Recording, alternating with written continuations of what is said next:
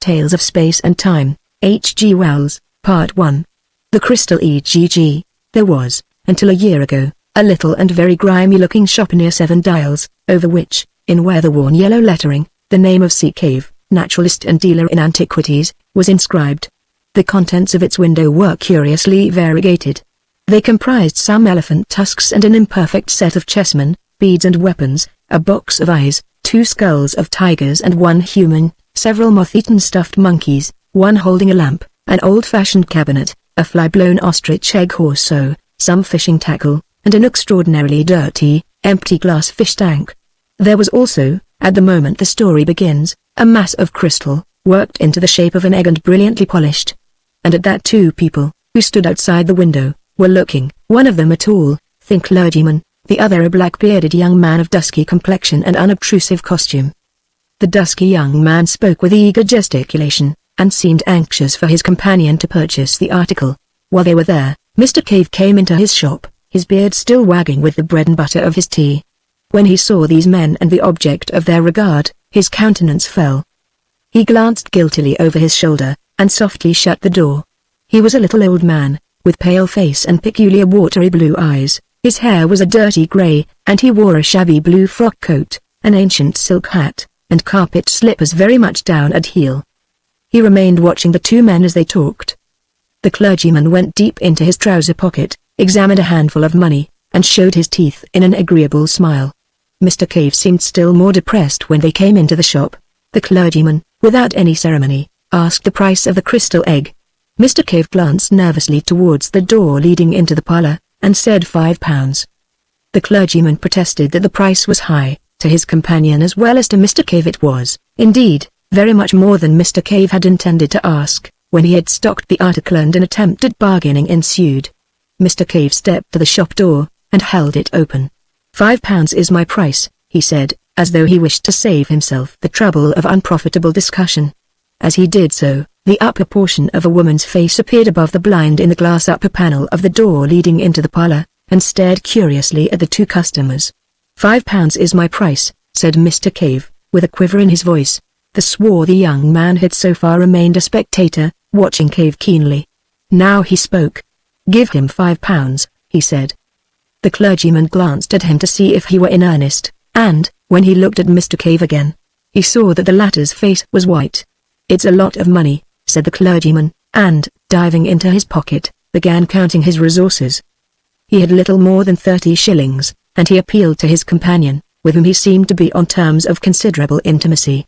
This gave Mr. Cave an opportunity of collecting his thoughts, and he began to explain in an agitated manner that the crystal was not, as a matter of fact, entirely free for sale. His 2 customers were naturally surprised at this, and inquired why he had not thought of that before he began to bargain.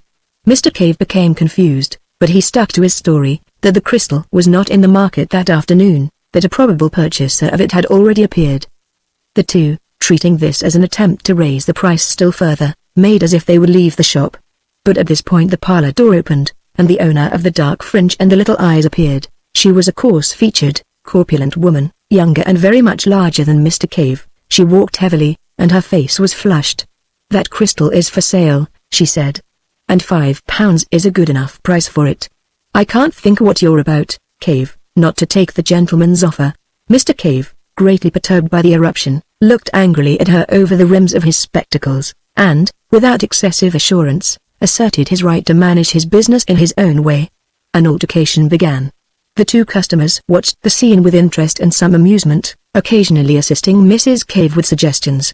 Mr. Cave, hard-driven, persisted in a confused and impossible story of an inquiry for the crystal that morning, and his agitation became painful. But he stuck to his point with extraordinary persistence. It was the young Oriental who ended this curious controversy. He proposed that they should call again in the course of 2 days so as to give the alleged inquirer a fair chance. And then we must insist, said the clergyman, £5. Mrs. Cave took it on herself to apologize for her husband, explaining that he was sometimes a little odd, and as the 2 customers left, the couple prepared for a free discussion of the incident in all its bearings. Mrs. Cave talked to her husband with singular directness. The poor little man, quivering with emotion, muddled himself between his stories, maintaining on the one hand that he had another customer in view, and on the other asserting that the crystal was honestly worth 10 guineas. "Why did you ask £5?" said his wife. "Do let me manage my business my own way," said Mr. Cave. Mr. Cave had living with him a stepdaughter and a stepson, and at supper that night the transaction was rediscussed. None of them had a high opinion of Mr. Cave's business methods, and this action seemed a culminating folly. "It's my opinion he's refused that crystal before," said the stepson, a loose-limbed lout of 18. "But £5," said the stepdaughter, an argumentative young woman of 26. Mr. Cave's answers were wretched. He could only mumble weak assertions that he knew his own business best. They drove him from his half-eaten supper into the shop, to close it for the night, his ears aflame and tears of vexation behind his spectacles. Why had he left the crystal in the window so long? The folly of it. That was the trouble closest in his mind. For a time he could see no way of evading sale. After supper his stepdaughter and stepson smartened themselves up and went out, and his wife retired upstairs to reflect upon the business aspects of the crystal, over a little sugar and lemon and so forth in hot water. Mr. Cave went into the shop, and stayed there until late, ostensibly to make ornamental rockeries for goldfish cases, but really for a private purpose that will be better explained later. The next day Mrs. Cave found that the crystal had been removed from the window, and was lying behind some second-hand books on angling. She replaced it in a conspicuous position. But she did not argue further about it, as a nervous headache disinclined her from debate. Mr. Cave was always disinclined. The day passed disagreeably. Mr. Cave was, if anything, more absent-minded than usual, and uncommonly irritable withal. In the afternoon, when his wife was taking her customary sleep, he removed the crystal from the window again. The next day Mr. Cave had to deliver a consignment of dogfish at one of the hospital schools, where they were needed for dissection. In his absence Mrs. Cave's mind reverted to the topic of the crystal, and the methods of expenditure suitable to a windfall of £5. She had already devised some very agreeable expedients, among others a dress of green silk for herself and a trip to Richmond, when a jangling of the front door bell summoned her into the shop. The customer was an examination coach who came to complain of the non-delivery of certain frogs asked for the previous day. Mrs. Cave did not approve of this particular branch of Mr. Cave's business, and the gentleman, who had called in a somewhat aggressive mood, retired after a brief exchange of words entirely civil so far as he was concerned. Mrs. Cave's eye then naturally turned to the window, for the sight of the crystal was an assurance of the £5 and of her dreams. What was her surprise to find it gone? She went to the place behind the locker on the counter, where she had discovered it the day before. It was not there, and she immediately began an eager search about the shop. When Mr. Cave returned from his business with the dogfish, about 1:45 in the afternoon, he found the shop in some confusion, and his wife, extremely exasperated and on her knees behind the counter, routing among his taxidermic material. Her face came up hot and angry over the counter, as the jangling bell announced his return, and she forthwith accused him of hiding it. "Hid what?" asked Mr. Cave. "The crystal." At that Mr. Cave, apparently much surprised, rushed to the window. "Isn't it here?" he said. "Great heavens! What has become of it?" Just then, Mr. Cave's stepson re-entered the shop from the inner room. He had come home a minute or so before Mr. Cave, and he was blaspheming freely. He was apprenticed to a second-hand furniture dealer down the road, but he had his meals at home, and he was naturally annoyed to find no dinner ready. But, when he heard of the loss of the crystal, he forgot his meal, and his anger was diverted from his mother to his stepfather. Their first idea, of course, was that he had hidden it. But Mr. Cave stoutly denied all knowledge of its fate, freely offering his bedabbled affidavit in the matter, and at last was worked up to the point of accusing, first, his wife and then his stepson of having taken it with a view to a private sale. So began an exceedingly acrimonious and emotional discussion, which ended for Mrs. Cave in a peculiar nervous condition midway between hysterics and amok, and caused the stepson to be half an hour late at the furniture establishment in the afternoon. Mr. Cave took refuge from his wife's emotions in the shop. In the evening the matter was resumed, with less passion and in a judicial spirit, under the presidency of the stepdaughter. The supper passed unhappily and culminated in a painful scene. Mr. Cave gave way at last to extreme exasperation, and went out banging the front door violently. The rest of the family, having discussed him with the freedom his absence warranted, hunted the house from garret to cellar, hoping to light upon the crystal. The next day the two customers called again. They were received by Mrs. Cave almost in tears. It transpired that no one could imagine all that she had stood from Cave at various times in her married pilgrimage. She also gave a garbled account of the disappearance. The clergyman and the Oriental laughed silently at one another, and said it was very extraordinary. As Mrs. Cave seemed disposed to give them the complete history of her life, they made to leave the shop. Thereupon Mrs. Cave, still clinging to hope, asked for the clergyman's address, so that, if she could get anything out of Cave, she might communicate it. The address was duly given, but apparently was afterwards mislaid.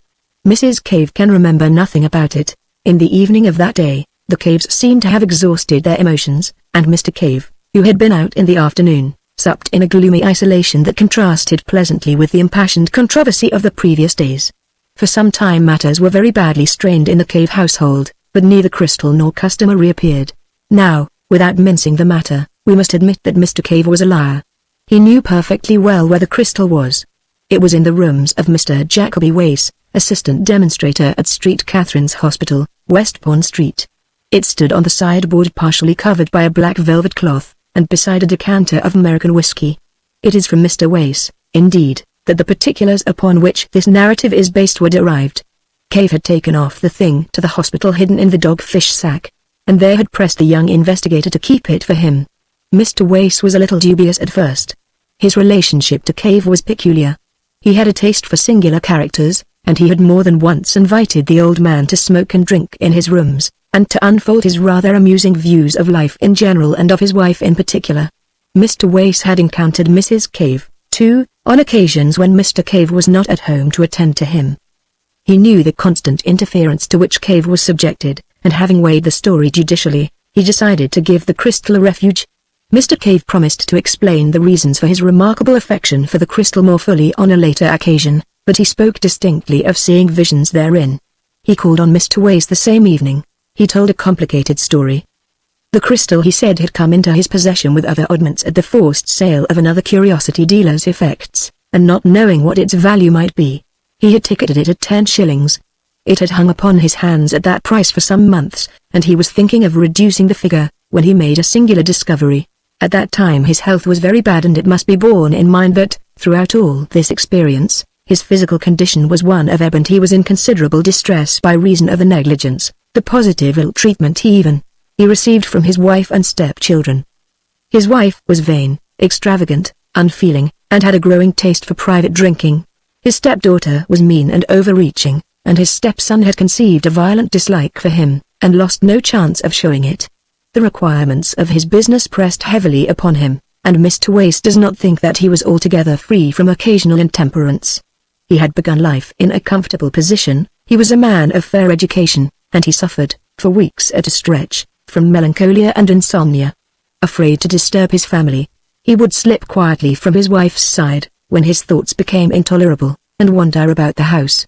And about 3 o'clock one morning, late in August, chance directed him into the shop. The dirty little place was impenetrably black except in one spot, where he perceived an unusual glow of light. Approaching this, he discovered it to be the crystal egg, which was standing on the corner of the counter towards the window. A thin ray smote through a crack in the shutters, impinged upon the object, and seemed as it were to fill its entire interior. It occurred to Mr. Cave that this was not in accordance with the laws of optics as he had known them in his younger days. He could understand the rays being refracted by the crystal and coming to a focus in its interior, but this diffusion jarred with his physical conceptions. He approached the crystal nearly, peering into it and round it, with a transient revival of the scientific curiosity that in his youth had determined his choice of a calling. He was surprised to find the light not steady, but writhing within the substance of the egg, as though that object was a hollow sphere of some luminous vapor. In moving about to get different points of view, he suddenly found that he had come between it and the ray, and that the crystal nonetheless remained luminous. Greatly astonished, he lifted it out of the light ray and carried it to the darkest part of the shop. It remained bright for some 4 or 5 minutes, when it slowly faded and went out. He placed it in a thin streak of daylight, and its luminousness was almost immediately restored. So far, at least, Mr. Wace was able to verify the remarkable story of Mr. Cave. He has himself repeatedly held this crystal in a ray of light, which had to be of a less diameter than 1 millimeter. And in a perfect darkness, such as could be produced by velvet wrapping, the crystal did undoubtedly appear very faintly phosphorescent. It would seem, however, that the luminousness was of some exceptional sort, and not equally visible to all eyes, for Mr. Harbinger, whose name will be familiar to the scientific reader in connection with the Pasteur Institute, was quite unable to see any light whatever. and Mr. Wace's own capacity for its appreciation was out of comparison inferior to that of Mr. Cave's. Even with Mr. Cave the power varied very considerably. His vision was most vivid during states of extreme weakness and fatigue. Now, from the outset this light in the crystal exercised a curious fascination upon Mr. Cave. And it says more for his loneliness of soul than a volume of pathetic writing could do, that he told no human being of his curious observations. He seems to have been living in such an atmosphere of petty spite that to admit the existence of a pleasure would have been to risk the loss of it. He found that as the dawn advanced, and the amount of diffused light increased, the crystal became to all appearance non-luminous. And for some time he was unable to see anything in it, except at night time, in dark corners of the shop. But the use of an old velvet cloth, which he used as a background for a collection of minerals, occurred to him, and by doubling this, and putting it over his head and hands, he was able to get a sight of the luminous movement within the crystal even in the daytime. He was very cautious lest he should be thus discovered by his wife, and he practiced this occupation only in the afternoons, while she was asleep upstairs, and then circumspectly in a hollow under the counter. And one day, turning the crystal about in his hands, he saw something. It came and went like a flash, but it gave him the impression that the object had for a moment opened to him the view of a wide and spacious and strange country, and, turning it about, he did, just as the light faded, see the same vision again. Now, it would be tedious and unnecessary to state all the phases of Mr. Cave's discovery from this point. Suffice that the effect was this: the crystal, being peered into at an angle of about 137 degrees from the direction of the illuminating ray, gave a clear and consistent picture of a wide and peculiar countryside. It was not dreamlike at all, it produced a definite impression of reality, and the better the light the more real and solid it seemed. It was a moving picture, that is to say, certain objects moved in it, but slowly in an orderly manner like real things, and, according as the direction of the lighting and vision changed, the picture changed also. It must, indeed, have been like looking through an oval glass at a view, and turning the glass about to get at different aspects. Mr. Cave's statements, Mr. Wace assures me, were extremely circumstantial, and entirely free from any of that emotional quality that taints hallucinatory impressions. But it must be remembered that all the efforts of Mr. Wace to see any similar clarity in the faint opalescence of the crystal were wholly unsuccessful, try as he would. The difference in intensity of the impressions received by the two men was very great, and it is quite conceivable that what was a view to Mr. Cave was a mere blurred nebulosity to Mr. Wace. The view, as Mr. Cave described it, was invariably of an extensive plain, and he seemed always to be looking at it from a considerable height, as if from a tower or a mast. To the east and to the west the plain was bounded at a remote distance by vast reddish cliffs, which reminded him of those he had seen in some picture, but what the picture was Mr. Wace was unable to ascertain. These cliffs passed north and south. He could tell the points of the compass by the stars that were visible of a night receding in an almost illimitable perspective and fading into the mists of the distance before they met. He was nearer the eastern set of cliffs. On the occasion of his first vision the sun was rising over them, and black against the sunlight and pale against their shadow appeared a multitude of soaring forms that Mr. Cave regarded as birds. A vast range of buildings spread below him. He seemed to be looking down upon them, and, as they approached the blurred and refracted edge of the picture, they became indistinct. There were also trees curious in shape, and in coloring, a deep mossy green and an exquisite grey, beside a wide and shining canal. And something great and brilliantly colored flew across the picture. But the first time Mr. Cave saw these pictures he saw only in flashes. His hands shook, his head moved, the vision came and went, and grew foggy and indistinct. And at first he had the greatest difficulty in finding the picture again once the direction of it was lost. His next clear vision, which came about a week after the first, the interval having yielded nothing but tantalizing glimpses and some useful experience, showed him the view down the length of the valley. The view was different, but he had a curious persuasion, which his subsequent observations abundantly confirmed, that he was regarding this strange world from exactly the same spot, although he was looking in a different direction. The long facade of the great building, whose roof he had looked down upon before, was now receding in perspective. He recognized the roof. In the front of the facade was a terrace of massive proportions and extraordinary length, and down the middle of the terrace, at certain intervals, stood huge but very graceful masts, bearing small shiny objects which reflected the setting sun. The import of these small objects did not occur to Mr. Cave until some time after, as he was describing the scene to Mr. Wace. The terrace overhung a thicket of the most luxuriant and graceful vegetation, and beyond this was a wide grassy lawn on which certain broad creatures, in form like beetles but enormously larger, reposed. Beyond this again was a richly decorated causeway of pinkish stone, and beyond that, and lined with dense red weeds, and passing up the valley exactly parallel with the distant cliffs, was a broad and mirror-like expanse of water. The air seemed full of squadrons of great birds, maneuvering in stately curves, and across the river was a multitude of splendid buildings, richly colored and glittering with metallic tracery and facets, among a forest of moss-like and lichenous trees. And suddenly something flapped repeatedly across the vision, like the fluttering of a jeweled fan or the beating of a wing, and a face, or rather the upper part of a face with very large eyes, came as it were close to his own and as if on the other side of the crystal. Mr. Cave was so startled and so impressed by the absolute reality of these eyes, that he drew his head back from the crystal to look behind it. He had become so absorbed in watching that he was quite surprised to find himself in the cool darkness of his little shop, with its familiar odor of methyl, mustiness, and decay. And, as he blinked about him, the glowing crystal faded, and went out. Such were the first general impressions of Mr. Cave. The story is curiously direct and circumstantial. From the outset, when the valley first flashed momentarily on his senses, his imagination was strangely affected, and, as he began to appreciate the details of the scene he saw, his wonder rose to the point of a passion. He went about his business listless and distraught, thinking only of the time when he should be able to return to his watching. And then a few weeks after his first sight of the valley came the two customers, the stress and excitement of their offer, and the narrow escape of the crystal from sale, as I have already told. Now, while the thing was Mr. Cave's secret, it remained a mere wonder, a thing to creep to covertly and peep at, as a child might peep upon a forbidden garden. But Mr. Wace has, for a young scientific investigator, a particularly lucid and consecutive habit of mind. Directly the crystal and its story came to him, and he had satisfied himself, by seeing the phosphorescence with his own eyes, that there really was a certain evidence for Mr. Cave's statements, he proceeded to develop the matter systematically. Mr. Cave was only too eager to come and feast his eyes on this wonderland he saw, and he came every night from 8:30 until 10:30, and sometimes, in Mr. Wace's absence, during the day. On Sunday afternoons, also, he came. From the outset Mr. Wace made copious notes, and it was due to his scientific method that the relation between the direction from which the initiating ray entered the crystal and the orientation of the picture were proved. And, by covering the crystal in a box perforated only with a small aperture to admit the exciting ray, and by substituting black Holland for his buff blinds, he greatly improved the conditions of the observations, so that in a little while they were able to survey the valley in any direction they desired.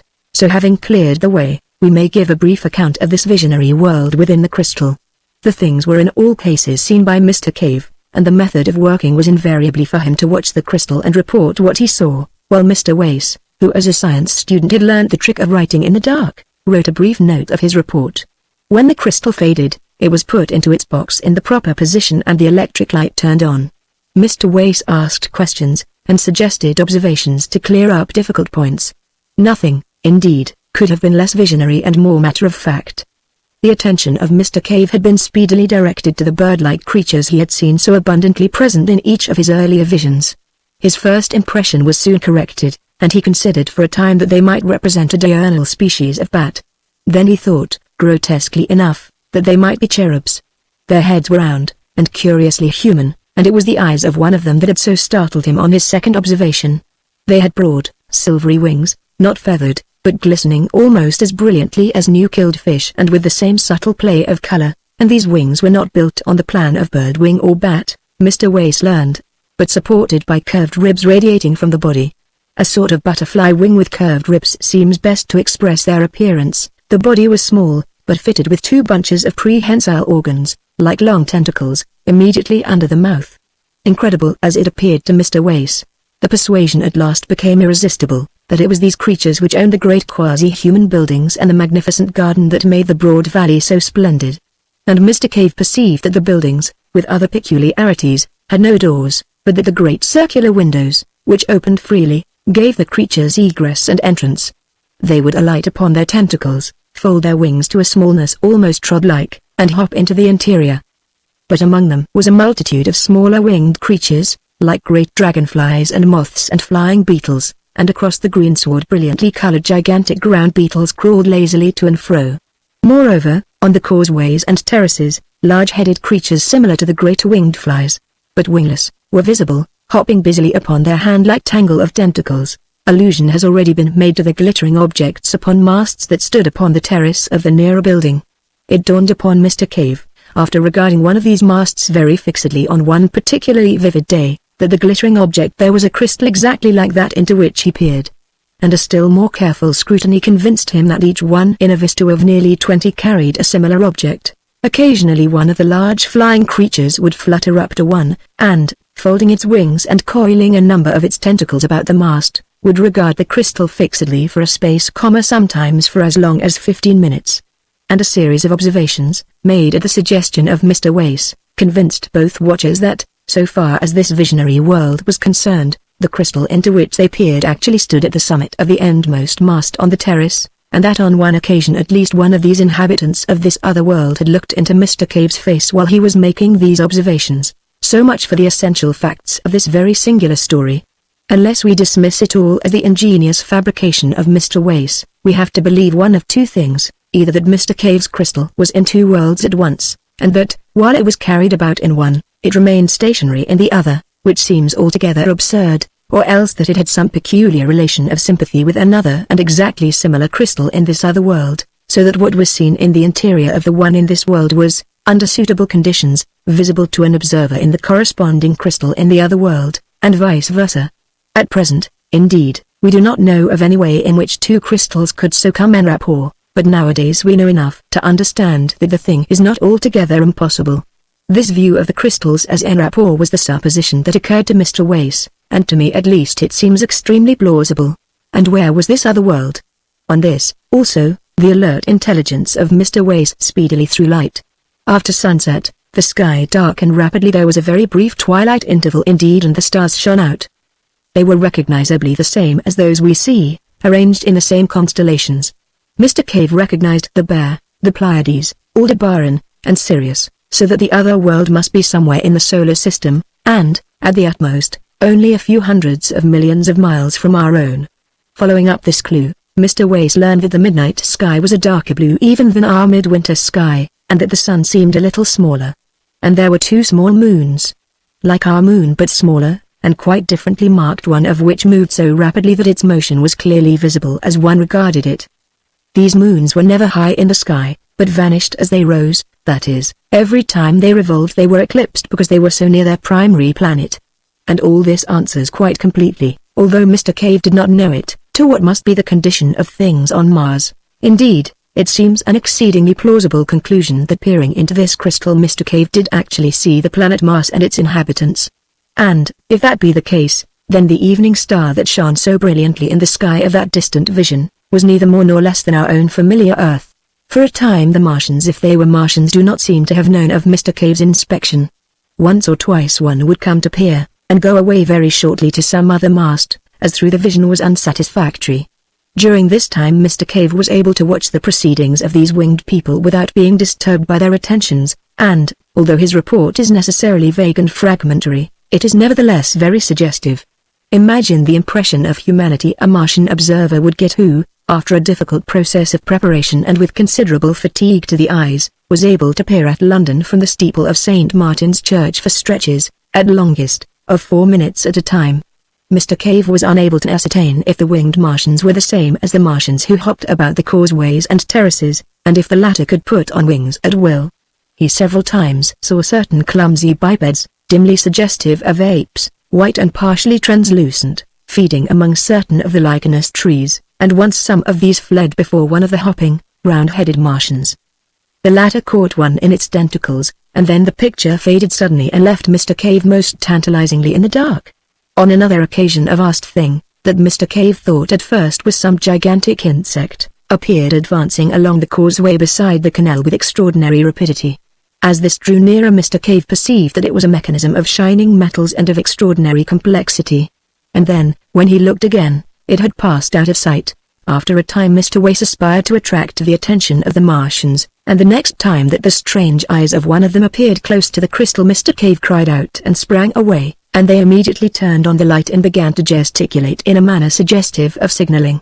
But when at last Mr. Cave examined the crystal again the Martian had departed. Thus far these observations had progressed in early November, and then Mr. Cave, feeling that the suspicions of his family about the crystal were allayed, began to take it to and fro with him in order that, as occasion arose in the daytime or night, he might comfort himself with what was fast becoming the most real thing in his existence. In December Mr. Wace's work in connection with a forthcoming examination became heavy. The sittings were reluctantly suspended for a week, and for 10 or 11 days he is not quite sure which he saw nothing of Cave. He then grew anxious to resume these investigations, and, the stress of his seasonal labors being abated, he went down to 7 Dials. At the corner he noticed a shutter before a bird fancier's window, and then another at a cobbler's. Mr. Cave's shop was closed. He rapped and the door was opened by the stepson in black. He at once called Mrs. Cave, who was, Mr. Wace could not but observe, in cheap but ample widow's weeds of the most imposing pattern. Without any very great surprise Mr. Wace learnt that Cave was dead and already buried. She was in tears, and her voice was a little thick. She had just returned from Highgate. Her mind seemed occupied with her own prospects and the honourable details of the obsequies, but Mr. Wace was at last able to learn the particulars of Cave's death. He had been found dead in his shop in the early morning, the day after his last visit to Mr. Wace, and the crystal had been clasped in his stone-cold hands. His face was smiling, said Mrs. Cave, and the velvet cloth from the minerals lay on the floor at his feet. He must have been dead 5 or 6 hours when he was found. This came as a great shock to Wace, and he began to reproach himself bitterly for having neglected the plain symptoms of the old man's ill health. But his chief thought was of the crystal. He approached the topic in a gingerly manner, because he knew Mrs. Cave's peculiarities. He was dumbfounded to learn that it was sold. Mrs. Cave's first impulse, directly Cave's body had been taken upstairs, had been to write to the mad clergyman who had offered £5 for the crystal, informing him of its recovery, but after a violent hunt in which her daughter joined her, they were convinced of the loss of his address. As they were without the means required to mourn and bury Cave in the elaborate style the dignity of an old 7 Dials inhabitant demands, they had appealed to a friendly fellow tradesman in Great Portland Street. He had very kindly taken over a portion of the stock at a valuation. The valuation was his own and the crystal egg was included in one of the lots. Mr. Wace, after a few suitable consolatory observations, a little offhandedly proffered perhaps, hurried at once to Great Portland Street. But there he learned that the crystal egg had already been sold to a tall, dark man in grey. And there the material facts in this curious, and to me at least very suggestive, story come abruptly to an end. The Great Portland Street dealer did not know who the tall dark man in grey was, nor had he observed him with sufficient attention to describe him minutely. He did not even know which way this person had gone after leaving the shop. For a time Mr. Wace remained in the shop, trying the dealer's patience with hopeless questions, venting his own exasperation. And at last, realizing abruptly that the whole thing had passed out of his hands, had vanished like a vision of the night, he returned to his own rooms, a little astonished to find the notes he had made still tangible and visible upon his untidy table. His annoyance and disappointment were naturally very great. He made a second call, equally ineffectual, upon the Great Portland Street dealer, and he resorted to advertisements in such periodicals as were likely to come into the hands of a bric-a-brac collector. He also wrote letters to the Daily Chronicle and Nature, but both those periodicals, suspecting a hoax, asked him to reconsider his action before they printed, and he was advised that such a strange story, unfortunately so bare of supporting evidence, might imperil his reputation as an investigator. Moreover, the calls of his proper work were urgent, so that after a month or so, save for an occasional reminder to certain dealers, he had reluctantly to abandon the quest for the crystal egg, and from that day to this it remains undiscovered. Occasionally, however, he tells me, and I can quite believe him, he has bursts of zeal, in which he abandons his more urgent occupation and resumes the search. Whether or not it will remain lost forever, with the material and origin of it, are things equally speculative at the present time. If their present purchaser is a collector, one would have expected the inquiries of Mr. Wace to have reached him through the dealers. He has been able to discover Mr. Cave's clergyman and Oriental no other than the Reverend James Parker and the young Prince of Bosso Cuny in Java. I am obliged to them for certain particulars. The object of the prince was simply curiosity and extravagance. He was so eager to buy, because Cave was so oddly reluctant to sell. It is just as possible that the buyer in the second instance was simply a casual purchaser and not a collector at all, and the crystal egg, for all I know, may at the present moment be within a mile of me, decorating a drawing room or serving as a paperweight. Its remarkable functions all unknown. Indeed, It is partly with the idea of such a possibility that I have thrown this narrative into a form that will give it a chance of being read by the ordinary consumer of fiction. My own ideas in the matter are practically identical with those of Mr. Wace. I believe the crystal on the mast in Mars and the crystal egg of Mr. Caves to be in some physical, but at present quite inexplicable, way en rapport, and we both believe further that the terrestrial crystal must have been possibly at some remote date sent hither from that planet, in order to give the Martians a near view of our affairs. Possibly the fellows to the crystals in the other masts are also on our globe. No theory of hallucination suffices for the facts. Part 2, The Star. It was on the first day of the new year that the announcement was made, almost simultaneously from 3 observatories, that the motion of the planet Neptune, the outermost of all the planets that wheel about the Sun, had become very erratic. Ogilvy had already called attention to a suspected retardation in its velocity in December. Such a piece of news was scarcely calculated to interest a world the greater portion of whose inhabitants were unaware of the existence of the planet Neptune, nor outside the astronomical profession did the subsequent discovery of a faint remote speck of light in the region of the perturbed planet cause any very great excitement. Scientific people, however, found the intelligence remarkable enough, even before it became known that the new body was rapidly growing larger and brighter, that its motion was quite different from the orderly progress of the planets, and that the deflection of Neptune and its satellite was becoming now of an unprecedented kind. Few people without a training in science can realize the huge isolation of the solar system. The Sun with its specks of planets, its dust of planetoids, and its impalpable comets, swims in a vacant immensity that almost defeats the imagination. Beyond the orbit of Neptune there is space, vacant so far as human observation has penetrated, without warmth or light or sound, blank emptiness, for 20 million times a million miles. That is the smallest estimate of the distance to be traversed before the very nearest of the stars is attained. And, saving a few comets more unsubstantial than the thinnest flame, no matter had ever to human knowledge crossed this gulf of space, until early in the 20th century this strange wanderer appeared. A vast mass of matter it was, bulky, heavy, rushing without warning out of the black mystery of the sky into the radiance of the sun.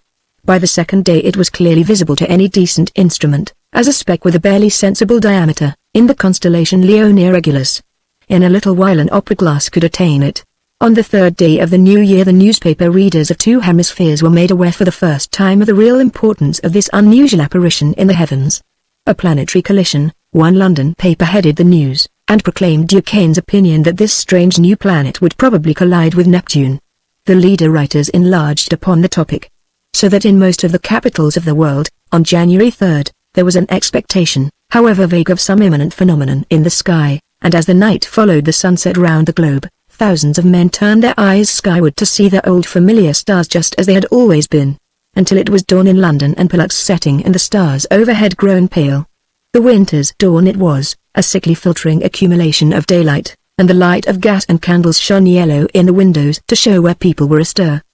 But the yawning policeman saw the thing, the busy crowds in the markets stopped to gape, workmen going to their work betimes, milkmen, the drivers of news carts, dissipation going home jaded and pale, homeless wanderers, sentinels on their beats, and in the country, laborers drudging afield, poachers slinking home. All over the dusky quickening country it could be seen and out at sea by seamen watching for the day a great white star, come suddenly into the westward sky. Brighter it was than any star in our skies, brighter than the evening star at its brightest. It still glowed out white and large, no mere twinkling spot of light, but a small round clear shining disk, an hour after the day had come. And where science has not reached, men stared and feared, telling one another of the wars and pestilences that are foreshadowed by these fiery signs in the heavens. Sturdy Boers, dusky Hottentots, Gold Coast Negroes, Frenchmen, Spaniards, Portuguese, stood in the warmth of the sunrise watching the setting of this strange new star. And in 100 observatories there had been suppressed excitement, rising almost to shouting pitch, as the 2 remote bodies had rushed together, and are hurrying to and fro, to gather photographic apparatus and spectroscope, and this appliance and that, to record this novel astonishing sight, the destruction of a world. For it was a world, a sister planet of our Earth, far greater than our Earth indeed, that had so suddenly flashed into flaming death. Neptune it was, had been struck, fairly and squarely, by the strange planet from outer space, and the heat of the concussion had incontinently turned 2 solid globes into one vast mass of incandescence. Round the world that day, 2 hours before the dawn, went the pallid great white star, fading only as it sank westward and the sun mounted above it. Everywhere men marveled at it. But of all those who saw it, none could have marveled more than those sailors, habitual watchers of the stars, who far away at sea had heard nothing of its advent and saw it now rise like a pygmy moon and climb zenithward and hang overhead and sink westward with the passing of the night. And when next it rose over Europe, everywhere were crowds of watchers on hilly slopes, on house roofs, in open spaces, staring eastward for the rising of the great new star. It rose with a white glow in front of it, like the glare of a white fire, and those who had seen it come into existence the night before cried out at the sight of it. "It is larger," they cried. "It is brighter." And, indeed, the moon, a quarter full and sinking in the west, was in its apparent size beyond comparison, but scarcely in all its breadth had it as much brightness now as the little circle of a strange new star. "It is brighter," cried the people clustering in the streets. But in the dim observatories the watchers held their breath and peered at one another. "It is nearer," they said. "Nearer," and voice after voice repeated, "It is nearer," and the clicking telegraph took that up, and it trembled along telephone wires, and in 1,000 cities grimy compositors fingered the type. "It is nearer." Men writing in offices, struck with a strange realization, flung down their pens. Men talking in 1,000 places suddenly came upon a grotesque possibility in those words, "It is nearer." It hurried along awakening streets, it was shouted down the frost-stilled ways of quiet villages. Men who had read these things from the throbbing tape stood in yellow-lit doorways shouting the news to the passers-by. "It is nearer." Pretty women, flushed and glittering, heard the news told jestingly between the dances, and feigned an intelligent interest they did not feel. Nearer. Indeed. How curious. How very, very clever people must be to find out things like that. Lonely tramps faring through the wintry night murmured those words to comfort themselves looking skyward. It does need to be nearer, for the night's as cold as charity.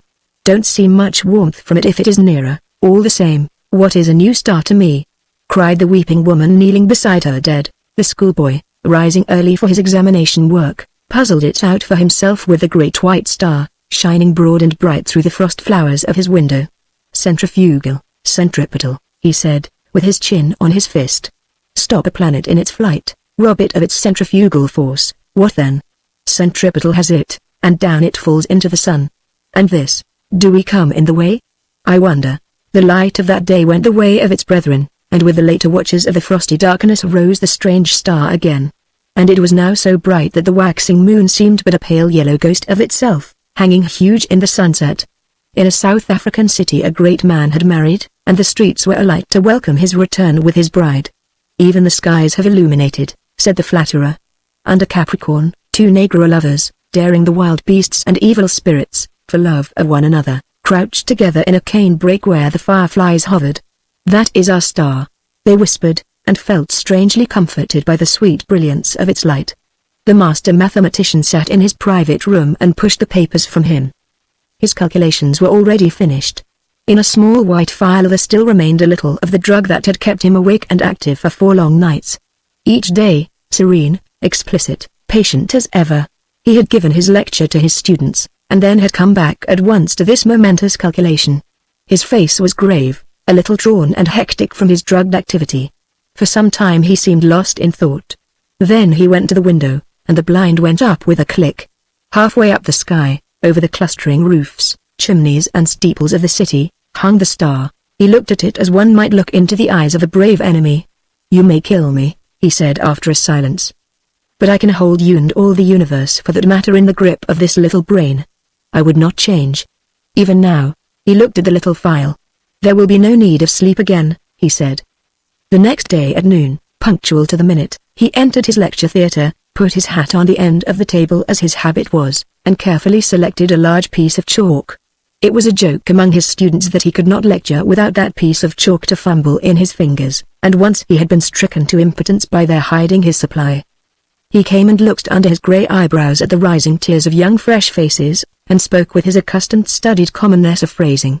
"Circumstances have arisen, circumstances beyond my control," he said and paused, "which will debar me from completing the course I had designed. It would seem, gentlemen, if I may put the thing clearly and briefly, that man has lived in vain." The students glanced at one another. Had they heard aright? Mad? Raised eyebrows and grinning lips there were, but 1 or 2 faces remained intent upon his calm grey-fringed face. "It will be interesting," he was saying, "to devote this morning to an exposition, so far as I can make it clear to you, of the calculations that have led me to this conclusion. Let us assume." He turned towards the blackboard, meditating a diagram in the way that was usual to him. "What was that about lived in vain?" whispered one student to another. "Listen," said the other, nodding towards the lecturer, and presently they began to understand. That night the star rose later, for its proper eastward motion had carried it some way across Leo towards Virgo, and its brightness was so great that the sky became a luminous blue as it rose, and every star was hidden in its turn, save only Jupiter near the zenith, Capella, Aldebaran, Sirius and the pointers of the Bear. It was very white and beautiful. In many parts of the world that night a pallid halo encircled it about. It was perceptibly larger. In the clear refractive sky of the tropics it seemed as if it were nearly a quarter the size of the moon. The frost was still on the ground in England, but the world was as brightly lit as if it were midsummer moonlight. One could see to read quite ordinary print by that cold clear light, and in the cities the lamps burnt yellow and wan. And everywhere the world was awake that night, and throughout Christendom a sombre murmur hung in the keen air over the countryside like the billing of bees in the heather, and this murmurous tumult grew to a clangor in the cities. It was the tolling of the bells in a million belfry towers and steeples, summoning the people to sleep no more, to sin no more, but to gather in their churches and pray. And overhead, growing larger and brighter, as the earth rolled on its way and the night passed, rose the dazzling star. And the streets and houses were alight in all the cities, the shipyards glared, and whatever roads led to high country were lit and crowded all night long. And in all the seas about the civilized lands, ships with throbbing engines, and ships with bellying sails, crowded with men and living creatures, were standing out to ocean and the north. For already the warning of the master mathematician had been telegraphed all over the world, and translated into 100 tongues. The new planet and Neptune, locked in a fiery embrace, were whirling headlong, ever faster and faster towards the sun. Already every second this blazing mass flew 100 miles, and every second its terrific velocity increased. As it flew now, indeed, it must pass 100 million of miles wide of the earth and scarcely affect it. But near its destined path, as yet only slightly perturbed, spun the mighty planet Jupiter and his moons sweeping splendid round the sun. Every moment now the attraction between the fiery star and the greatest of the planets grew stronger. And the result of that attraction? Inevitably Jupiter would be deflected from its orbit into an elliptical path, and the burning star, swung by his attraction wide of its sunward rush, would describe a curved path and perhaps collide with, and certainly pass very close to, our Earth. Earthquakes, volcanic outbreaks, cyclones, sea waves, floods, and a steady rise in temperature to I know not what limits, so prophesied the master mathematician, and overhead, to carry out his words, lonely and cold and livid, blazed the star of the coming doom. To many who stared at it that night until their eyes ached, it seemed that it was visibly approaching. And that night, too, the weather changed, and the frost that had gripped all Central Europe and France and England softened towards a thaw. But you must not imagine because I have spoken of people praying through the night and people going aboard ships and people fleeing towards mountainous country that the whole world was already in a terror because of the star. As a matter of fact, use and won't still ruled the world, and save for the talk of idle moments and the splendor of the night, 9 human beings out of 10 were still busy at their common occupations. In all the cities the shops, save one here and there, opened and closed at their proper hours, the doctor and the undertaker plied their trades, the workers gathered in the factories, soldiers drilled, scholars studied, lovers sought one another, thieves lurked and fled, politicians planned their schemes. The presses of the newspapers roared through the nights, and many a priest of this church and that would not open his holy building to further what he considered a foolish panic. The newspapers insisted on the lesson of the year 1000 for then, too, people had anticipated the end. The star was no star, mere gas, a comet, and were it a star it could not possibly strike the earth. There was no precedent for such a thing. Common sense was sturdy everywhere, scornful, jesting, a little inclined to persecute the obdurate fearful. That night, at 7:15 by Greenwich time, the star would be at its nearest to Jupiter. Then the world would see the turn things would take. The master mathematician's grim warnings were treated by many as so much mere elaborate self-advertisement. Common sense at last, a little heated by argument, signified its unalterable convictions by going to bed. So, too, barbarism and savagery, already tired of the novelty, went about their nightly business, and save for a howling dog here and there, the beast world left the star unheeded. And yet, when at last the watchers in the European states saw the star rise, an hour later it is true, but no larger than it had been the night before, There were still plenty awake to laugh at the master mathematician, to take the danger as if it had passed. But hereafter the laughter ceased.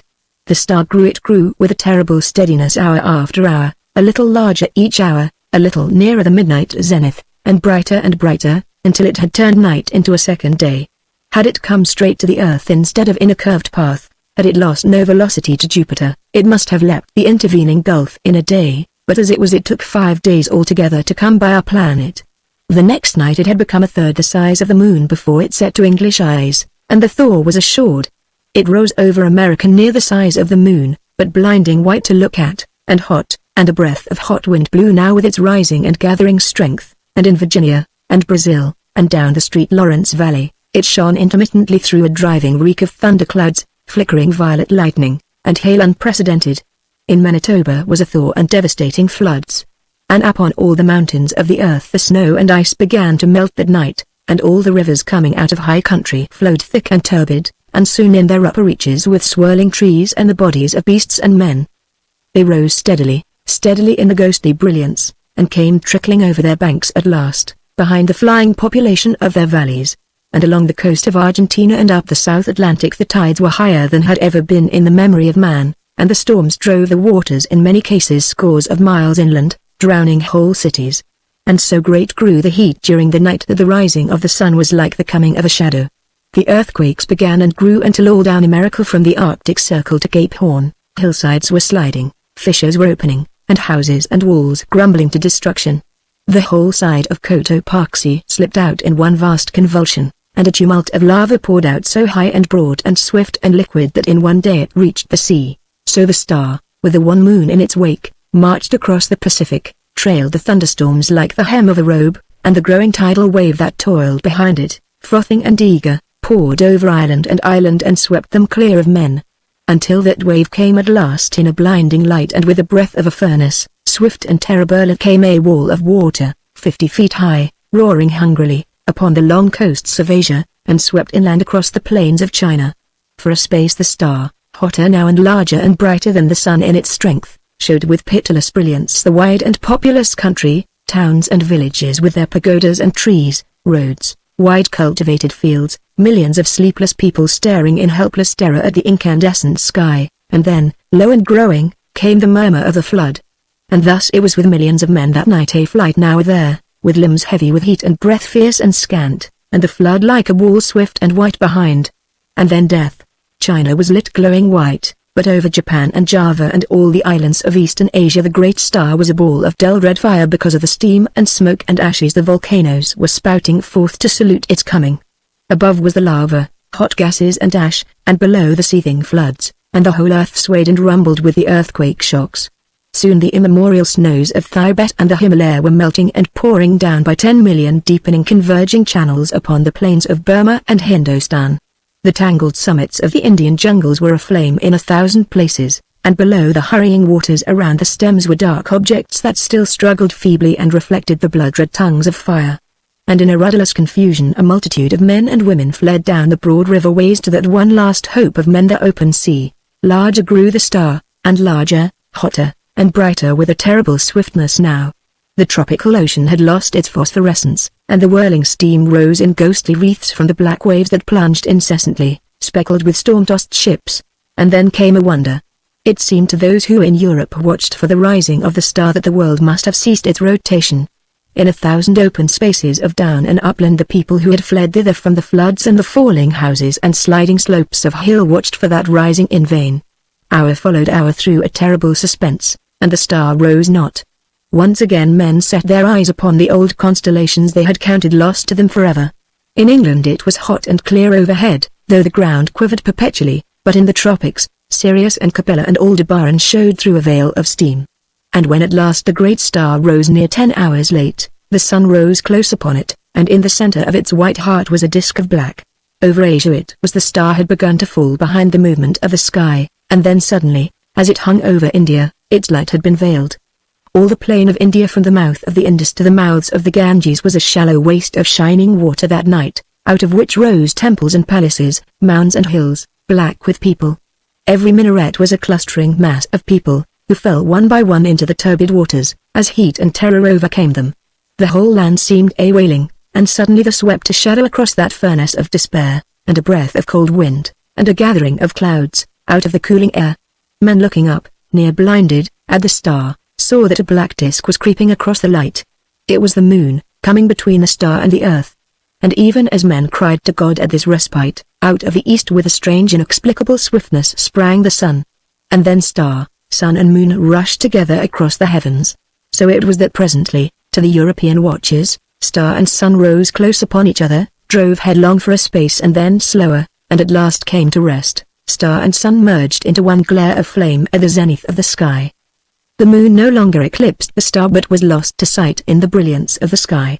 And though those who were still alive regarded it for the most part with that dull stupidity that hunger, fatigue, heat and despair engender, there were still men who could perceive the meaning of these signs.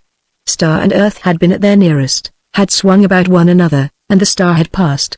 Already it was receding, swifter and swifter, in the last stage of its headlong journey downward into the sun. And then the clouds gathered, blotting out the vision of the sky, the thunder and lightning wove a garment round the world, all over the earth was such a downpour of rain as men had never before seen, and where the volcanoes flared red against the cloud canopy there descended torrents of mud. Everywhere the waters were pouring off the land, leaving mud-silted ruins, and the earth littered like a storm-worn beach with all that had floated, and the dead bodies of the men and brutes, its children. For days the water streamed off the land, sweeping away soil and trees and houses in the way, and piling huge dikes and scooping out titanic gullies over the countryside. Those were the days of darkness that followed the star and the heat. All through them, and for many weeks and months, the earthquakes continued, but the star had passed, and men, hunger-driven and gathering courage only slowly, might creep back to their ruined cities, buried granaries, and sodden fields. Such few ships as had escaped the storms of that time came stunned and shattered and sounding their way cautiously through the new marks and shoals of once familiar ports.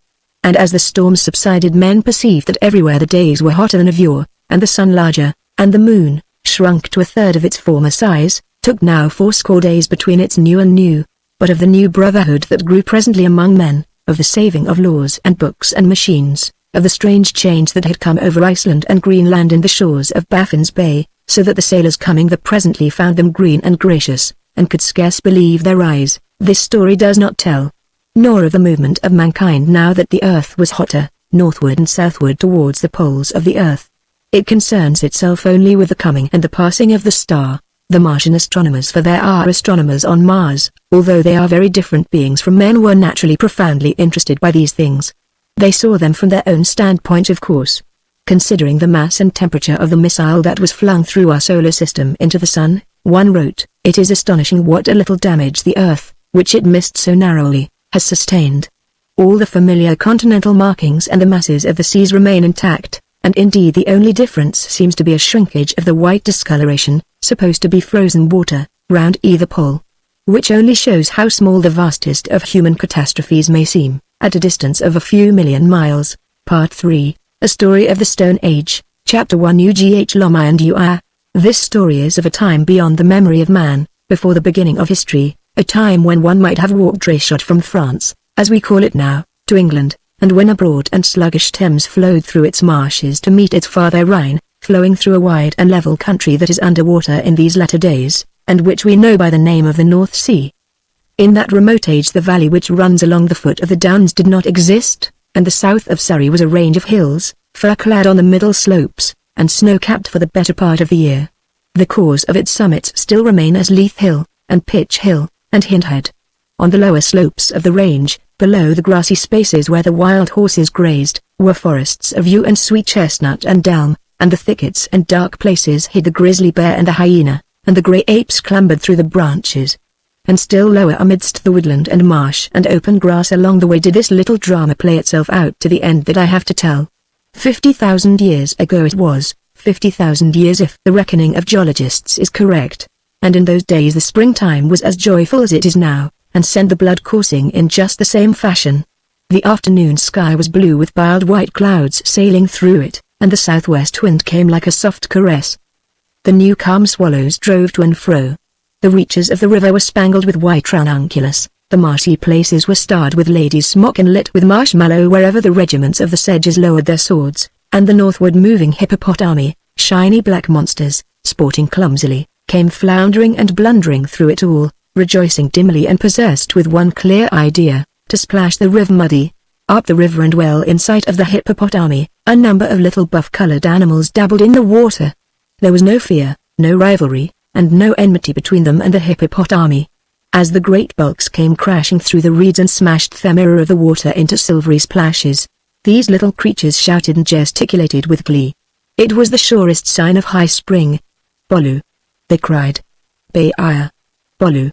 They were the children of the menfolk, the smoke of whose encampment rose from the knoll at the river's bend. Wild-eyed youngsters they were, with matted hair and little broad-nosed impish faces, covered, as some children are covered even nowadays, with a delicate down of hair. They were narrow in the loins and long in the arms. And their ears had no lobes, and had little pointed tips, a thing that still, in rare instances, survives. Stark-naked vivid little gypsies, as active as monkeys and as full of chatter, though a little wanting in words. Their elders were hidden from the wallowing hippopotami by the crest of the knoll. The human squatting place was a trampled area among the dead brown fronds of royal fern, through which the crosiers of this year's growth were unrolling to the light and warmth. The fire was a smouldering heap of char, light grey and black, replenished by the old women from time to time with brown leaves. Most of the men were asleep. They slept sitting with their foreheads on their knees. They had killed that morning a good quarry, enough for all, a deer that had been wounded by hunting dogs, so that there had been no quarreling among them, and some of the women were still gnawing the bones that lay scattered about. Others were making a heap of leaves and sticks to feed Brother Fire when the darkness came again, that he might grow strong and tall therewith, and guard them against the beasts. And two were piling flints that they brought, an armful at a time, from the bend of the river where the children were at play. None of these buff-skinned savages were clothed, but some wore about their hips rude girdles of adderskin or crackling undressed hide, from which depended little bags, not made, but torn from the paws of beasts, and carrying the rudely dressed flints that were men's chief weapons and tools. And one woman, the mate of Uriah the cunning man, wore a wonderful necklace of perforated fossils that others had worn before her. Beside some of the sleeping men lay the big antlers of the elk, with the tines chipped to sharp edges, and long sticks, hacked at the ends with flints into sharp points. There was little else save these things and the smouldering fire to mark these human beings off from the wild animals that ranged the country. But Uriah the cunning did not sleep, but sat with a bone in his hand and scraped busily thereon with a flint, a thing no animal would do. He was the oldest man in the tribe, beetle-browed, prognathous, lank-armed. He had a beard and his cheeks were hairy, and his chest and arms were black with thick hair. And by virtue both of his strength and cunning he was master of the tribe, and his share was always the most and the best. Udina had hidden herself among the alders, because she was afraid of Uriah. She was still a girl, and her eyes were bright and her smile pleasant to see. He had given her a piece of the liver, a man's piece, and a wonderful treat for a girl to get, but as she took it the other woman with the necklace had looked at her, an evil glance, and Darklomai had made a noise in his throat. At that, Uriah had looked at him long and steadfastly, and Darklomai's face had fallen. And then Uriah had looked at her. She was frightened and she had stolen away, while the feeding was still going on, and Uriah was busy with the marrow of a bone. Afterwards he had wandered about as if looking for her. And now she crouched among the alders, wondering mightily what Uriah might be doing with the flint and the bone. And Darklomai was not to be seen. Presently a squirrel came leaping through the alders, and she lay so quiet the little man was within 6 feet of her before he saw her. Whereupon he dashed up a stem in a hurry and began to chatter and scold her. "What are you doing here?" he asked. "Away from the other men-beasts." "Peace," said Udina, but he only chattered more, and then she began to break off the little black cones to throw at him. He dodged and defied her, and she grew excited and rose up to throw better, and then she saw Uriah coming down the knoll. He had seen the movement of her pale arm amidst the thicket. He was very keen-eyed. At that she forgot the squirrel and set off through the alders and reeds as fast as she could go. She did not care where she went so long as she escaped Uriah. She splashed nearly knee-deep through a swampy place, and saw in front of her a slope of ferns growing more slender and green as they passed up out of the light into the shade of the young chestnuts.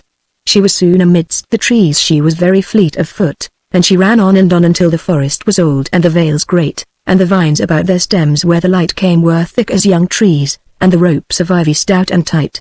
On she went, and she doubled and doubled again, and then at last lay down amidst some ferns in a hollow place near a thicket, and listened with her heart beating in her ears. She heard footsteps presently rustling among the dead leaves, far off, and they died away and everything was still again, except the scandalizing of the midges, for the evening was drawing on and the incessant whisper of the leaves. She laughed silently to think the cunning Ui should go by her. She was not frightened. Sometimes, playing with the other girls and lads, she had fled into the wood, though never so far as this. It was pleasant to be hidden and alone. She lay a long time there, glad of her escape, and then she sat up listening. It was a rapid pattering growing louder and coming towards her, and in a little while she could hear grunting noises and the snapping of twigs. It was a drove of lean grisly wild swine. She turned about her, for a boar is an ill fellow to pass too closely, on account of the sideways slash of his tusks, and she made off slantingly through the trees. But the patter came nearer. They were not feeding as they wandered, but going fast, or else they would not overtake her, and she caught the limb of a tree, swung onto it, and ran up the stem with something of the agility of a monkey. Down below, the sharp bristling backs of the swine were already passing when she looked. And she knew the short, sharp grunts they made meant fear. What were they afraid of? A man? They were in a great hurry for just a man, and then, so suddenly it made her grip on the branch tighten involuntarily. A fawn started in the brake and rushed after the swine. Something else went by, low and grey, with a long body. She did not know what it was. Indeed, she saw it only momentarily through the interstices of the young leaves, and then there came a pause. She remained stiff and expectant, as rigid almost as though she was a part of the tree she clung to, peering down. Then, far away among the trees, clear for a moment, then hidden, then visible knee-deep in ferns, then gone again, ran a man. She knew it was young Aklomai by the fair color of his hair, and there was red upon his face. Somehow his frantic flight and that scarlet mark made her feel sick. And then nearer, running heavily and breathing hard, came another man. At first she could not see, and then she saw, foreshortened and clear to her, Ui, running with great strides and his eyes staring. He was not going after Aklomai. His face was white. It was Ui afraid.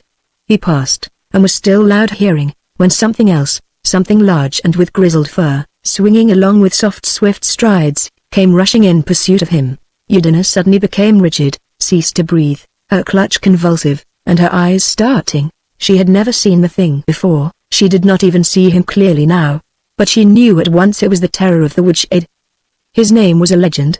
The children would frighten one another, frighten even themselves with his name, and run screaming to the squatting place. No man had ever killed any of his kind. Even the mighty mammoth feared his anger. It was the grizzly bear, the lord of the world as the world went then. As he ran he made a continuous growling grumble. Men in my very lair. Fighting and blood. At the very mouth of my lair. Men, men, men. Fighting and blood. For he was the lord of the wood and of the caves. Long after he had passed she remained, a girl of stone, staring down through the branches. All her power of action had gone from her. She gripped by instinct with hands and knees and feet. It was some time before she could think, and then only one thing was clear in her mind, that the terror was between her and the tribe, that it would be impossible to descend. Presently, when her fear was a little abated, she clambered into a more comfortable position, where a great branch forked. The trees rose about her, so that she could see nothing of Brother Fire, who is black by day. Birds began to stir, and things that had gone into hiding for fear of her movements crept out. After a time the taller branches flamed out at the touch of the sunset. High overhead the rooks, who were wiser than men, went cawing home to their squatting places among the elms. Looking down, things were clearer and darker. Udina thought of going back to the squatting place. She let herself down some way, and then the fear of the terror of the woodshed came again. While she hesitated, a rabbit squealed dismally, and she dared not descend farther. The shadows gathered, and the deeps of the forest began stirring. Udina went up the tree again to be nearer the light. Down below the shadows came out of their hiding places and walked abroad. Overhead the blue deepened. A dreadful stillness came, and then the leaves began whispering. Udina shivered and thought of Brother Fire. The shadows now were gathering in the trees. They sat on the branches and watched her. Branches and leaves were turned to ominous, quiet black shapes that would spring on her if she stirred. Then the white owl, flitting silently, came ghostly through the shades. Darker grew the world and darker, until the leaves and twigs against the sky were black, and the ground was hidden. She remained there all night, an age-long vigil, straining her ears for the things that went on below in the darkness, and keeping motionless lest some stealthy beast should discover her. Man in those days was never alone in the dark, save for such rare accidents as this. Age after age he had learned the lesson of its terror, a lesson we poor children of his have nowadays painfully to unlearn. Udina, though in age a woman, was in heart like a little child.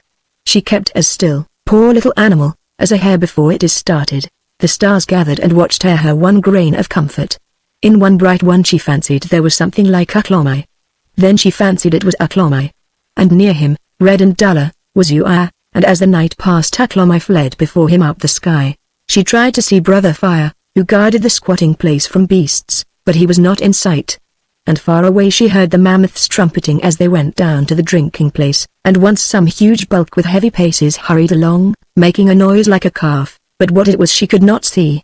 But she thought from the voice it was Yaa the rhinoceros, who stabs with his nose, goes always alone, and rages without cause. At last the little stars began to hide, and then the larger ones. It was like all the animals vanishing before the terror.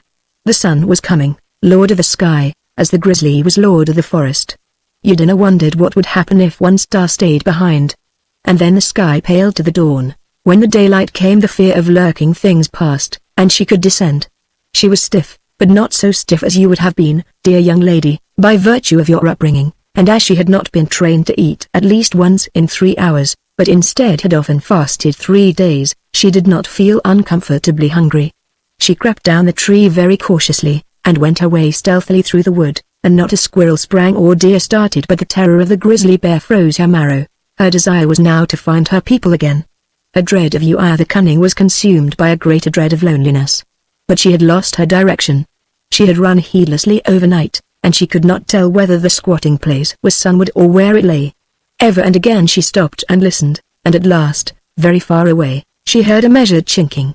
It was so faint even in the morning stillness that she could tell it must be far away. But she knew the sound was that of a man sharpening a flint.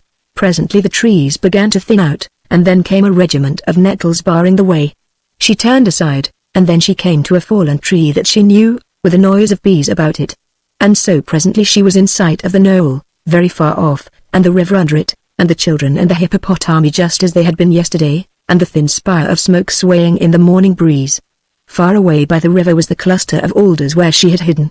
And at the sight of that the fear of Ua returned, and she crept into a thicket of bracken, out of which a rabbit scuttled, and lay a while to watch the squatting place. The men were mostly out of sight, saving War, the flint chopper, and at that she felt safer. They were away hunting food, no doubt. Some of the women, too, were down in the stream, stooping intent, seeking mussels, crayfish, and water snails, and at the sight of their occupation Udina felt hungry. She rose, and ran through the fern, designing to join them. As she went she heard a voice among the bracken calling softly. She stopped. Then suddenly she heard a rustle behind her, and turning, saw Uklomai rising out of the fern. There were streaks of brown blood and dirt on his face, and his eyes were fierce, and the white stone of Ua, the white firestone, that none but Ua dared to touch, was in his hand. In a stride he was beside her, and gripped her arm. He swung her about, and thrust her before him towards the woods. Ua, he said, and waved his arms about. She heard a cry, looked back, and saw all the women standing up, and 2 wading out of the stream. Then came a nearer howling, and the old woman with a beard, who watched the fire on the knoll, was waving her arms, and War, the man who had been chipping the flint, was getting to his feet. The little children too were hurrying and shouting, "Come!" said Uklomai, and dragged her by the arm. She still did not understand. "Ua has called the death word," said Uklomai, and she glanced back at the screaming curve of figures, and understood. War and all the women and children were coming towards them, a scattered array of buff shock-headed figures, howling, leaping, and crying. Over the knoll 2 youths hurried. Down among the ferns to the right came a man, heading them off from the wood. Uklomai left her arm, and the 2 began running side by side, leaping the bracken and stepping clear and wide. Udina, knowing her fleetness and the fleetness of Uklomai, laughed aloud at the unequal chase. They were an exceptionally straight-limbed couple for those days. They soon cleared the open, and drew near the wood of chestnut trees again, neither afraid now because neither was alone. They slackened their pace, already not excessive. And suddenly Udina cried and swerved aside, pointing, and looking up through the tree stems. Uklomai saw the feet and legs of men running towards him. Udina was already running off at a tangent. And as he too turned to follow her they heard the voice of Ua coming through the trees, and roaring out his rage at them. Then terror came in their hearts, not the terror that numbs, but the terror that makes one silent and swift. They were cut off now on 2 sides. They were in a sort of corner of pursuit. On the right hand, and near by them came the men swift and heavy, with bearded Ui, antler in hand, leading them, and on the left, scattered as one scatters corn, yellow dashes among the fern and grass, ran War and the women, and even the little children from the shallow had joined the chase. The two parties converged upon them. Off they went, with Udina ahead. They knew there was no mercy for them. There was no hunting so sweet to these ancient men as the hunting of men. Once the fierce passion of the chase was lit, the feeble beginnings of humanity in them were thrown to the winds. And Yuan the night had marked Uklomai with a death word. Uklomai was the day's quarry, the appointed feast. They ran straight. It was their only chance, taking whatever ground came in the way, a spread of stinging nettles, an open glade, a clump of grass out of which a hyena fled snarling. Then woods again, long stretches of shady leaf mold and moss under the green trunks. Then a stiff slope, tree-clad, and long vistas of trees, a glade, a succulent green area of black mud, a wide open space again, and then a clump of lacerating brambles, with beast tracks through it. Behind them the chase trailed out and scattered, with Uiva at their heels. Udina kept the first place, running light and with her breath easy, for Uklomai carried the firestone in his hand. It told on his pace not at first, but after a time. His footsteps behind her suddenly grew remote. Glancing over her shoulder as they crossed another open space, Udina saw that Uklomai was many yards behind her, and Ui close upon him, with antler already raised in the air to strike him down. War and the others were but just emerging from the shadow of the woods. Seeing Uklomai in peril, Udina ran sideways, looking back, threw up her arms and cried aloud, just as the antler flew. And young Uklomai, expecting this and understanding her cry, ducked his head, so that the missile merely struck his scalp lightly, making but a trivial wound, and flew over him. He turned forthwith, the quartzite firestone in both hands, and hurled it straight at Uia's body as he ran loose from the throw. Uia shouted, but could not dodge it. It took him under the ribs, heavy and flat, and he reeled and went down without a cry. Uklomai caught up the antler. One tine of it was tipped with his own blood and came running on again with a red trickle just coming out of his hair. Uia rolled over twice, and lay a moment before he got up, and then he did not run fast. The color of his face was changed. War overtook him, and then others, and he coughed and labored in his breath. But he kept on. At last the two fugitives gained the bank of the river, where the stream ran deep and narrow, and they still had 50 yards in hand of War, the foremost pursuer, the man who made the smiting stones.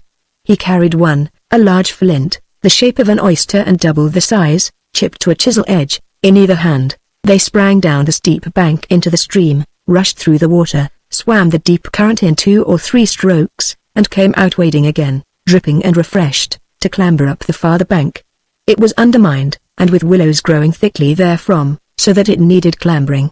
And while Udina was still among the silvery branches and Uklomai still in the water, for the antler had encumbered him, War came up against the sky on the opposite bank, and the smiting stone, thrown cunningly, took the side of Udina's knee. She struggled to the top and fell. They heard the pursuers shout to one another, and Uklomai, climbing to her and moving jerkily to mar War's aim, felt the second smiting stone graze his ear, and heard the water splash below him. Then it was Uklomai, the stripling, proved himself to have come to man's estate.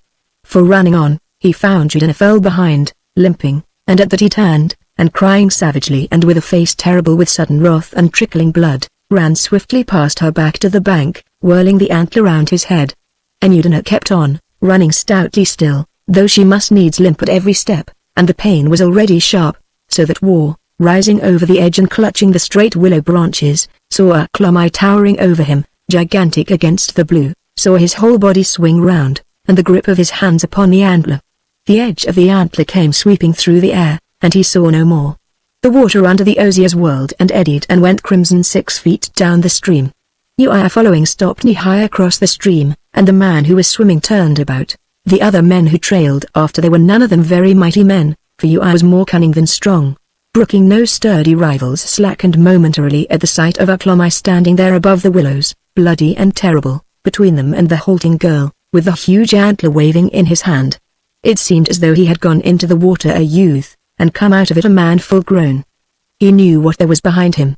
A broad stretch of grass, and then a thicket, and in that Udina could hide. That was clear in his mind, though his thinking powers were too feeble to see what should happen thereafter.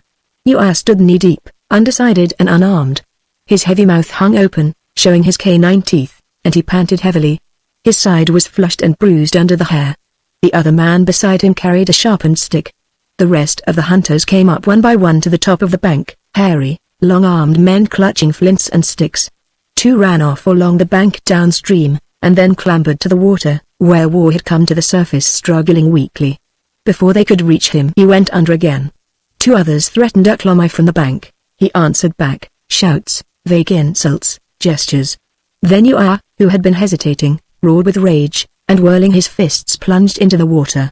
His followers splashed after him. Uklomai glanced over his shoulder and found Yudna already vanished into the thicket. He would perhaps have waited for Ua, but Ua preferred to spar in the water below him until the others were beside him. Human tactics in those days, in all serious fighting, were the tactics of the pack. Prey that turned at bay they gathered around and rushed. Uklomai felt the rush coming, and hurling the antler at Ua, turned about and fled. When he halted to look back from the shadow of the thicket, he found only 3 of his pursuers had followed him across the river, and they were going back again. Ua, with a bleeding mouth, was on the farther side of the stream again, but lower down, and holding his hand to his side. The others were in the river dragging something to shore. For a time at least the chase was intermitted. Uklomai stood watching for a space, and snarled at the sight of Ua. Then he turned and plunged into the thicket. In a minute, Yudina came hastening to join him, and they went on hand in hand. He dimly perceived the pain she suffered from the cut and bruised knee, and chose the easier ways. But they went on all that day, mile after mile, through wood and thicket, until at last they came to the chalkland, open grass with rare woods of beech, and the birch growing near water, and they saw the Walden Mountains nearer, and groups of horses grazing together. They went circumspectly, keeping always near thicket and cover, for this was a strange region, even its ways were strange. Steadily the ground rose, until the chestnut forests spread wide and blue below them, and the Thames marshes shone silvery, high and far. They saw no men, for in those days men were still only just come into this part of the world, and were moving but slowly along the riverways. Towards evening they came on the river again, but now it ran in a gorge, between high cliffs of white chalk that sometimes overhung it. Down the cliffs was a scrub of birches and there were many birds there. And high up the cliff was a little shelf by a tree, whereon they clambered to pass the night. They had had scarcely any food, it was not the time of year for berries, and they had no time to go aside to snare or waylay. They tramped in a hungry weary silence, gnawing at twigs and leaves.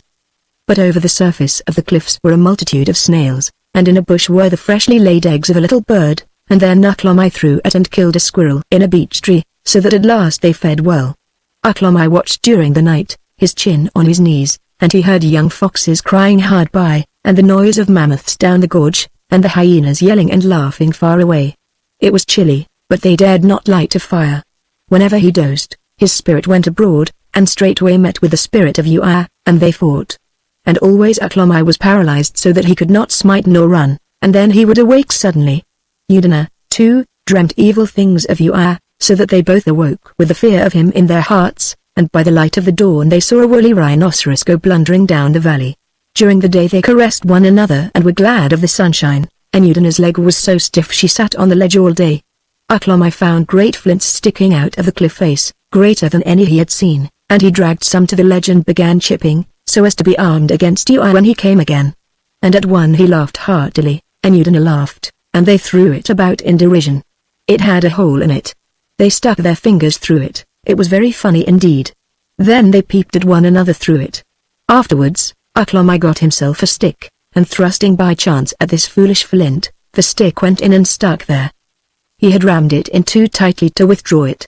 That was still strange, scarcely funny, terrible almost, and for a time Uklomai did not greatly care to touch the thing. It was as if the flint had bit and held with its teeth. But then he got familiar with the odd combination. He swung it about, and perceived that the stick with the heavy stone on the end struck a better blow than anything he knew. He went to and fro swinging it, and striking with it, but later he tired of it and threw it aside. In the afternoon he went up over the brow of the white cliff, and lay watching by a rabbit warren until the rabbits came out to play. There were no men thereabouts, and the rabbits were heedless. He threw a smiting stone he had made and got a kill. That night they made a fire from flint sparks and bracken fronds, and talked and caressed by it.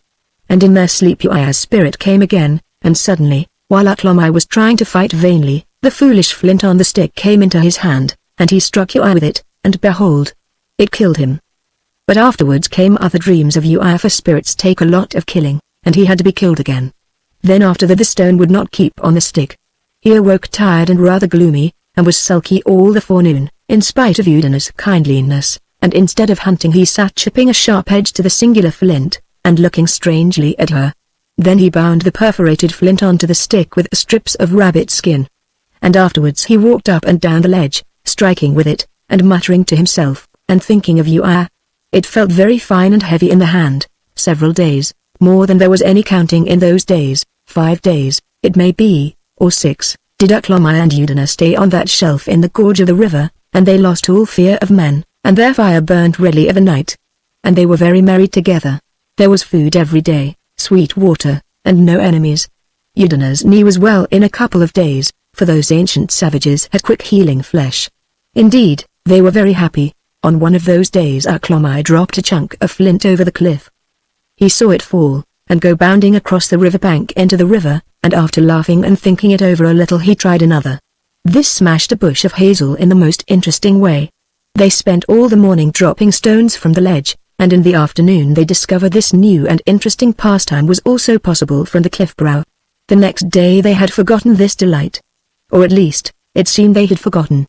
But Ui came in dreams to spoil the paradise. 3 nights he came fighting Aklomai. In the morning after these dreams Aklomai would walk up and down, threatening him and swinging the axe, and at last came the night after Aklomai brained the otter, and they had feasted. Ui went too far. Aklomai awoke, scowling under his heavy brows, and he took his axe, and extending his hand towards Udina he bade her wait for him upon the ledge. Then he clambered down the white declivity, glanced up once from the foot of it and flourished his axe, and without looking back again went striding along the river bank until the overhanging cliff at the bend hid him. 2 days and nights did Udina sit alone by the fire on the ledge waiting, and in the night the beasts howled over the cliffs and down the valley, and on the cliff over against her the hunched hyenas prowled black against the sky. But no evil thing came near her save fear. Once, far away, she heard the roaring of a lion, following the horses as they came northward over the grasslands with the spring. All that time she waited the waiting that is pain. And the 3rd day Aklomai came back, up the river. The plumes of a raven were in his hair. The first axe was red-stained, and had long dark hairs upon it, and he carried the necklace that had marked the favorite of Ui in his hand. He walked in the soft places, giving no heed to his trail. Save a raw cut below his jaw there was not a wound upon him. Ui! Cried Aklomai exultant, and Udina saw it was well. He put the necklace on Udina, and they ate and drank together.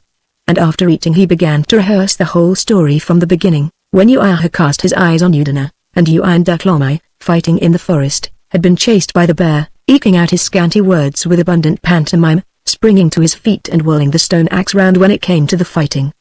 The last fight was a mighty one, stamping and shouting, and once a blow at the fire that sent a torrent of sparks up into the night.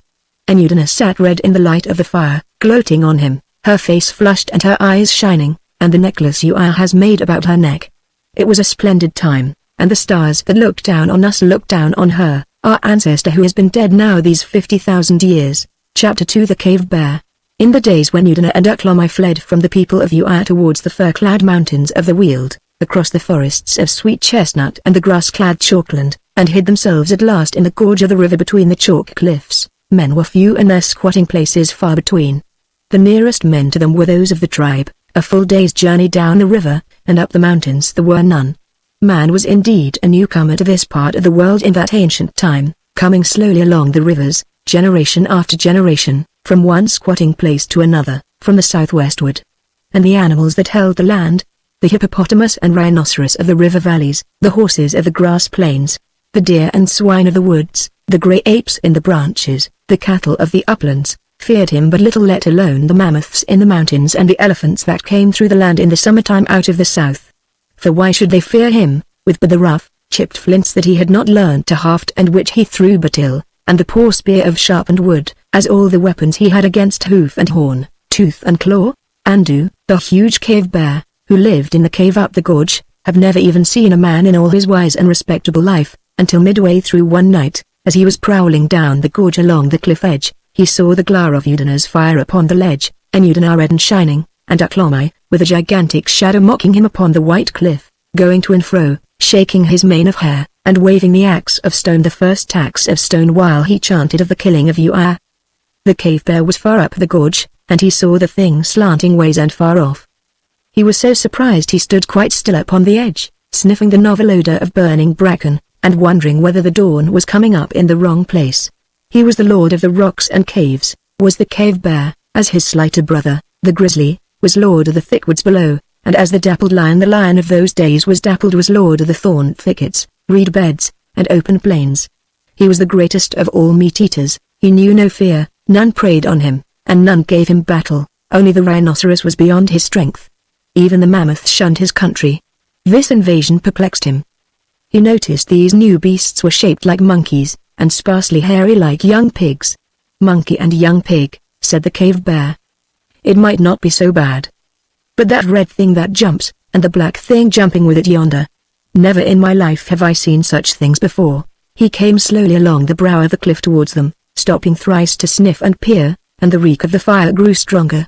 A couple of hyenas also were so intent upon the thing below that Andu, coming soft and easy, was close upon them before they knew of him or he of them. They started guiltily and went lurching off. Coming round in a wheel, 100 yards off, they began yelling and calling him names to revenge themselves for the start they had had. "Yaha!" they cried. "Who can't grow up his own burrow? Who eats roots like a pig? Yaha!" For even in those days the hyena's manners were just as offensive as they are now. "Who answers the hyena?" growled Andu, peering through the midnight dimness at them, and then going to look at the cliff edge. There was Aklomai still telling his story, and the fire getting low, and the scent of the burning hot and strong.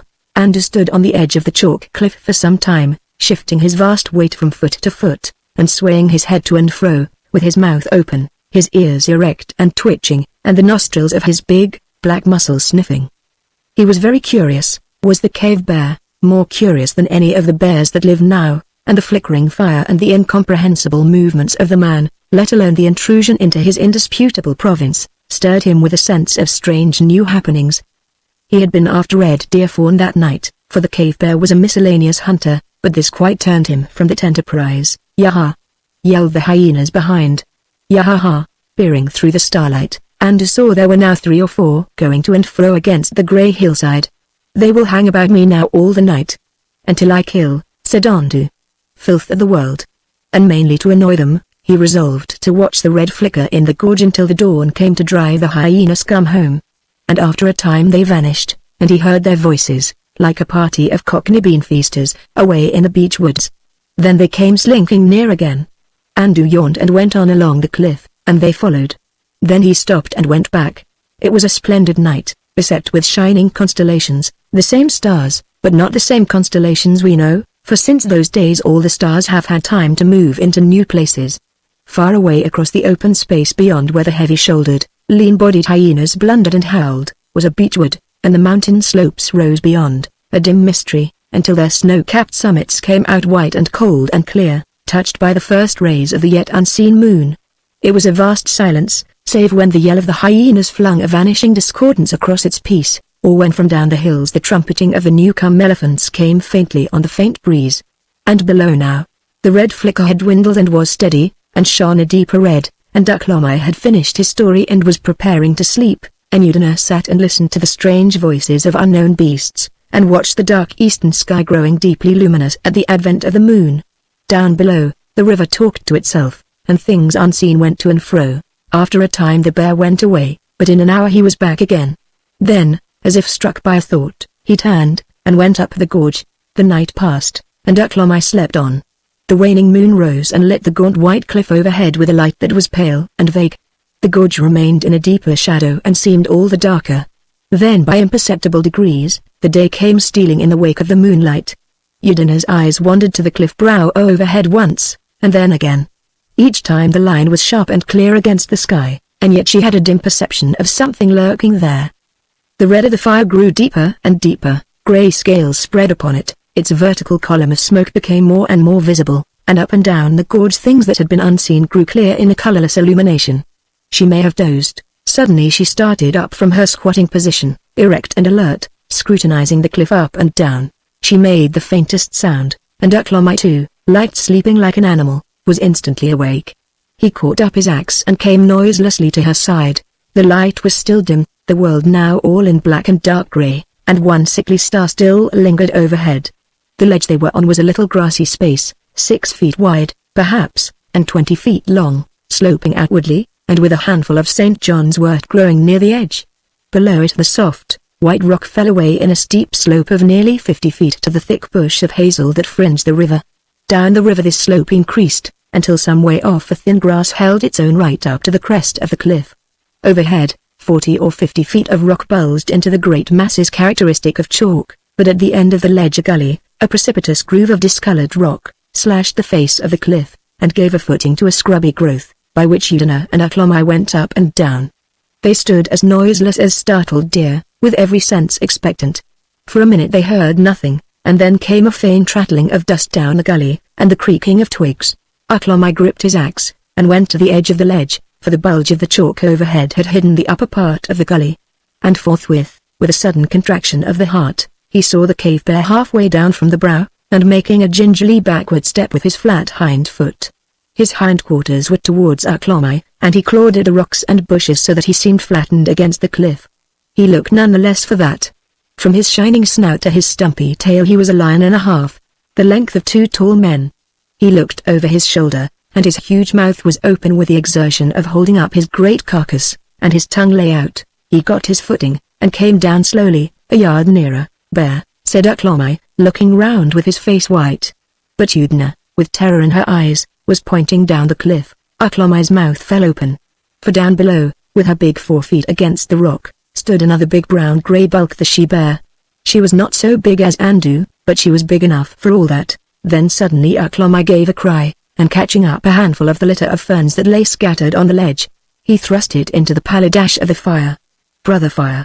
he cried, "Brother Fire!" And Udina, starting into activity, did likewise.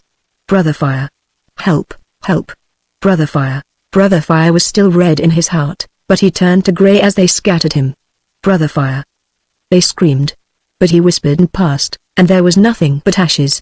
Then Aklomai danced with anger and struck the ashes with his fist. But Udina began to hammer the firestone against a flint. And the eyes of each were turning ever and again towards the gully by which Andu was climbing down. "Brother Fire!" Suddenly the huge furry hindquarters of the bear came into view, beneath the bulge of the chalk that had hidden him. He was still clambering gingerly down the nearly vertical surface. His head was yet out of sight, but they could hear him talking to himself. "Pig and monkey," said the cave bear. "It ought to be good." Udina struck a spark and blew at it. It twinkled brighter and then went out. At that she cast down flint and firestone and stared blankly. Then she sprang to her feet and scrambled a yard or so up the cliff above the ledge. How she hung on even for a moment I do not know, for the chalk was vertical and without grip for a monkey. In a couple of seconds she had slid back to the ledge again with bleeding hands. Aklomai was making frantic rushes about the ledge. Now he would go to the edge, now to the gully. He did not know what to do, he could not think. The she-bear looked smaller than her mate much. If they rushed down on her together, one might live. "Ugh!" said the cave bear, and Aklomai turned again and saw his little eyes peering under the bulge of the chalk. Udina, cowering at the end of the ledge, began to scream like a gripped rabbit. At that a sort of madness came upon Aklomai. With a mighty cry, he caught up his axe and ran towards Andu. The monster gave a grunt of surprise. In a moment Aklomai was clinging to a bush right underneath the bear, and in another he was hanging to its back half buried in fur, with one fist clutched in the hair under its jaw. The bear was too astonished at this fantastic attack to do more than cling passive. And then the axe, the first of all axes, rang on its skull. The bear's head twisted from side to side, and he began a petulant scolding growl. The axe bit within an inch of the left eye, and the hot blood blinded that side. At that the brute roared with surprise and anger, and his teeth gnashed 6 inches from Aklomai's face. Then the axe, clubbed close, came down heavily on the corner of the jaw. The next blow blinded the right side and called forth a roar, this time of pain. Udina saw the huge, flat feet slipping and sliding, and suddenly the bear gave a clumsy leap sideways, as if for the ledge. Then everything vanished, and the hazels smashed, and a roar of pain and a tumult of shouts and growls came up from far below. Udina screamed and ran to the edge and peered over. For a moment, man and bears were a heap together, Aklomai uppermost, and then he had sprung clear and was scaling the gully again, with the bears rolling and striking at one another among the hazels. But he had left his axe below, and 3 knob-ended streaks of carmine were shooting down his thigh. "Up!" he cried, and in a moment Udina was leading the way to the top of the cliff. In half a minute they were at the crest, their hearts pumping noisily, with Andu and his wife far and safe below them. Andu was sitting on his haunches, both paws at work, trying with quick exasperated movements to wipe the blindness out of his eyes, and the she-bear stood on all fours a little way off, ruffled in appearance and growling angrily.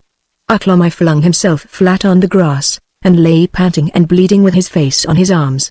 For a second Udina regarded the bears, then she came and sat beside him, looking at him. Presently she put forth her hand timidly and touched him, and made the guttural sound that was his name. He turned over and raised himself on his arm. His face was pale, like the face of one who is afraid. He looked at her steadfastly for a moment, and then suddenly he laughed. "Woo," he said exultantly. "Woo," said she, a simple but expressive conversation. Then Aklomai came and knelt beside her, and on hands and knees peered over the brow and examined the gorge. His breath was steady now, and the blood on his leg had ceased to flow, though the scratches the she-bear had made were open and wide. He squatted up and sat staring at the footmarks of the great bear as they came to the gully. They were as wide as his head and twice as long. Then he jumped up and went along the cliff face until the ledge was visible. Here he sat down for some time thinking, while Udina watched him. Presently she saw the bears had gone. At last Aklomai rose, as one whose mind is made up. He returned towards the gully, Udina keeping close by him, and together they clambered to the ledge.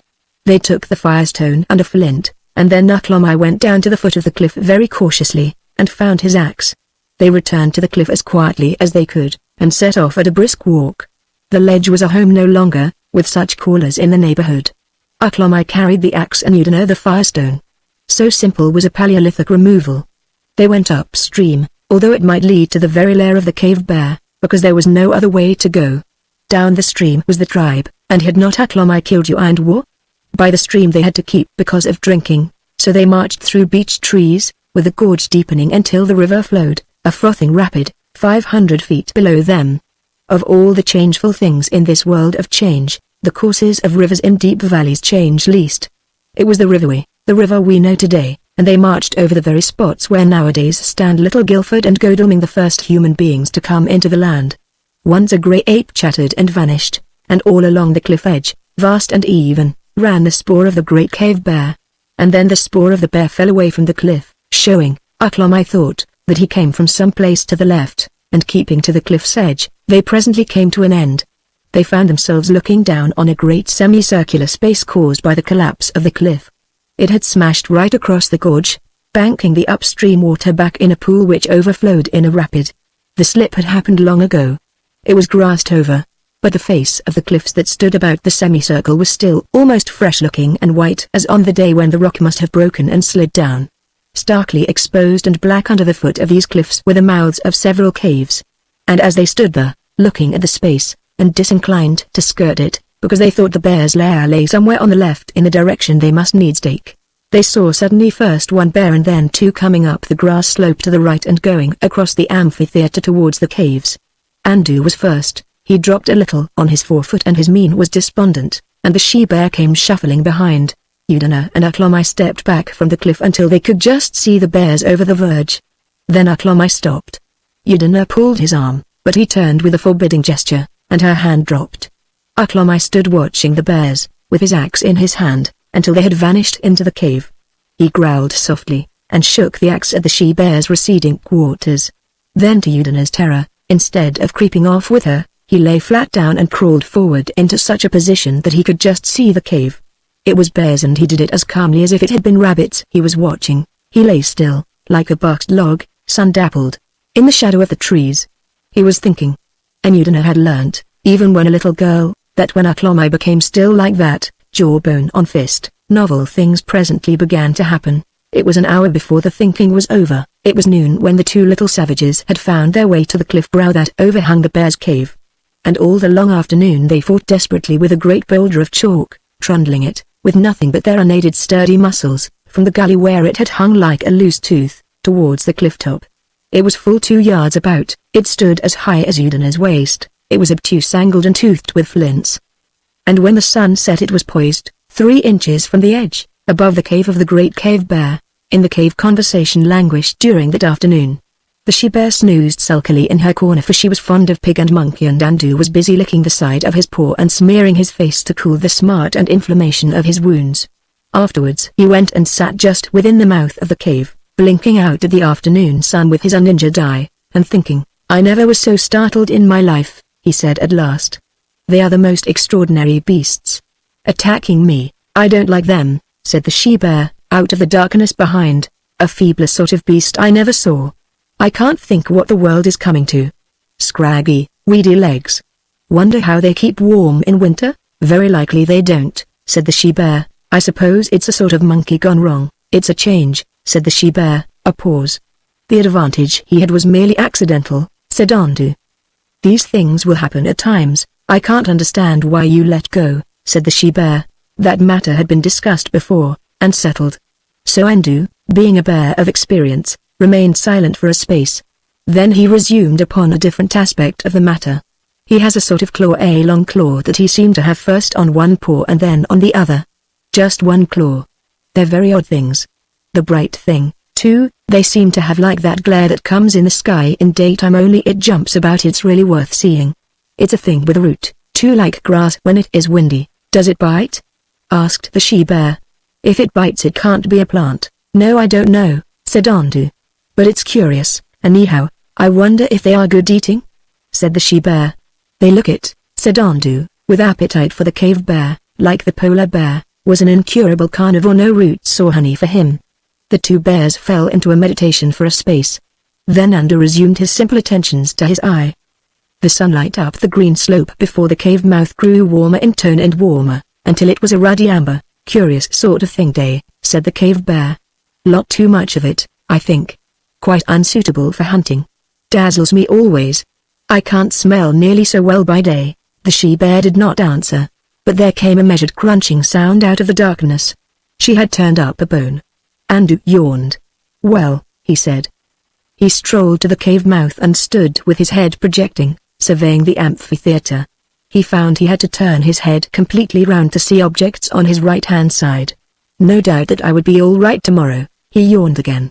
There was a tap overhead, and a big mass of chalk flew out from the cliff face, dropped a yard in front of his nose, and starred into a dozen unequal fragments.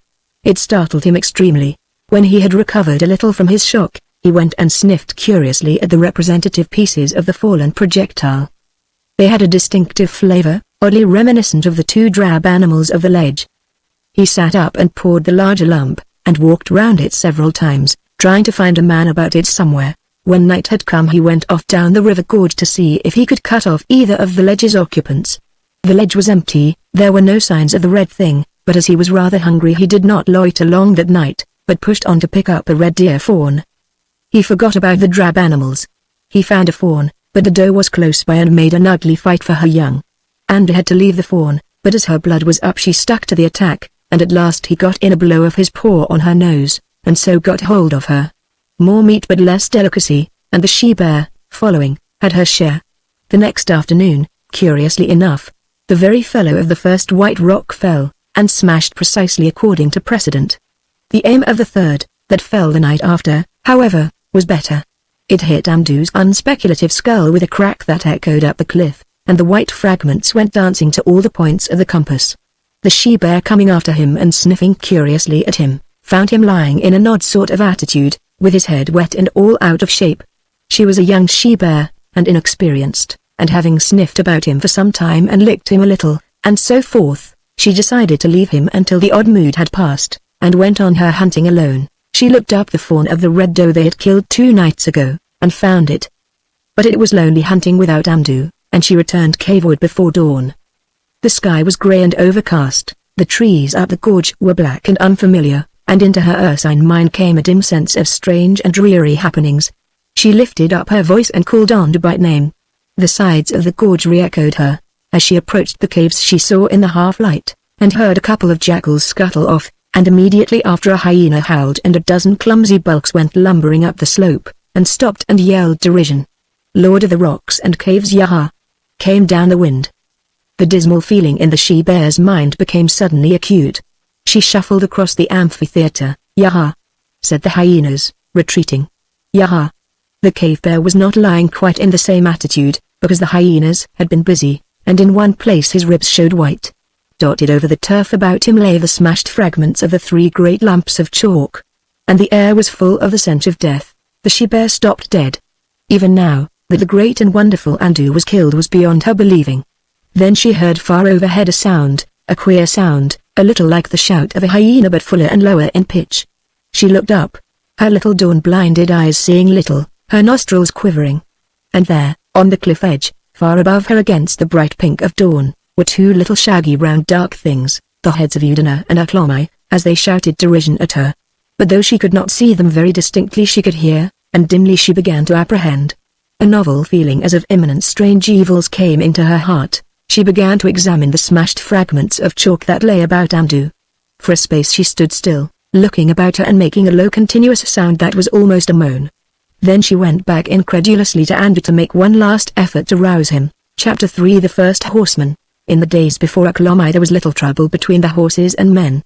They lived apart, the men in the river swamps and thickets, the horses on the wide grassy uplands between the chestnuts and the pines. Sometimes a pony would come straying into the clogging marshes to make a flint-hacked meal, and sometimes the tribe would find one, the kill of a lion, and drive off the jackals, and feast heartily while the sun was high.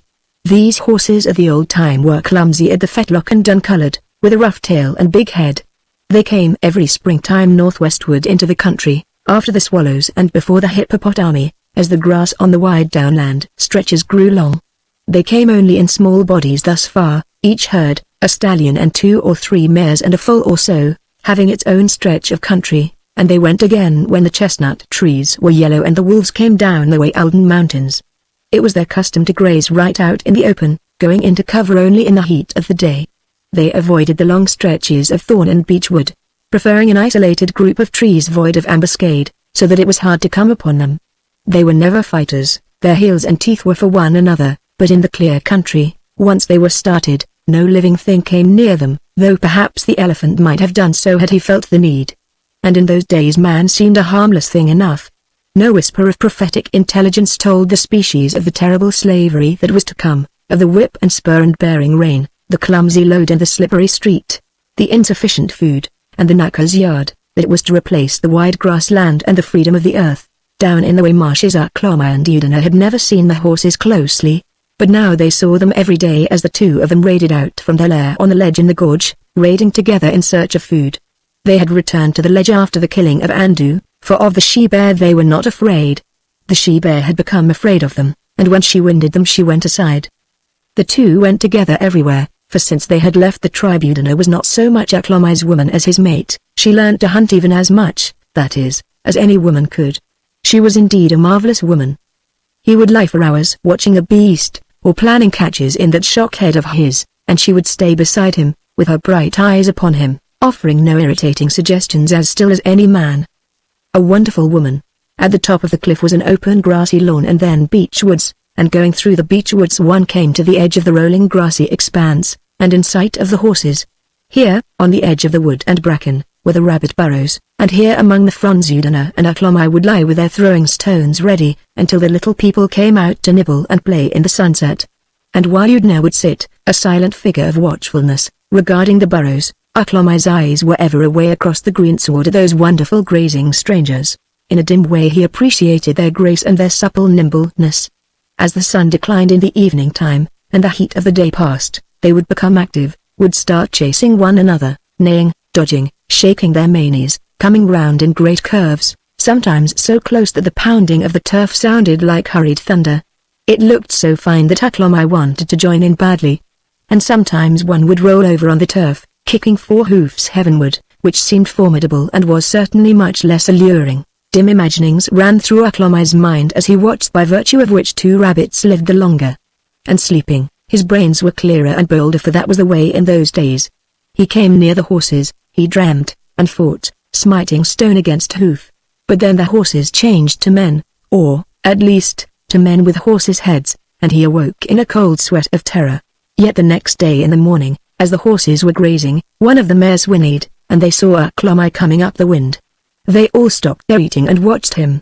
Aklomai was not coming towards them, but strolling obliquely across the open, looking at anything in the world but horses. He had stuck 3 fern fronds into the mat of his hair, giving him a remarkable appearance, and he walked very slowly. "What's up now?"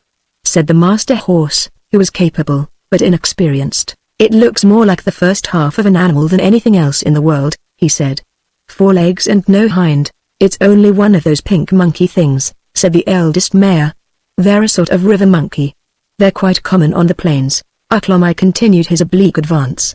The eldest mare was struck with the want of motive in his proceedings. "Fool," said the eldest mare, in a quick conclusive way she had. She resumed her grazing. The master horse and the second mare followed suit. "Look. He's nearer," said the foal with a stripe. One of the younger foals made uneasy movements. Aklomai squatted down, and sat regarding the horses fixedly. In a little while he was satisfied that they meant neither flight nor hostilities. He began to consider his next procedure. He did not feel anxious to kill, but he had his axe with him, and the spirit of sport was upon him. How would one kill one of these creatures? These great beautiful creatures. Udina, watching him with a fearful admiration from the cover of the bracken, saw him presently go on all fours, and so proceed again. But the horses preferred him a biped to a quadruped, and the master horse threw up his head and gave the word to move. Aklomai thought they were off for good, but after a minute's gallop they came round in a wide curve, and stood winding him. Then, as a rise in the ground hit him, they tailed out, the master horse leading, and approached him spirally. He was as ignorant of the possibilities of a horse as they were of his. And at this stage it would seem he funked. He knew this kind of stalking would make red deer or buffalo charge, if it were persisted in. At any rate Udina saw him jump up and come walking towards her with the fern plumes held in his hand. She stood up, and he grinned to show that the whole thing was an immense lark, and that what he had done was just what he had planned to do from the very beginning. So that incident ended. But he was very thoughtful all that day. The next day this foolish drab creature with a leonine mane, instead of going about the grazing or hunting he was made for, was prowling round the horses again. The eldest mare was all for silent contempt. "I suppose he wants to learn something from us," she said, and let him. The next day he was at it again. The master horse decided he meant absolutely nothing. But as a matter of fact, Aklomai, the first of men to feel that curious spell of the horse that binds us even to this day, meant a great deal. He admired them unreservedly. There was a rudiment of the snob in him, I am afraid, and he wanted to be near these beautifully curved animals. Then there were vague conceptions of a kill. If only they would let him come near them. But they drew the line, he found, at 50 yards. If he came nearer than that they moved off with dignity. I suppose it was the way he had blinded and that made him think of leaping on the back of one of them. But though Udina after a time came out in the open too, and they did some unobtrusive stalking, things stopped there. Then one memorable day a new idea came to Aklomai. The horse looks down and level, but he does not look up. No animals look up, they have too much common sense. It was only that fantastic creature, man, could waste his wits skyward. Aklomai made no philosophical deductions, but he perceived the thing was so. So he spent a weary day in a beech that stood in the open, while Udina stalked. Usually the horses went into the shade in the heat of the afternoon, but that day the sky was overcast, and they would not, in spite of Udina's solicitude. It was 2 days after that Aklomai had his desire. The day was blazing hot, and the multiplying flies asserted themselves. The horses stopped grazing before midday, and came into the shadow below him, and stood in couples nose to tail, flapping. The master horse, by virtue of his heels, came closest to the tree.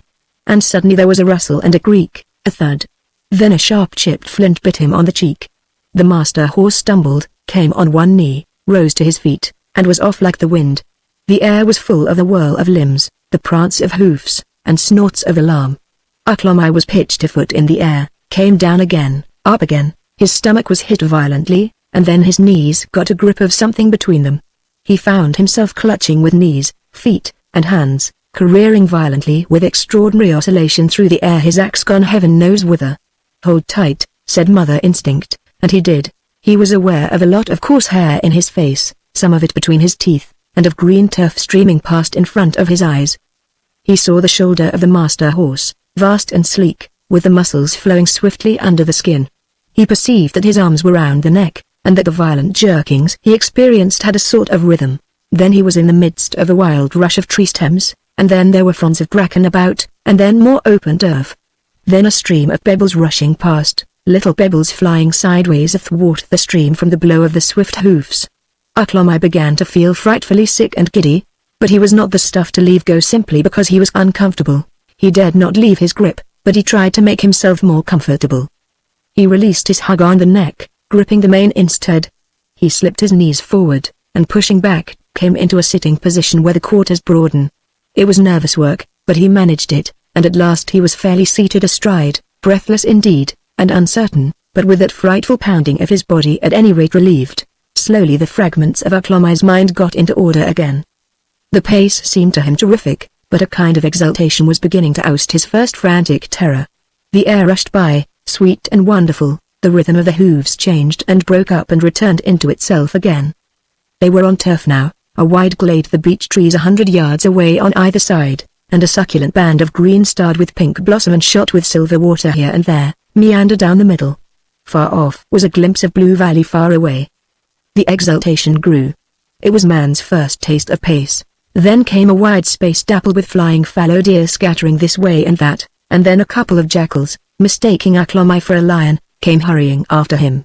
And when they saw it was not a lion they still came on out of curiosity. On galloped the horse, with his one idea of escape, and after him the jackals, with pricked ears and quickly barked remarks. "Which kills which?" said the first jackal. "It's the horse being killed," said the second. They gave the howl of following, and the horse answered to it as a horse answers nowadays to the spur. On they rushed, a little tornado through the quiet day, putting up startled birds, sending a dozen unexpected things darting to cover, raising a myriad of indignant dung-flies, smashing little blossoms, flowering complacently, back into their parental turf.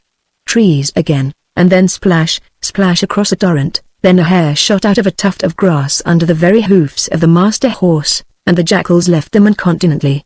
So presently they broke into the open again, a wide expanse of turfy hillside, the very grassy downs that fall northward nowadays from the Epsom stand. The first hot bolt of the master horse was long since over.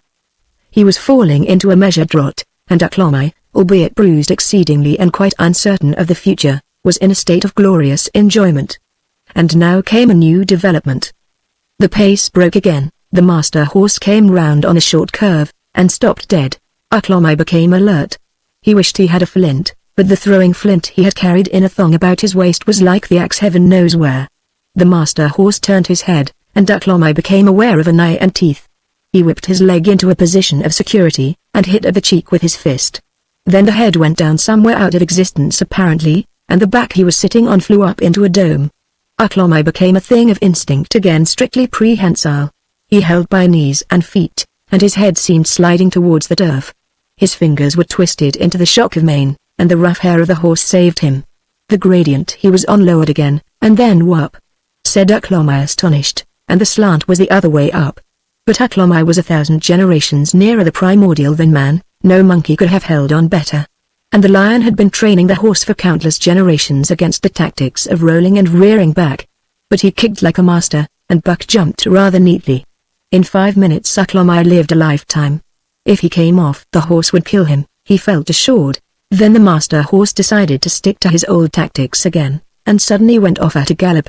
He headed down the slope, taking the steep places at a rush, swerving neither to the right nor to the left, and, as they rode down, the wide expanse of valley sank out of sight behind the approaching skirmishers of oak and hawthorn. They skirted a sudden hollow with the pool of a spring, rank weeds and silver bushes. The ground grew softer and the grass taller, and on the right-hand side and the left came scattered bushes of may still splashed with belated blossom. Presently the bushes thickened until they lashed the passing rider, and little flashes and gouts of blood came out on horse and man. Then the way opened again, and then came a wonderful adventure. A sudden squeal of unreasonable anger rose amidst the bushes, the squeal of some creature bitterly wronged. And crashing after them appeared a big, grey-blue shape. It was Yaa, the big-horned rhinoceros, in one of those fits of fury of his, charging full tilt, after the manner of his kind. He had been startled at his feeding, and someone, it did not matter who, was to be ripped and trampled therefore. He was bearing down on them from the left, with his wicked little eye red, his great horn down and his tail like a jury mast behind him. For a minute Aklomi was minded to slip off and dodge, and then behold! The staccato of the hoofs grew swifter, and the rhinoceros and his stumpy hurrying little legs seemed to slide out at the back corner of Aklomi's eye. In 2 minutes they were through the bushes of may, and out in the open, going fast. For a space he could hear the ponderous paces in pursuit receding behind him, And then it was just as if Yah had not lost his temper, as if Yah have never existed. The pace never faltered. On they rode and on. Aklomai was now all exultation. To exult in those days was to insult. Yah! Big nose, he said, trying to crane back and see some remote speck of a pursuer. Why don't you carry your smiting stone in your fist? He ended with a frantic whoop, but that whoop was unfortunate, for coming close to the ear of the horse, and being quite unexpected, it startled the stallion extremely. He shied violently. Aklomai suddenly found himself uncomfortable again. He was hanging on to the horse, he found, by one arm and one knee. The rest of the ride was honorable but unpleasant. The view was chiefly of blue sky, and that was combined with the most unpleasant physical sensations. Finally, a bush of thorn lashed him and he let go. He hit the ground with his cheek and shoulder, and then, after a complicated and extraordinarily rapid movement, hit it again with the end of his backbone. He saw splashes and sparks of light and color. The ground seemed bouncing about just like the horse had done. Then he found he was sitting on turf, 6 yards beyond the bush. In front of him was a space of grass, growing greener and greener, and a number of human beings in the distance, and the horse was going round at a smart gallop quite a long way off to the right. The human beings were on the opposite side of the river, some still in the water, but they were all running away as hard as they could go. The advent of a monster that took to pieces was not the sort of novelty they cared for. For quite a minute Aklomai sat regarding them in a purely spectacular spirit. The bend of the river, the knoll among the reeds and royal ferns, the thin streams of smoke going up to heaven, were all perfectly familiar to him. It was the squatting place of the sons of Uaa from whom he had fled with Udana, and whom he had waylaid in the chestnut woods and killed with the first axe. He rose to his feet, still dazed from his fall, and as he did so the scattering fugitives turned and regarded him. Some pointed to the receding horse and chattered. He walked slowly towards them, staring. He forgot the horse. He forgot his own bruises, in the growing interest of this encounter. There were fewer of them than there had been. He supposed the others must have hid the heap of fern, for the night fire was not so high. By the flint heaps should have sat War, but then he remembered he had killed War. Suddenly brought back to this familiar scene, the gorge and the bears and Edina seemed things remote, things dreamt of. He stopped at the bank and stood regarding the tribe. His mathematical abilities were of the slightest, but it was certain there were fewer. The men might be away, but there were fewer women and children. He gave the shout of homecoming. His quarrel had been with Uaa and War, not with the others. "Children of Uaa," he cried. They answered with his name, a little fearfully because of the strange way he had come. For a space they spoke together. Then an old woman lifted a shrill voice and answered him. "Our lord is a lion." Aklomai did not understand that saying. They answered him again, several together. "Uaa comes again. He comes as a lion. Our lord is a lion. He comes at night. He slays whom he will. But none other may slay us, Aklomai, none other may slay us." Still Aklomai did not understand. "Our lord is a lion. He speaks no more to men." Aklomai stood regarding them. He had had dreams. He knew that though he had killed Uaa, Uaa still existed. And now they told him Uaa was a lion. The shriveled old woman, the mistress of the Fireminders, suddenly turned and spoke softly to those next to her. She was a very old woman indeed. She had been the first of Uaa's wives, and he had let her live beyond the age to which it is seemly a woman should be permitted to live. She had been cunning from the first, cunning to please Uaa and to get food. And now she was great in counsel. She spoke softly, and Aklomai watched her shriveled form across the river with a curious distaste. Then she called aloud, "Come over to us, Aklomai." A girl suddenly lifted up her voice. "Come over to us, Aklomai," she said. And they all began crying, "Come over to us, Aklomai." It was strange how their manner changed after the old woman called. He stood quite still watching them all. It was pleasant to be called, and the girl who had called first was a pretty one. But she made him think of Udana. "Come over to us, Aklomai," they cried, and the voice of the shriveled old woman rose above them all. At the sound of her voice his hesitation returned. He stood on the river bank, Aklomai the thinker, with his thoughts slowly taking shape. Presently one and then another paused to see what he would do. He was minded to go back, he was minded not to. Suddenly his fear or his caution got the upper hand. Without answering them he turned, and walked back towards the distant thorn trees, the way he had come. Forthwith the whole tribe started crying to him again very eagerly. He hesitated and turned, then he went on, then he turned again, and then once again, regarding them with troubled eyes as they called. The last time he took 2 paces back, before his fear stopped him. They saw him stop once more, and suddenly shake his head and vanish among the hawthorn trees. Then all the women and children lifted up their voices together, and called to him in one last vain effort. Far down the river the reeds were stirring in the breeze, where, convenient for his new sort of feeding, the old lion, who had taken to man-eating, had made his lair. The old woman turned her face that way, and pointed to the hawthorn thickets. "You are," she screamed, "the ghost thine enemy. The ghost thine enemy, you are. Why do you devour us nightly? We have tried to snare him. The ghost thine enemy, you are." But the lion who preyed upon the tribe was taking his siesta. The cry went unheard. That day he had dined on one of the plumper girls, and his mood was a comfortable placidity. He really did not understand that he was Ui or that Aklomai was his enemy, so it was that Aklomai rode the horse, and heard first of Ui the lion, who had taken the place of Ui the master, and was eating up the tribe. And as he hurried back to the gorge his mind was no longer full of the horse, but of the thought that Ui was still alive, to slay or be slain. Over and over again he saw the shrunken band of women and children crying that Ui was a lion. Ui was a lion, and presently, fearing the twilight might come upon him, Aklomai began running. Chapter 4 Ui the Lion. The old lion was in luck. The tribe had a certain pride in their ruler, but that was all the satisfaction they got out of it. He came the very night that Aklomai killed Ui the Cunning, and so it was they named him Ui. It was the old woman, the fireminder, who first named him Ui. A shower had lowered the fires to a glow, and made the night dark. And as they conversed together, and peered at one another in the darkness, and wondered fearfully what Ui would do to them in their dreams now that he was dead, they heard the mounting reverberations of the lion's roar close at hand. Then everything was still. They held their breath, so that almost the only sounds were the patter of the rain and the hiss of the raindrops in the ashes. And then, after an interminable time, a crash, and a shriek of fear, and a growling. They sprang to their feet, shouting, screaming, running this way and that, but brands would not burn, and in a minute the victim was being dragged away through the ferns. It was Urk, the brother of War, so the lion came. The ferns were still wet from the rain the next night, and he came and took Click with the red hair. That sufficed for 2 nights. And then in the dark between the moons he came 3 nights, night after night, and that though they had good fires. He was an old lion with stumpy teeth, but very silent and very cool. He knew of fires before. These were not the first of mankind that had ministered to his old age. The 3rd night he came between the outer fire and the inner, and he leapt the flint heap, and pulled down the son of Urk, who had seemed like to be the leader. That was a dreadful night, because they lit great flares of fern and ran screaming, and the lion missed his hold of By the glare of the fire they saw struggle up, and run a little way towards them, and then the lion in 2 bounds had him down again. That was the last of so fear came, and all the delight of spring passed out of their lives. Already there were 5 gone out of the tribe, and 4 nights added 3 more to the number. Food-seeking became spiritless, none knew who might go next, and all day the women toiled, even the favorite women, gathering litter and sticks for the night fires.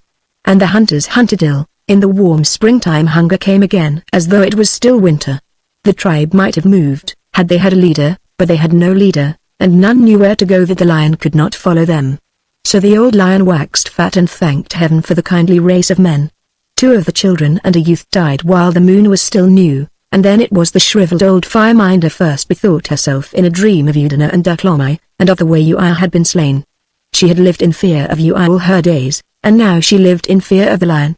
That Aklomai could kill Ui for good Aklomai whom she had seen born was impossible.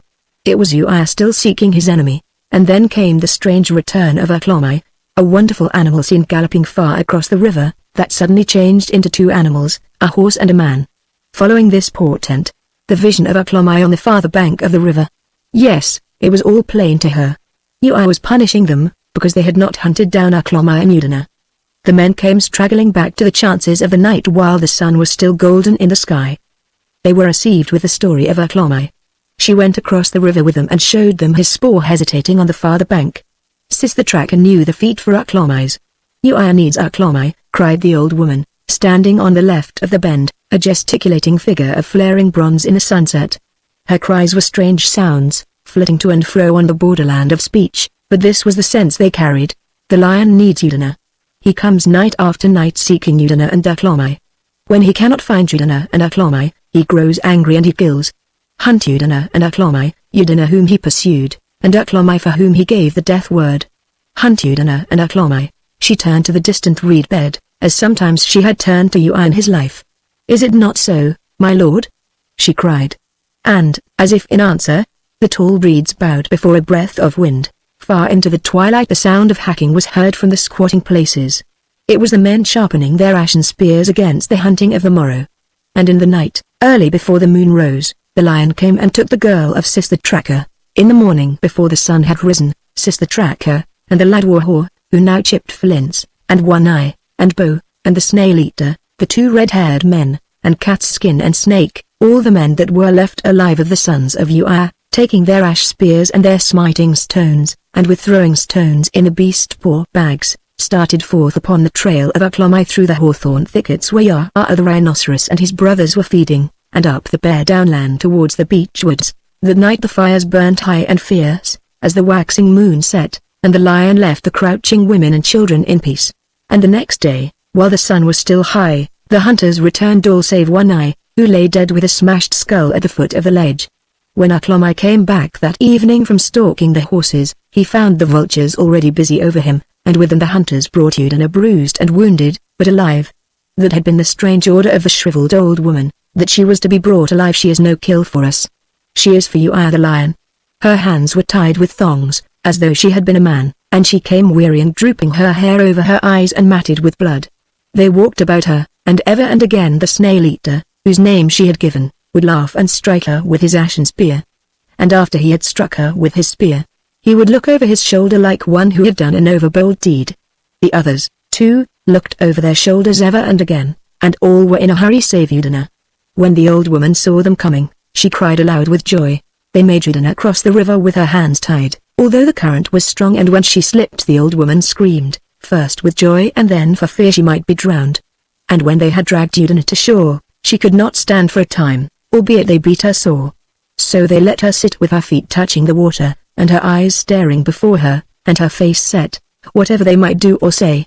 All the tribe came down to the squatting place, even curly little Ha-Ha, who as yet could scarcely toddle, and stood staring at Udina and the old woman, as now we should stare at some strange wounded beast and its captor. The old woman tore off the necklace of Ua that was about Udina's neck, and put it on herself. She had been the first to wear it. Then she tore at Udina's hair, and took a spear from Sis and beat her with all her might. And when she had vented the warmth of her heart on the girl, she looked closely into her face. Udina's eyes were closed and her features were set, and she lay so still that for a moment the old woman feared she was dead.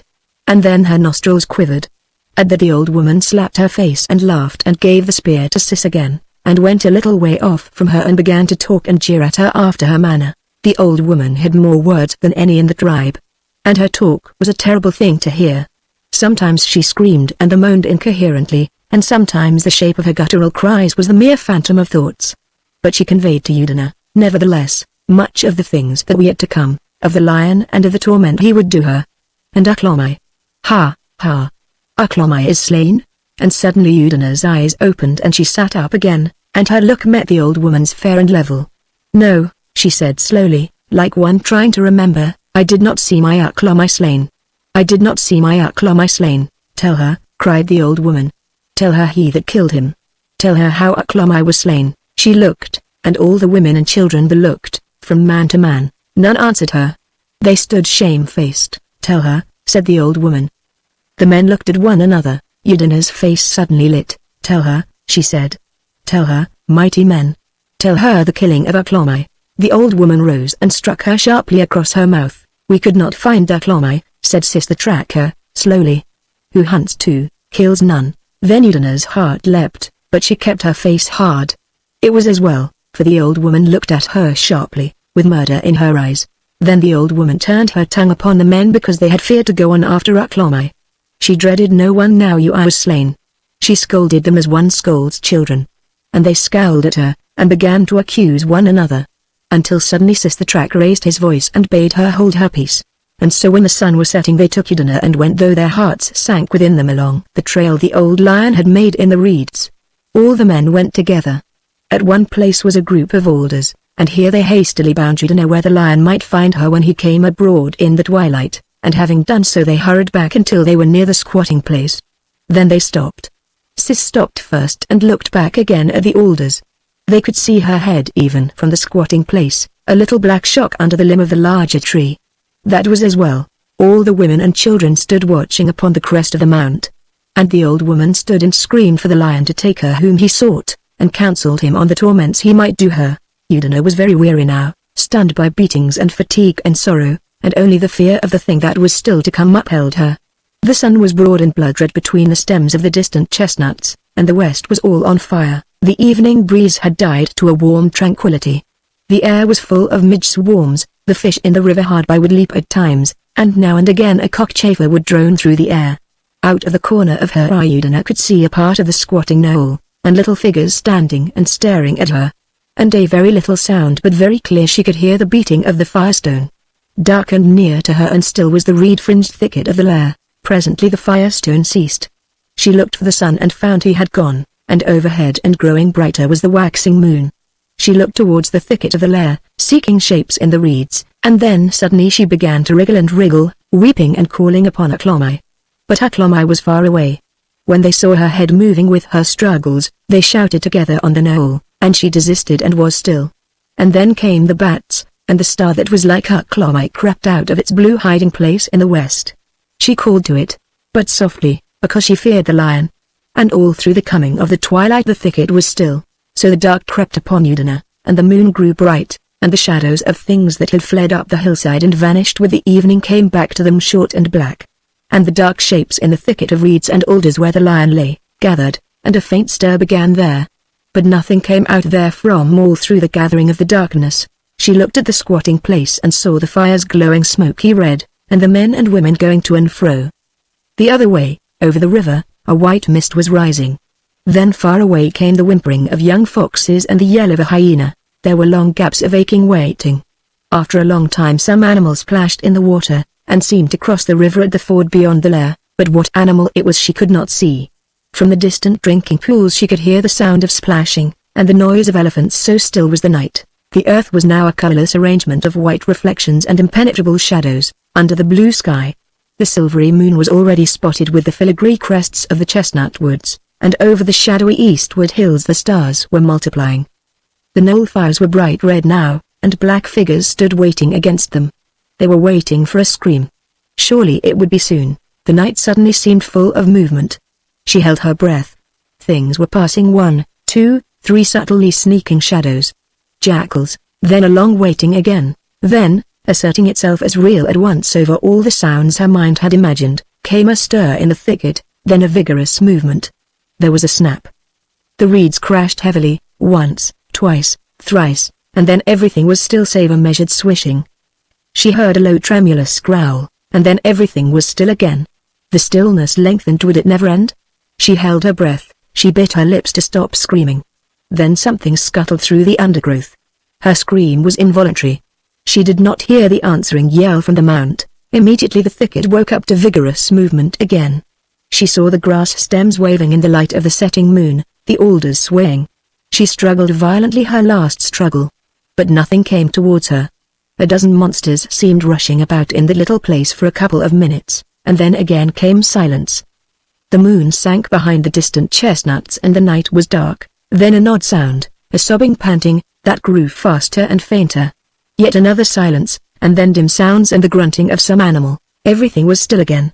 Far away eastwards an elephant trumpeted, and from the woods came a snarling and yelping that died away.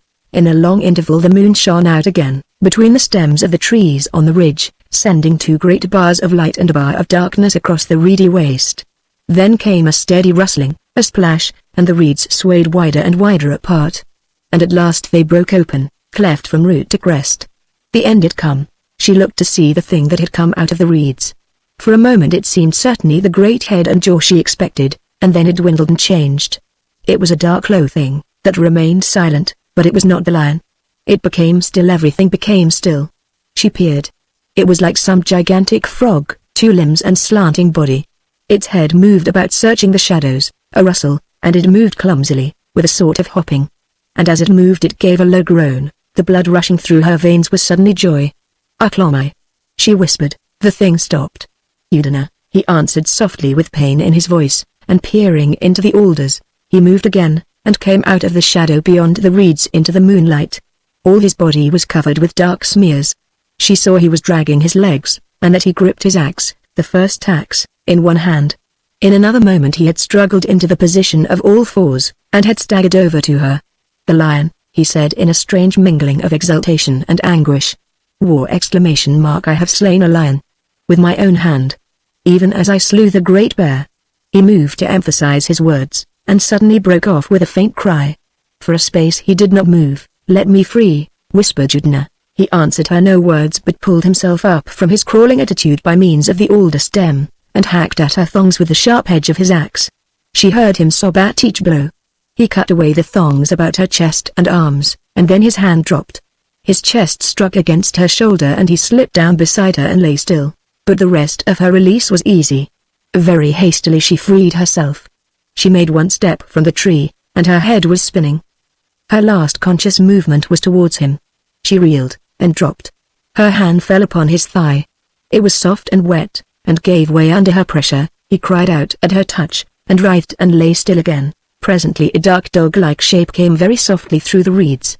Then stopped dead and stood sniffing, hesitated, and at last turned and slunk back into the shadows. Long was the time they remained there motionless, with the light of the setting moon shining on their limbs.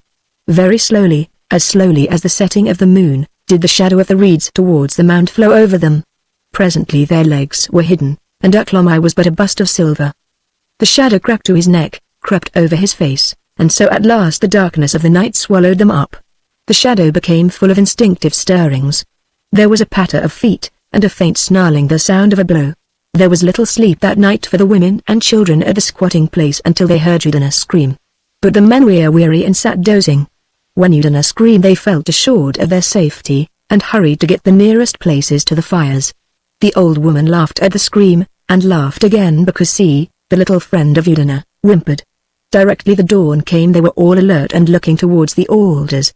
They could see that Udina had been taken. They could not help feeling glad to think that Ui was appeased. But across the minds of the men the thought of Aklomai fell like a shadow. They could understand revenge, for the world was old in revenge, but they did not think of rescue. Suddenly a hyena fled out of the thicket, and came galloping across the reed space. His muzzle and paws were dark-stained. At that sight all the men shouted and clutched at throwing stones and ran towards him, for no animal is so pitiful a coward as the hyena by day. All men hated the hyena because he preyed on children, and would come and bite when one was sleeping on the edge of the squatting place. And Cat's skin, throwing fair and straight, hit the brute shrewdly on the flank, whereat the whole tribe yelled with delight. At the noise they made there came a flapping of wings from the lair of the lion, and 3 white-headed vultures rose slowly and circled and came to rest amidst the branches of an alder, overlooking the lair.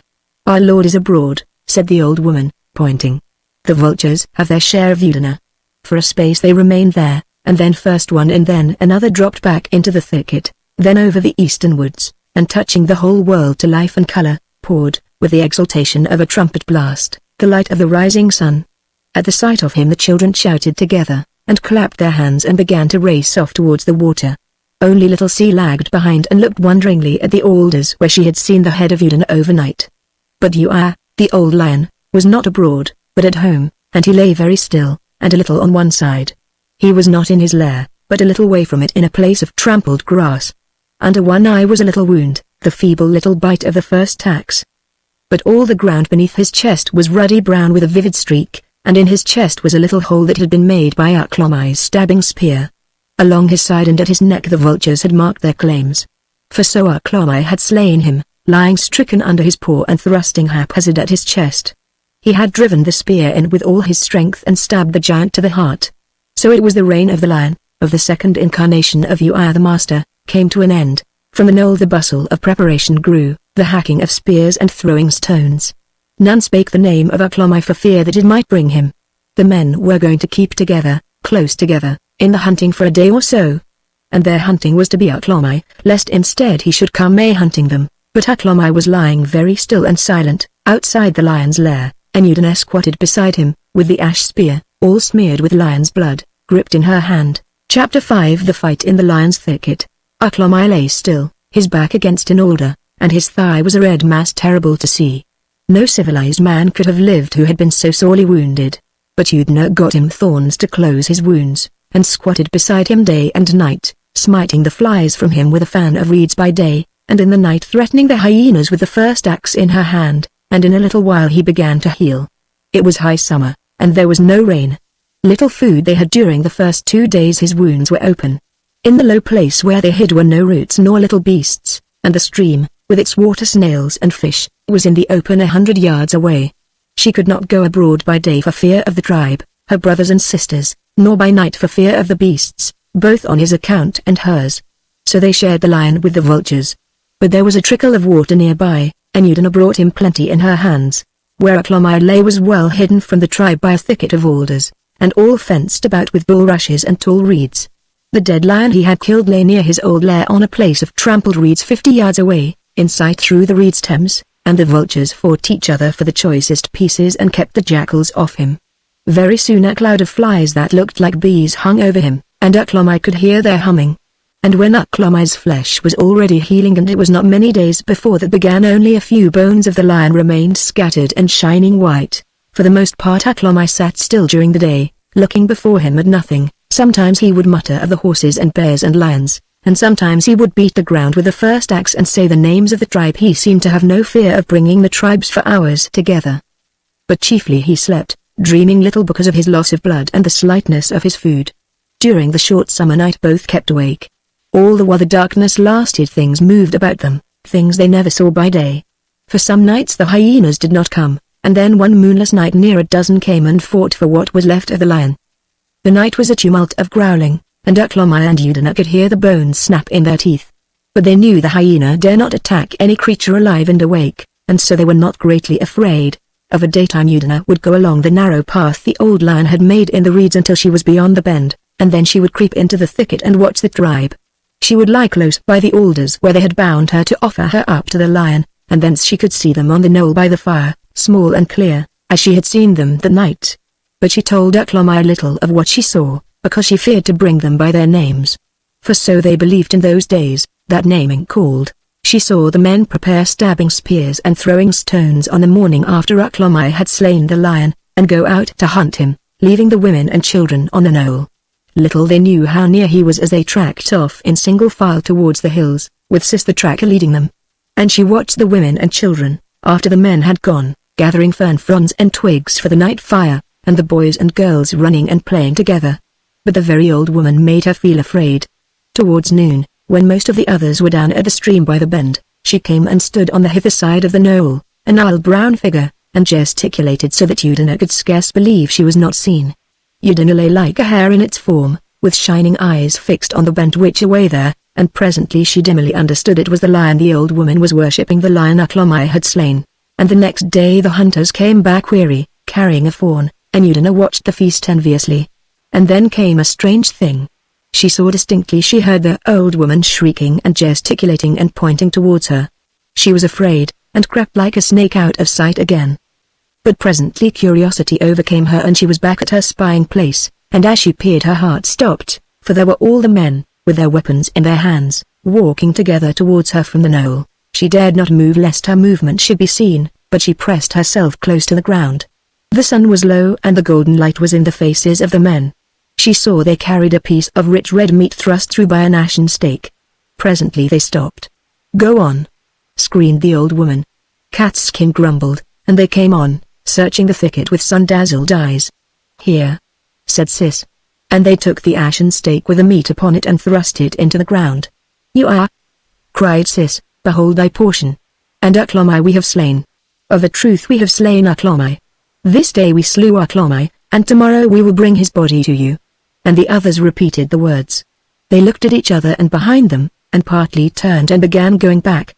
At first they walked half-turned to the thicket, then facing the mound they walked faster, looking over their shoulders, then faster. Soon they ran, it was a race at last, until they were near the knoll. Then Sis, who was hindmost, was first to slacken his pace. The sunset passed and the twilight came. The fires glowed red against the hazy blue of the distant chestnut trees, and the voices over the mound were merry. Udina lay scarcely stirring, looking from the mound to the meat and then to the mount. She was hungry, but she was afraid. At last she crept back to Aklomai. He looked round at the little rustle of her approach. His face was in shadow. "Have you got me some food?" he said. She said she could find nothing, but that she would seek further, and went back along the lion's path until she could see the mound again, but she could not bring herself to take the meat. She had the brute's instinct of a snare. She felt very miserable. She crept back at last towards Aklomai and heard him stirring and moaning. She turned back to the mound again, then she saw something in the darkness near the stake, and peering distinguished a jackal. In a flash she was brave and angry. She sprang up, cried out, and ran towards the offering. She stumbled and fell, and heard the growling of the jackal going off. When she arose only the ashen stake lay on the ground. The meat was gone. So she went back, to fast through the night with Aklomai, and Aklomai was angry with her, because she had no food for him, but she told him nothing of the things she had seen. 2 days passed and they were near starving, when the tribe slew a horse. Then came the same ceremony, and a haunch was left on the ashen stake, but this time Udina did not hesitate. By acting and words she made Aklomai understand, but he ate most of the food before he understood, and then as her meaning passed to him he grew merry with his food. "I am you, he said. "I am the lion. I am the great cave bear, I who was only Aklomai. I am all the cunning. It is well that they should feed me, for presently I will kill them all." Then Udina's heart was light, and she laughed with him, and afterwards she ate what he had left of the horse flesh with gladness. After that it was he had a dream, and the next day he made Udina bring him the lion's teeth and claws, so much of them as she could find, and hack him a club of alder. And he put the teeth and claws very cunningly into the wood so that the points were outward. Very long it took him, and he blunted 2 of the teeth, hammering them in, and was very angry and threw the thing away, but afterwards he dragged himself to where he had thrown it and finished it, a club of a new sort set with teeth. That day there was more meat for them both, an offering to the lion from the tribe. It was 1 day more than a hand's fingers of days, more than anyone had skill to count after Aklomai had made the club. That Udina while he was asleep was lying in the thicket watching the squatting place. There had been no meat for 3 days. And the old woman came and worshipped after her manner. Now while she worshipped, Udina's little friend C and another, the child of the first girl Sis had loved, came over the knoll and stood regarding her skinny figure, and presently they began to mock her. Udina found this entertaining, but suddenly the old woman turned on them quickly and saw them. For a moment she stood and they stood motionless, and then with a shriek of rage, she rushed towards them, and all 3 disappeared over the crest of the knoll. Presently the children reappeared among the ferns beyond the shoulder of the hill. Little C ran first, for she was an active girl, and the other child ran squealing with the old woman close upon her. And over the knoll came Sis with a bone in his hand, and Bo and Cat's skin obsequiously behind him, each holding a piece of food, and they laughed loud and shouted to see the old woman so angry. And with a shriek the child was caught and the old woman set to work slapping and the child screaming, and it was very good after dinner fun for them. Little C ran on a little way and stopped at last between fear and curiosity, and suddenly came the mother of the child, with hair streaming, panting, and with a stone in her hand, and the old woman turned about like a wild cat. She was the equal of any woman, was the chief of the fireminders, in spite of her years, but before she could do anything Sis shouted to her and the clamor rose loud. Other shockheads came into sight. It seemed the whole tribe was at home and feasting. But the old woman dared not go on wreaking herself on the child Sis befriended. Everyone made noises and called names, even little C. Abruptly the old woman let go of the child she had caught and made a swift run at C, for C had no friends, and C, realizing her danger when it was almost upon her, made off headlong, with a faint cry of terror, not heeding whither she ran, straight to the lair of the lion. She swerved aside into the reeds presently, realizing now whither she went, but the old woman was a wonderful old woman, as active as she was spiteful, and she caught C by the streaming hair within 30 yards of Udina. All the tribe now was running down the knoll and shouting and laughing, ready to see the fun. Then something stirred in Udina, something that had never stirred in her before, and, thinking all of little C and nothing of her fear, she sprang up from her ambush and ran swiftly forward. The old woman did not see her, for she was busy beating little C's face with her hand, beating with all her heart, and suddenly something hard and heavy struck her cheek. She went reeling, and saw Udina with flaming eyes and cheeks between her and little C. She shrieked with astonishment and terror, and little C, not understanding, set off towards the gaping tribe. They were quite close now, for the sight of Udina had driven their fading fear of the lion out of their heads. In a moment Udina had turned from the cowering old woman and overtaken C. "C!" she cried, "C!" She caught the child up in her arms as it stopped, pressed the nail-lined face to hers, and turned about to run towards her lair, the lair of the old lion. The old woman stood waist-high in the reeds, and screamed foul things and inarticulate rage, but did not dare to intercept her. and at the bend of the path Udina looked back and saw all the men of the tribe crying to one another and Sis coming at a trot along the lion's trail. She ran straight along the narrow way through the reeds to the shady place where Aklomai sat with his healing thigh, just awakened by the shouting and rubbing his eyes. She came to him, a woman, with little C in her arms. Her heart throbbed in her throat. "Aklomai!" she cried, "Aklomai! The tribe comes!" Aklomai sat staring in stupid astonishment at her and C. She pointed with C in one arm. She sought among her feeble store of words to explain. She could hear the men calling. Apparently they had stopped outside. She put down C and caught up the new club with the lion's teeth, and put it into Aklomai's hand, and ran 3 yards and picked up the first axe. "Ah!" said Aklomai, waving the new club, and suddenly he perceived the occasion and, rolling over, began to struggle to his feet. He stood but clumsily. He supported himself by one hand against the tree, and just touched the ground gingerly with the toe of his wounded leg. In the other hand he gripped the new club. He looked at his healing thigh, and suddenly the reeds began whispering, and ceased and whispered again, and coming cautiously along the track, bending down and holding his fire-hardened stabbing stick of ash in his hand, appeared Sis. He stopped dead, and his eyes met Aklomai's. Aklomai forgot he had a wounded leg. He stood firmly on both feet. Something trickled. He glanced down and saw a little gout of blood had oozed out along the edge of the healing wound. He rubbed his hand to give him the grip of his club, and fixed his eyes again on Sis. "War!" he cried, and sprang forward, and Sis, still stooping and watchful, drove his stabbing stick up very quickly in an ugly thrust. It ripped Aklomai's guarding arm and the club came down in a counter that Sis was never to understand. He fell, as an ox falls to the poleaxe, at Aklomai's feet. To Bo it seemed the strangest thing. He had a comforting sense of tall reeds on either side, and an impregnable rampart, Sis, between him and any danger. Snail Eater was close behind and there was no danger there. He was prepared to shove behind and send Sis to death or victory. That was his place as second man. He saw the butt of the spear Sis carried leap away from him, and suddenly a dull whack and the broad back fell away forward, and he looked Aklomai in the face over his prostrate leader. It felt to Bo as if his heart had fallen down a well. He had a throwing stone in one hand and an ashen stabbing stick in the other. He did not live to the end of his momentary hesitation which to use. Snail Eater was a readier man, and besides Bo did not fall forward as Sis had done, but gave at his knees and hips, crumpling up with a toothed club upon his head. The Snail Eater drove his spear forward swift and straight, and took Aklomai in the muscle of the shoulder, and then he drove him hard with a smiting stone in his other hand, shouting out as he did so. The new club swished ineffectually through the reeds. Udina saw Aklomai come staggering back from the narrow path into the open space, tripping over Sis and with a foot of ashen stake sticking out of him over his arm.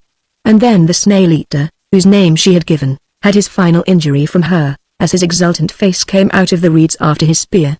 For she swung the first axe swift and high, and hit him fair and square on the temple, and down he went on Sis at prostrate Aklomai's feet. But before Aklomai could get up, the 2 red-haired men were tumbling out of the reeds, spears and smiting stones ready, and snake hard behind them. One she struck on the neck, but not to fell him, and he blundered aside and spoiled his brother's blow at Aklomai's head. In a moment Aklomai dropped his club and had his assailant by the waist, and had pitched him sideways sprawling. He snatched at his club again and recovered it. The man Udina had hit stabbed at her with his spear as he stumbled from her blow, and involuntarily she gave ground to avoid him. He hesitated between her and Aklomai, half-turned, gave a vague cry at finding Aklomai so near, and in a moment Aklomai had him by the throat, and the club had its third victim. As he went down Aklomai shouted no words, but an exultant cry. The other red-haired man was 6 feet from her with his back to her, and a dark red streaking his head. He was struggling to his feet. She had an irrational impulse to stop his rising. She flung the axe at him, missed, saw his face in profile, and he had swerved beyond Little C, and was running through the reeds. She had a transitory vision of Snake standing in the throat of the path, half turned away from her, and then she saw his back. She saw the club whirling through the air, and the shock head of Aklomai, with blood in the hair and blood upon the shoulder, vanishing below the reeds in pursuit. Then she heard Snake scream like a woman. She ran past C to where the handle of the axe stuck out of a clump of fern, and turning, found herself panting and alone with 3 motionless bodies. The air was full of shouts and screams. For a space she was sick and giddy, and then it came into her head that Aklomai was being killed along the reed path, and with an inarticulate cry she leapt over the body of Bo and hurried after him. Snake's feet lay across the path, and his head was among the reeds. She followed the path until it bent round and opened out by the alders, and thence she saw all that was left of the tribe in the open, scattering like dead leaves before a gale, and going back over the knoll. Uklomai was hard upon Catskin, but Catskin was fleet of foot and got away, and so did young Warhaw when Uklomai turned upon him, and Uklomai pursued Warhaw far beyond the knoll before he desisted. He had the rage of battle on him now, and the wood thrust through his shoulder stung him like a spur. When she saw he was in no danger she stopped running and stood panting, watching the distant active figures run up and vanish one by one over the knoll. In a little time she was alone again. Everything had happened very swiftly. The smoke of brother fire rose straight and steady from the squatting place, just as it had done 10 minutes ago, when the old woman had stood yonder worshipping the lion. And after a long time, as it seemed, Uklomai reappeared over the knoll, and came back to Udina, triumphant and breathing heavily. She stood, her hair about her eyes and hot-faced, with the blood-stained axe in her hand, at the place where the tribe had offered her as a sacrifice to the lion. "War!"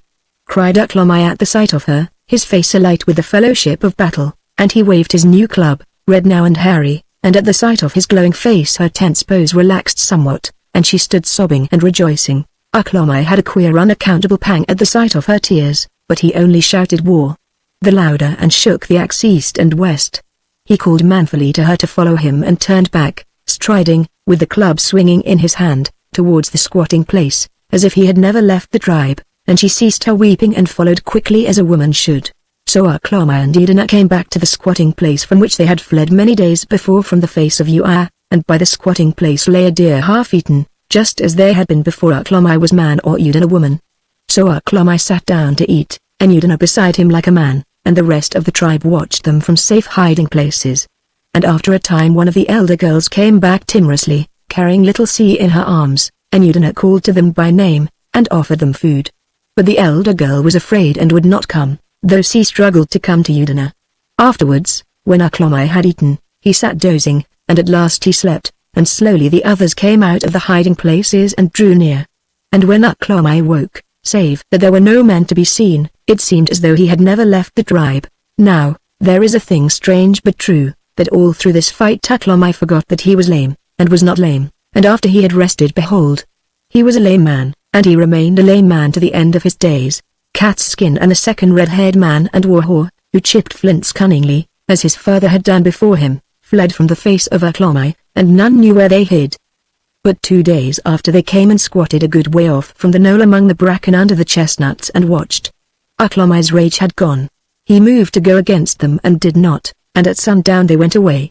That day, too, they found the old woman among the ferns, where Uklomai had blundered upon her when he had pursued Warhaw. She was dead and more ugly than ever, but whole.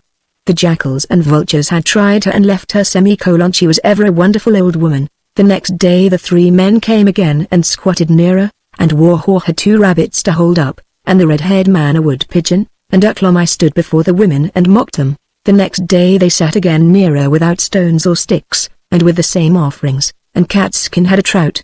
It was rare men caught fish in those days, but Catskin would stand silently in the water for hours and catch them with his hand. And the 4th day Uklomai suffered these 3 to come to the squatting place in peace, with the food they had with them. Uklomai ate the trout. Thereafter for May moons Uklomai was master and had his will in peace. And on the fullness of time he was killed and eaten even as Ua had been slain. Part 4, A Story of the Days to Come, Chapter 1 The Cure for Love. The excellent Mr. Morris was an Englishman, and he lived in the days of Queen Victoria the Good. He was a prosperous and very sensible man. He read the Times and went to church, and as he grew towards middle age an expression of quiet contented contempt for all who were not as himself settled on his face. He was one of those people who do everything that is right and proper and sensible with inevitable regularity. He always wore just the right and proper clothes, steering the narrow way between the smart and the shabby, always subscribed to the right charities, just the judicious compromise between ostentation and meanness, and never failed to have his hair cut to exactly the proper length. Everything that it was right and proper for a man in his position to possess, he possessed, and everything that it was not right and proper for a man in his position to possess, he did not possess. And among other right and proper possessions, this Mr. Morris had a wife and children.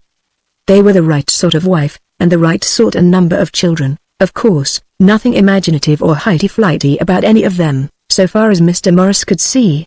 They wore perfectly correct clothing, neither smart nor hygienic nor faddy in any way, but just sensible, and they lived in a nice sensible house in the late Victorian sham Queen Anne style of architecture, with sham half-timbering of chocolate-painted plaster in the gables, Lincrust to Walton sham carved oak panels, a terrace of terracotta to imitate stone, and cathedral glass in the front door. His boys went to good solid schools, and were put to respectable professions. His girls, in spite of a fantastic protest or so, were all married to suitable, steady, oldish young men with good prospects. And when it was a fit and proper thing for him to do so, Mr. Morris died. His tomb was of marble, and, without any art nonsense or laudatory inscription, quietly imposing such being the fashion of his time, he underwent the various changes according to the accepted custom in these cases, and long before this story begins his bones even had become dust, and were scattered to the four quarters of heaven. And his sons and his grandsons and his great-grandsons and his great-great-grandsons, they too were dust and ashes, and were scattered likewise. It was a thing he could not have imagined, that a day would come when even his great-great-grandsons would be scattered to the four winds of heaven. If anyone had suggested it to him he would have resented it. He was one of those worthy people who take no interest in the future of mankind at all.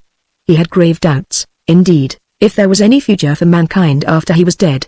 It seemed quite impossible and quite uninteresting to imagine anything happening after he was dead.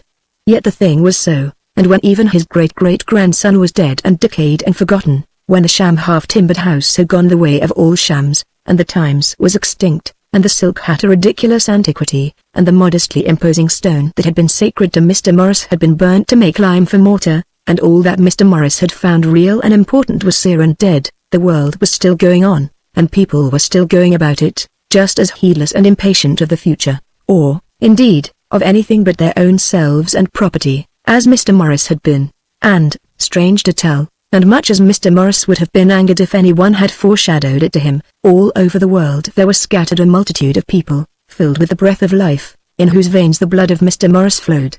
Just as some day the life which is gathered now in the reader of this very story may also be scattered far and wide about this world, and mingled with 1,000 alien strains, beyond all thought and tracing. And among the descendants of this Mr. Morris was one almost as sensible and clear-headed as his ancestor. He had just the same stout, short frame as that ancient man of the 19th century, from whom his name of Morris he spelt Idmas came. He had the same half-contemptuous expression of face.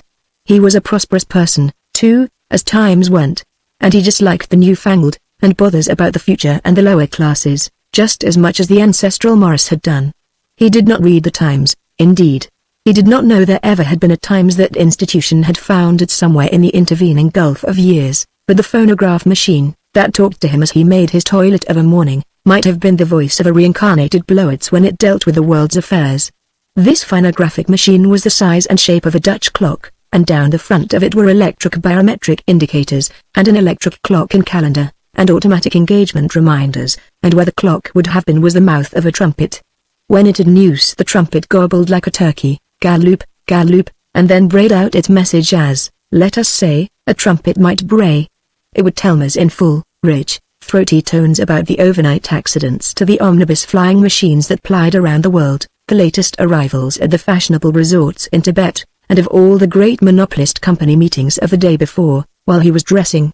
If Maz did not like hearing what it said, he had only to touch a stud, and it would choke a little and talk about something else. Of course his toilet differed very much from that of his ancestor.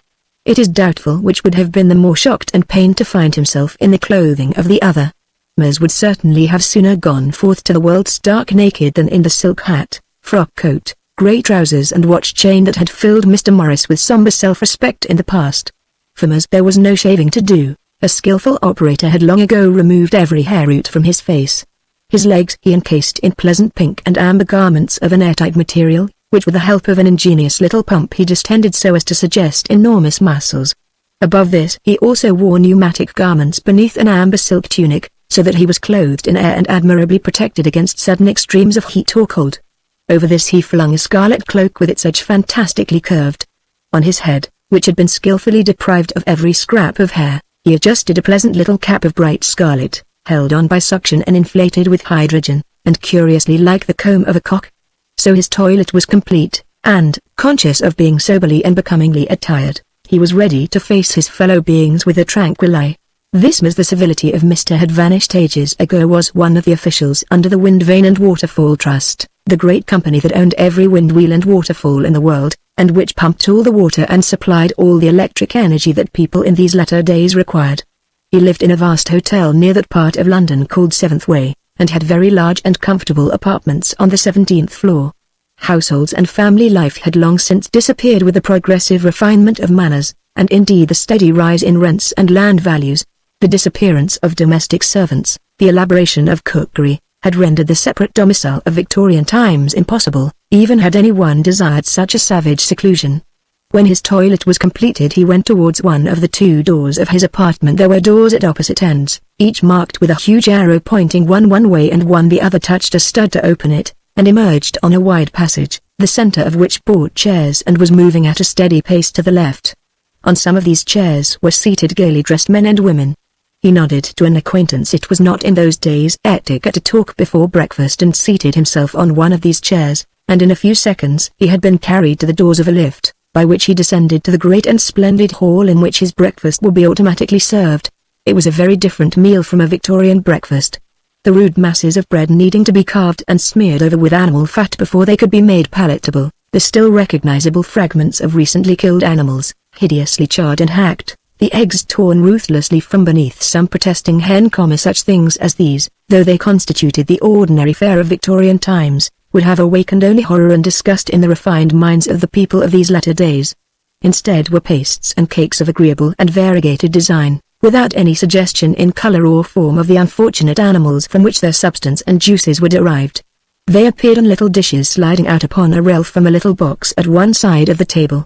The surface of the table, to judge by touch and eye, would have appeared to a 19th century person to be covered with fine white damask, but this was really an oxidized metallic surface, and could be cleaned instantly after a meal.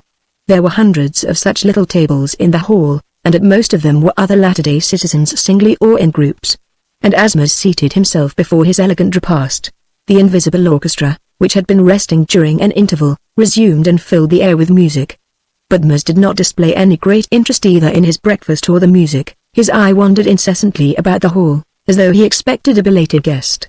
At last he rose eagerly and waved his hand, and simultaneously across the hall appeared a tall dark figure in a costume of yellow and olive green.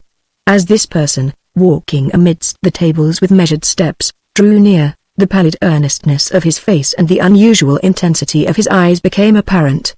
Mus reseated himself and pointed to a chair beside him. "I feared you would never come," he said.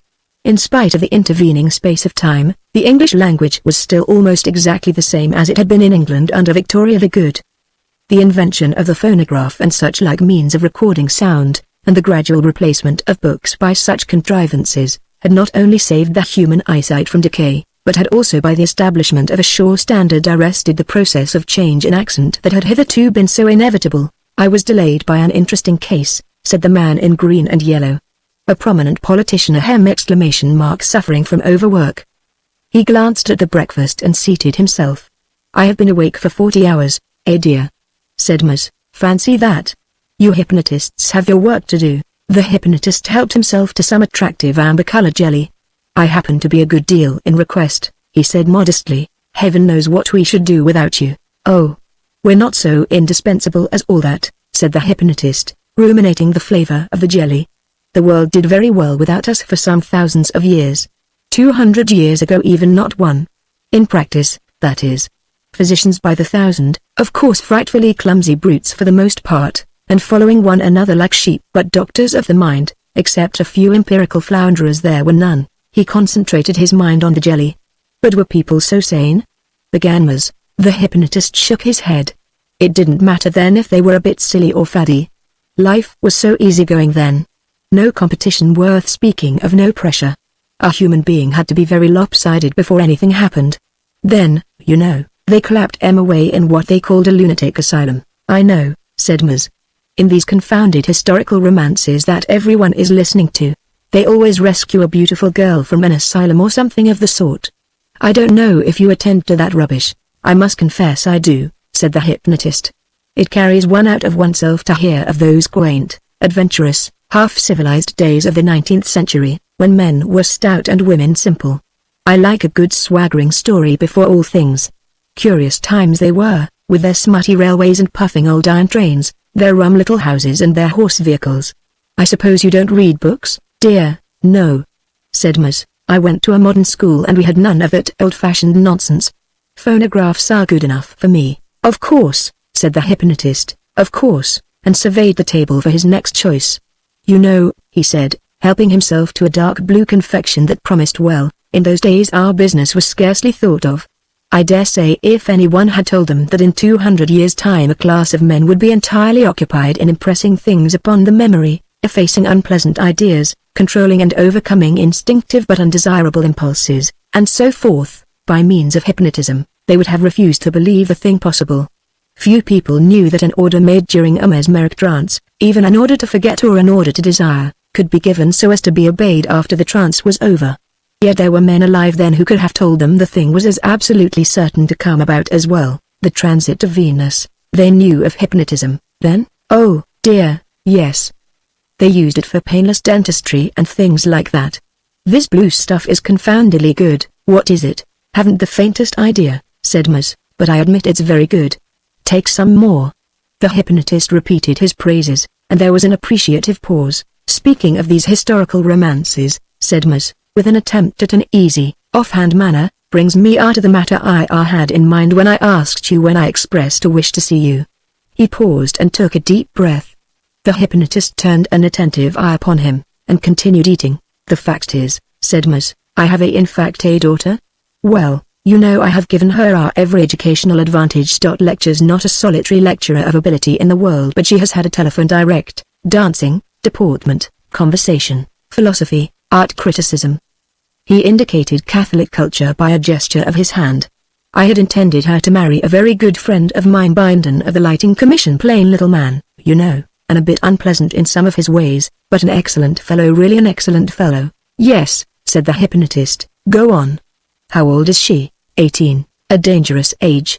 Well, it seems that she has been indulging in these historical romances excessively. Even to the neglect of her philosophy. Filled her mind with unutterable nonsense about soldiers who fight Etruscans, Egyptians very probably. Hack about with swords and revolvers and things, bloodshed galore, horrible exclamation mark, and about young men on torpedo catchers who blow up Spaniards, I fancy, and all sorts of irregular adventurers. And she has got it into her head that she must marry for love, and that poor little Binden." "I've met similar cases," said the hypnotist. "Who is the other young man?" Ms. maintained an appearance of resigned calm. "You may well ask," he said. "He is," and his voice sank with shame, "a mere attendant upon the stage on which the flying machines from Paris alight. He has, as they say in the romances, good looks. He is quite young and very eccentric. Affects the antique. He can read and write. So can she. And instead of communicating by telephone, like sensible people, they write and deliver, what is it? Notes? No, not notes. Poems." The hypnotist raised his eyebrows. "How did she meet him?" "Tripped coming down from the flying machine from Paris and fell into his arms. The mischief was done in a moment." "Yes, well, that's all. Things must be stopped. That is what I want to consult you about. What must be done? What can be done? Of course I'm not a hypnotist, my knowledge is limited." "But you? Hypnotism is not magic," said the man in green, putting both arms on the table. "Oh, precisely. But still, people cannot be hypnotized without their consent. If she is able to stand out against marrying Binden, she will probably stand out against being hypnotized. But if once she can be hypnotized even by somebody else, the thing is done." "You can?" "Oh, certainly. Once we get her amenable, then we can suggest that she must marry Binden, that is her fate, or that the young man is repulsive, and that when she sees him she will be giddy and faint, or any little thing of that sort. Or if we can get her into a sufficiently profound trance, we can suggest that she should forget him altogether." "Precisely. But the problem is to get her hypnotized. Of course no sort of proposal or suggestion must come from you, because no doubt she already distrusts you in the matter." The hypnotist leant his head upon his arm and thought. "It's hard a man cannot dispose of his own daughter," said Ms. irrelevantly. "You must give me the name and address of the young lady," said the hypnotist, "and any information bearing upon the matter.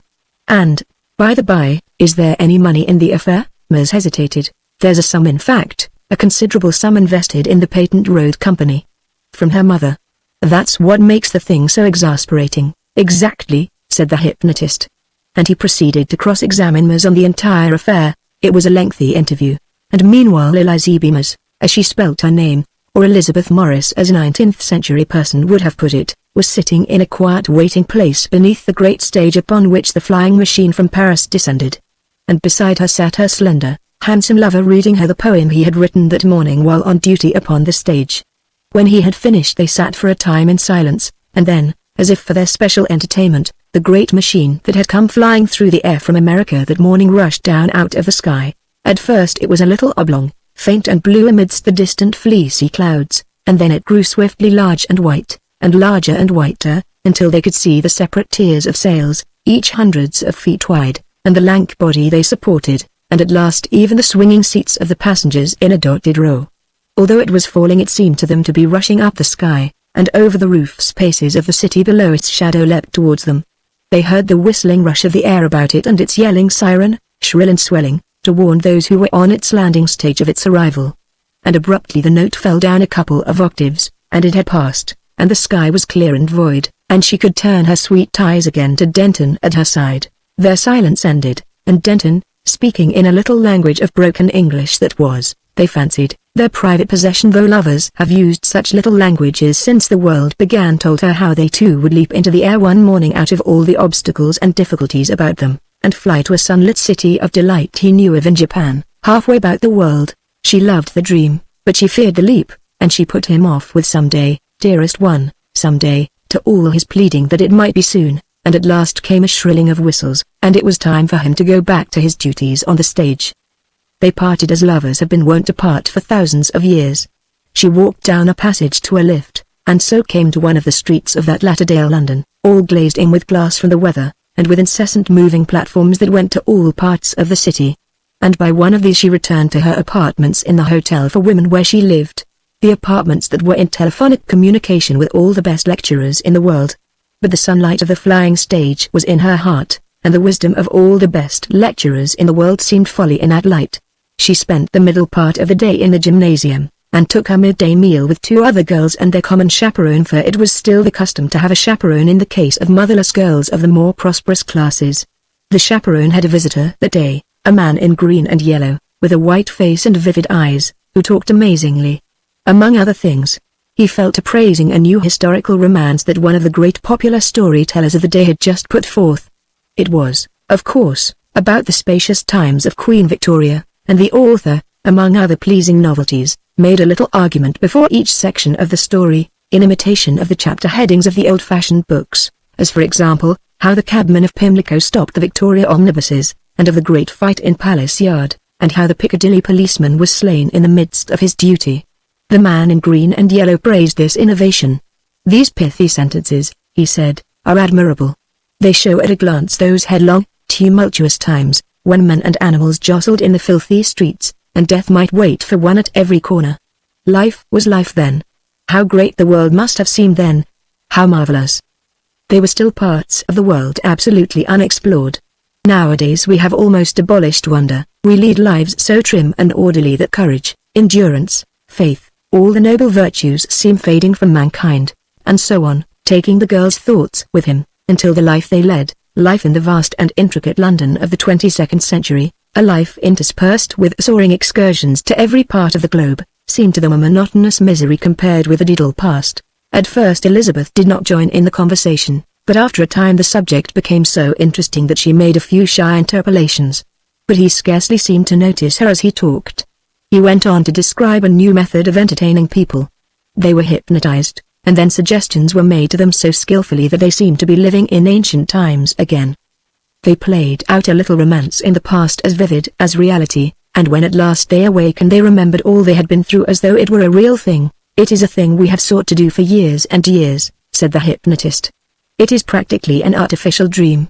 And we know the way at last. Think of all it opens out to us: the enrichment of our experience, the recovery of adventure, the refuge it offers from this sordid, competitive life in which we live. Think, and you can do that," said the chaperone eagerly. "The thing is possible at last," the hypnotist said.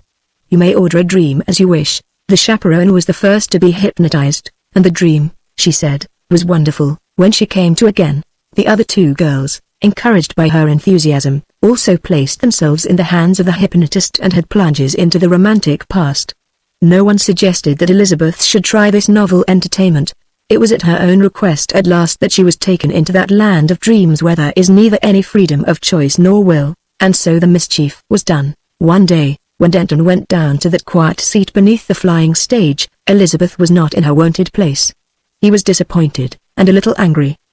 The next day she did not come, and the next also. He was afraid. To hide his fear from himself, he set to work to write sonnets for her when she should come again. For 3 days he fought against his dread by such distraction, and then the truth was before him clear and cold, and would not be denied. She might be ill, she might be dead, but he would not believe that he had been betrayed. There followed a week of misery. And then he knew she was the only thing on earth worth having, and that he must seek her, however hopeless the search, until she was found once more. He had some small private means of his own, and so he threw over his appointment on the flying stage, and set himself to find this girl who had become at last all the world to him. He did not know where she lived, and little of her circumstances, for it had been part of the delight of her girlish romance that he should know nothing of her, nothing of the difference of their station. The ways of the city opened before him east and west, north and south. Even in Victorian days London was a maze, that little London with its poor 4 millions of people, but the London he explored, the London of the 22nd century, was a London of 30 million souls. At first he was energetic and headlong, taking time neither to eat nor sleep. He sought for weeks and months, he went through every imaginable phase of fatigue and despair, overexcitement and anger. Long after hope was dead, by the sheer inertia of his desire he still went to and fro, peering into faces and looking this way and that, in the incessant ways and lifts and passages of that interminable hive of men. At last chance was kind to him, and he saw her. It was in a time of festivity. He was hungry, he had paid the inclusive fee and had gone into one of the gigantic dining places of the city. He was pushing his way among the tables and scrutinizing by mere force of habit every group he passed. He stood still, robbed of all power of motion, his eyes wide, his lips apart. Elizabeth sat scarcely 20 yards away from him, looking straight at him. Her eyes were as hard to him, as hard and expressionless and void of recognition, as the eyes of a statue. She looked at him for a moment, and then her gaze passed beyond him. Had he had only her eyes to judge by he might have doubted if it was indeed Elizabeth, but he knew her by the gesture of her hand, by the grace of a wanton little curl that floated over her ear as she moved her head. Something was said to her, and she turned smiling tolerantly to the man beside her, a little man in foolish raiment knobbed and spiked like some odd reptile with pneumatic horns, the Bindon of her father's choice. For a moment Denton stood white and wild-eyed, then came a terrible faintness, and he sat before one of the little tables. He sat down with his back to her, and for a time he did not dare to look at her again. When at last he did, she and Bindon and 2 other people were standing up to go. The others were her father and her chaperone. He sat as if incapable of action until the 4 figures were remote and small, and then he rose up possessed with the one idea of pursuit.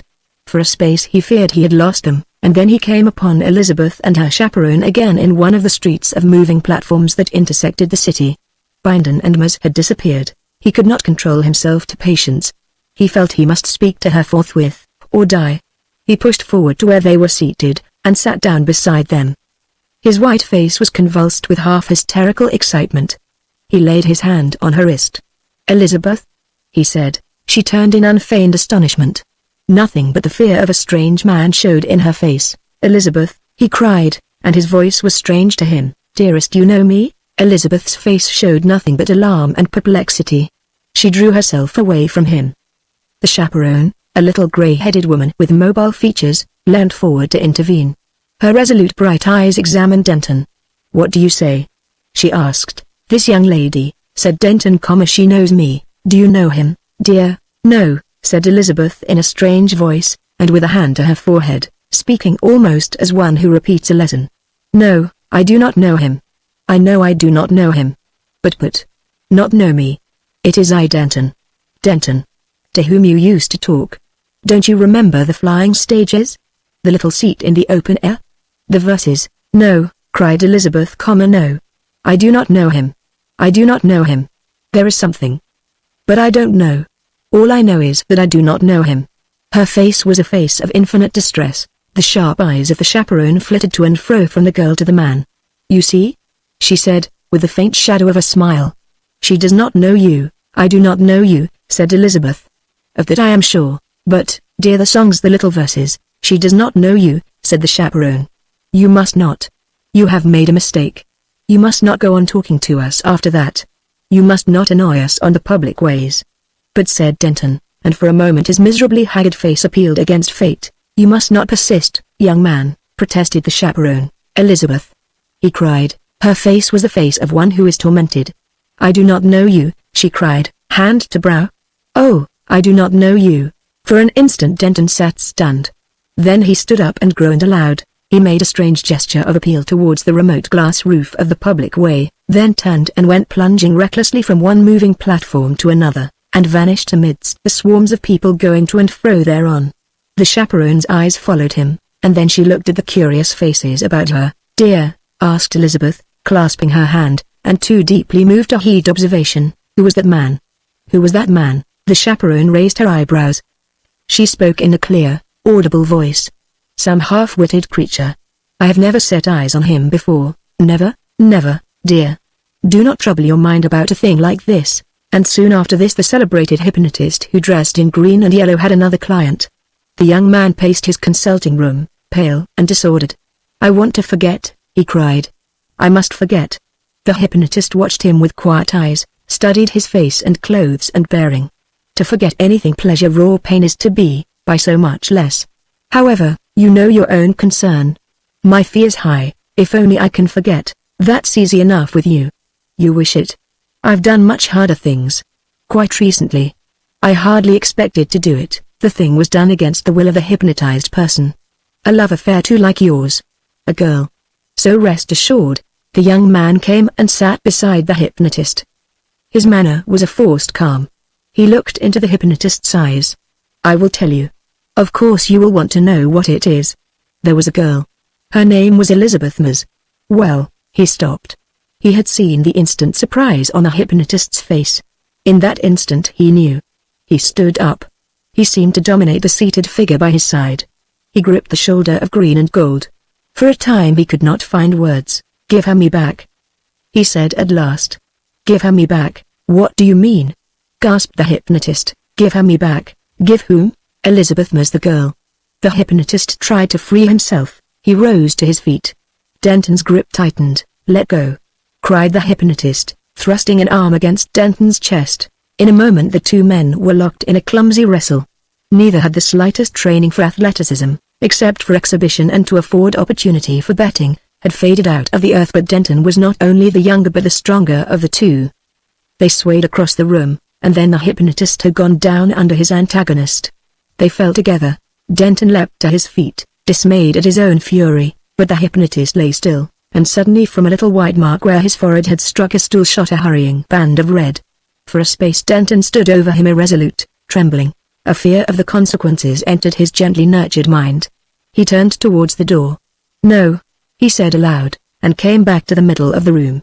Overcoming the instinctive repugnance of one who had seen no act of violence in all his life before, he knelt down beside his antagonist and felt his heart.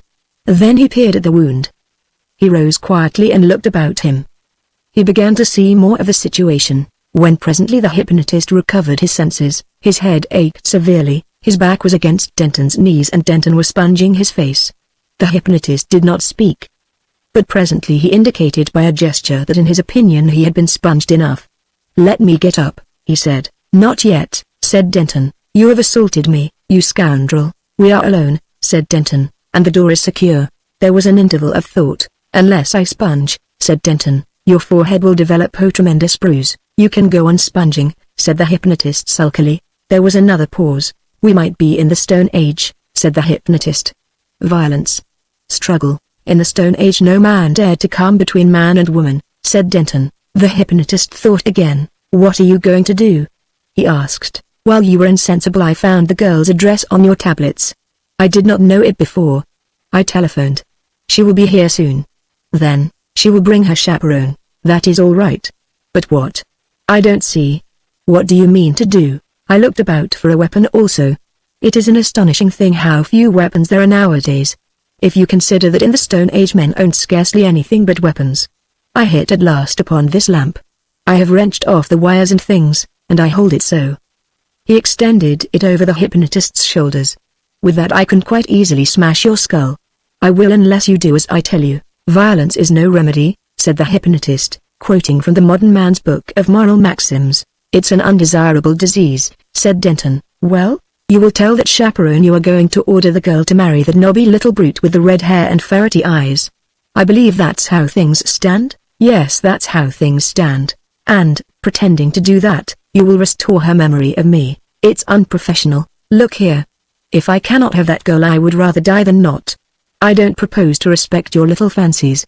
If anything goes wrong you shall not live 5 minutes. This is a rude makeshift of a weapon, and it may quite conceivably be painful to kill you.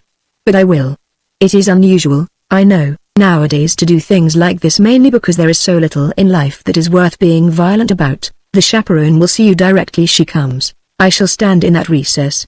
Behind you, the hypnotist thought. You are a determined young man, he said, and only half civilized. I have tried to do my duty to my client, but in this affair you seem likely to get your own way. You mean to deal straightly. I'm not going to risk having my brains scattered in a petty affair like this. And afterwards, there is nothing a hypnotist or doctor hates so much as a scandal. I at least am no savage. I am annoyed. But in a day or so I shall bear no malice, thank you. And now that we understand each other, there is no necessity to keep you sitting any longer on the floor. Chapter 2 The Vacant Country. The world, they say, changed more between the year 1800 and the year 1900 than it had done in the previous 500 years. That century, the 19th century, was the dawn of a new epoch in the history of mankind, the epoch of the great cities, the end of the old order of country life. In the beginning of the 19th century the majority of mankind still lived upon the countryside, as their way of life had been for countless generations. All over the world they dwelt in little towns and villages then, and engaged either directly in agriculture, or in occupations that were of service to the agriculturist. They traveled rarely, and dwelt close to their work, because swift means of transit had not yet come. The few who traveled went either on foot, or in slow-sailing ships, or by means of jogging horses incapable of more than 60 miles a day. Think of it! 60 miles a day. Here and there, in those sluggish times, a town grew a little larger than its neighbors, as a port or as a center of government, but all the towns in the world with more than 100,000 inhabitants could be counted on a man's fingers. So it was in the beginning of the 19th century. By the end, the invention of railways, telegraphs, steamships, and complex agricultural machinery had changed all these things, changed them beyond all hope of return.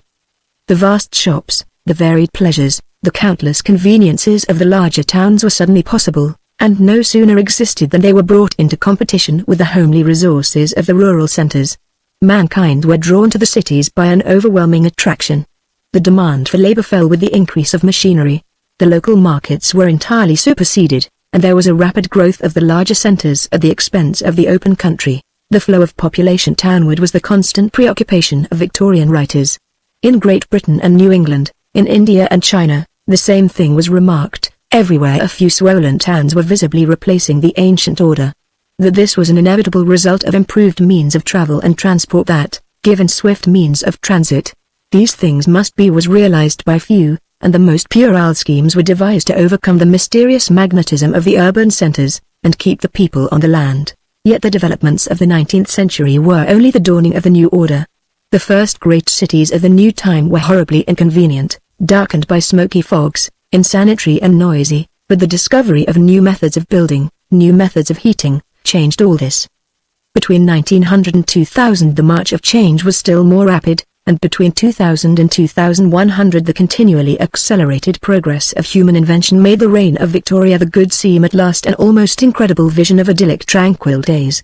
The introduction of railways was only the first step in that development of those means of locomotion which finally revolutionized human life. By the year 2000 railways and roads had vanished together. The railways, robbed of their rails, has become weedy ridges and ditches upon the face of the world. The old roads, strange barbaric tracks of flint and soil, hammered by hand or rolled by rough iron rollers, strewn with miscellaneous filth, and cut by iron hoofs and wheels into ruts and puddles often many inches deep, had been replaced by patent tracks made of a substance called diadamite. This diadamite, it was named after its patentee, ranks with the invention of printing and steam as one of the epoch-making discoveries of the world's history. When Adam discovered the substance, He probably thought of it as a mere cheap substitute for India rubber. It cost a few shillings a ton. But you can never tell all an invention will do. It was the genius of a man named Warming that pointed to the possibility of using it, not only for the tires of wheels, but as a road substance, and who organized the enormous network of public ways that speedily covered the world. These public ways were made with longitudinal divisions.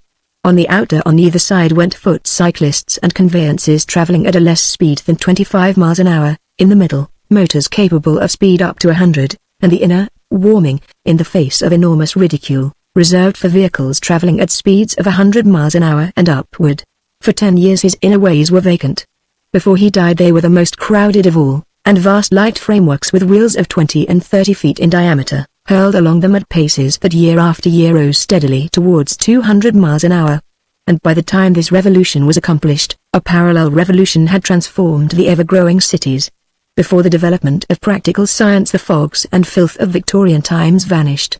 Electric heating replaced fires. In 2013 the lighting of a fire that did not absolutely consume its own smoke was made an indictable nuisance, and all the cityways, all public squares and places, were covered in with a recently invented glass-like substance. The roofing of London became practically continuous. Certain short-sighted and foolish legislation against tall buildings was abolished, and London, from a squat expanse of petty houses feebly archaic in design, rose steadily towards the sky. To the municipal responsibility for water, light, and drainage, was added another, and that was ventilation. But to tell of all the changes in human convenience that these 200 years brought about, to tell of the long-foreseen invention of flying, to describe how life in households was steadily supplanted by life in interminable hotels, how at last even those who were still concerned in agricultural work came to live in the towns and to go to and fro to their work every day, to describe how at last in all England only 4 towns remained, each with many millions of people, and how there were left no inhabited houses in all the countryside. To tell all this would take us far from our story of Denton and his Elizabeth. They had been separated and reunited, and still they could not marry. For Denton it was his only fault had no money. Neither had Elizabeth until she was 21, and as yet she was only 18. At 21 all the property of her mother would come to her, for that was the custom of the time. She did not know that it was possible to anticipate her fortune, and Denton was far too delicate a lover to suggest such a thing. So things stuck hopelessly between them. Elizabeth said that she was very unhappy, and that nobody understood her but Denton, and that when she was away from him she was wretched, and Denton said that his heart longed for her day and night. And they met as often as they could to enjoy the discussion of their sorrows. They met one day at their little seat upon the flying stage. The precise site of this meeting was where in Victorian times the road from Wimbledon came out upon the common. They were, however, 500 feet above that point. Their seat looked far over London. To convey the appearance of it all to a 19th century reader would have been difficult. One would have had to tell him to think of the Crystal Palace, of the newly built mammoth hotels as those little affairs were called, of the larger railway stations of his time, and to imagine such buildings enlarged to vast proportions and run together and continuous over the whole metropolitan area. If then he was told that this continuous roof space bore a huge forest of rotating wind wheels, he would have begun very dimly to appreciate what to these young people was the commonest sight in their lives. To their eyes it had something of the quality of a prison, and they were talking, as they had talked 100 times before, of how they might escape from it and be at last happy together. Escape from it, that is, before the appointed 3 years were at an end. It was, they both agreed, not only impossible but almost wicked, to wait 3 years. Before that, said Denton, and the notes of his voice told of a splendid chest, we might both be dead. Their vigorous young hands had to grip at this, and then Elizabeth had a still more poignant thought that brought the tears from her wholesome eyes and down her healthy cheeks. One of us, she said, one of us might be, she choked. She could not say the word that is so terrible to the young and happy. Yet to marry and be very poor in the cities of that time was for anyone who had lived pleasantly a very dreadful thing. In the old agricultural days that had drawn to an end in the 18th century there had been a pretty proverb of love in a cottage, and indeed in those days the poor of the countryside had dwelt in flower-covered, diamond-windowed cottages of thatch and plaster, with the sweet air and earth about them, amidst tangled hedges and the song of birds, and with the ever-changing sky overhead. But all this had changed. The change was already beginning in the 19th century, and a new sort of life was opening for the poor in the lower quarters of the city. In the 19th century the lower quarters were still beneath the sky. They were areas of land on clay or other unsuitable soil, liable to floods or exposed to the smoke of more fortunate districts, insufficiently supplied with water, and as insanitary as the great fear of infectious diseases felt by the wealthier classes permitted. In the 22nd century, however, the growth of the city story above story, and the coalescence of buildings, had led to a different arrangement. The prosperous people lived in a vast series of sumptuous hotels in the upper stories and halls of the city fabric. The industrial population dwelt beneath in the tremendous ground floor and basement, so to speak, of the place. In the refinement of life and manners these lower classes differed little from their ancestors, the East Enders of Queen Victoria's time, but they had developed a distinct dialect of their own. In these underways they lived and died, rarely ascending to the surface except when work took them there. Since for most of them this was the sort of life to which they had been born, they found no great misery in such circumstances, but for people like Denton and Elizabeth, such a plunge would have seemed more terrible than death. And yet what else is there? Asked Elizabeth. Denton professed not to know. Apart from his own feeling of delicacy, he was not sure how Elizabeth would like the idea of borrowing on the strength of her expectations. The passage from London to Paris even, said Elizabeth, was beyond their means, and in Paris, as in any other city in the world, life would be just as costly and impossible as in London. Well might Denton cry aloud, if only we had lived in those days, dearest. If only we had lived in the past. For to their eyes even 19th century Whitechapel was seen through a mist of romance. Is there nothing? Cried Elizabeth, suddenly weeping. Must we really wait for those 3 long years? Fancy 3 years 36 months. The human capacity for patience had not grown with the ages. Then suddenly Denton was moved to speak of something that had already flickered across his mind. He had hit upon it at last. It seemed to him so wild a suggestion that he made it only half seriously. But to put a thing into words has ever a way of making it seem more real and possible than it seemed before. And so it was with him. Suppose, he said, we went into the country? She looked at him to see if he was serious in proposing such an adventure. The country? Yes, beyond there. Beyond the hills. How could we live? She said. Where could we live? It is not impossible, he said. People used to live in the country, but then there were houses. There are the ruins of villages and towns now. On the clay lands they are gone, of course. But they are still left on the grazing land, because it does not pay the food company to remove them. I know that for certain. Besides, one sees them from the flying machines, you know. Well, we might shelter in some one of these, and repair it with our hands. Do you know, the thing is not so wild as it seems. Some of the men who go out every day to look after the crops and herds might be paid to bring us food. She stood in front of him. How strange it would be if one really could. Why not? But no one dares. That is no reason. It would be, oh. It would be so romantic and strange. If only it were possible. Why not possible? There are so many things. Think of all the things we have, things that we should miss. Should we miss them? After all, the life we lead is very unreal, very artificial. He began to expand his idea, and as he warmed to his exposition the fantastic quality of his first proposal faded away. She thought. But I have heard of prowlers, escaped criminals. He nodded. He hesitated over his answer because he thought it sounded boyish. He blushed. I could get someone I know to make me a sword. She looked at him with enthusiasm growing in her eyes. She had heard of swords, had seen one in a museum. She thought of those ancient days when men wore them as a common thing. His suggestion seemed an impossible dream to her, and perhaps for that reason she was eager for more detail. And inventing for the most part as he went along, he told her how they might live in the country as the old world people had done. With every detail her interest grew, for she was one of those girls for whom romance and adventure have a fascination. His suggestion seemed, I say, an impossible dream to her on that day, but the next day they talked about it again, and it was strangely less impossible. At first we should take food, said Denton. We could carry food for 10 or 12 days. It was an age of compact artificial nourishment, and such a provision had none of the unwieldy suggestion it would have had in the 19th century. But until our house, she asked, until it was ready, where should we sleep? It is summer, but... What do you mean? There was a time when there were no houses in the world, when all mankind slept always in the open air. But for us, the emptiness. No walls, no ceiling. Dear, he said, in London you have many beautiful ceilings. Artists paint them and stud them with lights. But I have seen a ceiling more beautiful than any in London. But where? It is the ceiling under which we two would be alone. You mean, dear, he said, it is something the world has forgotten. It is heaven and all the host of stars. Each time they talked the thing seemed more possible and more desirable to them.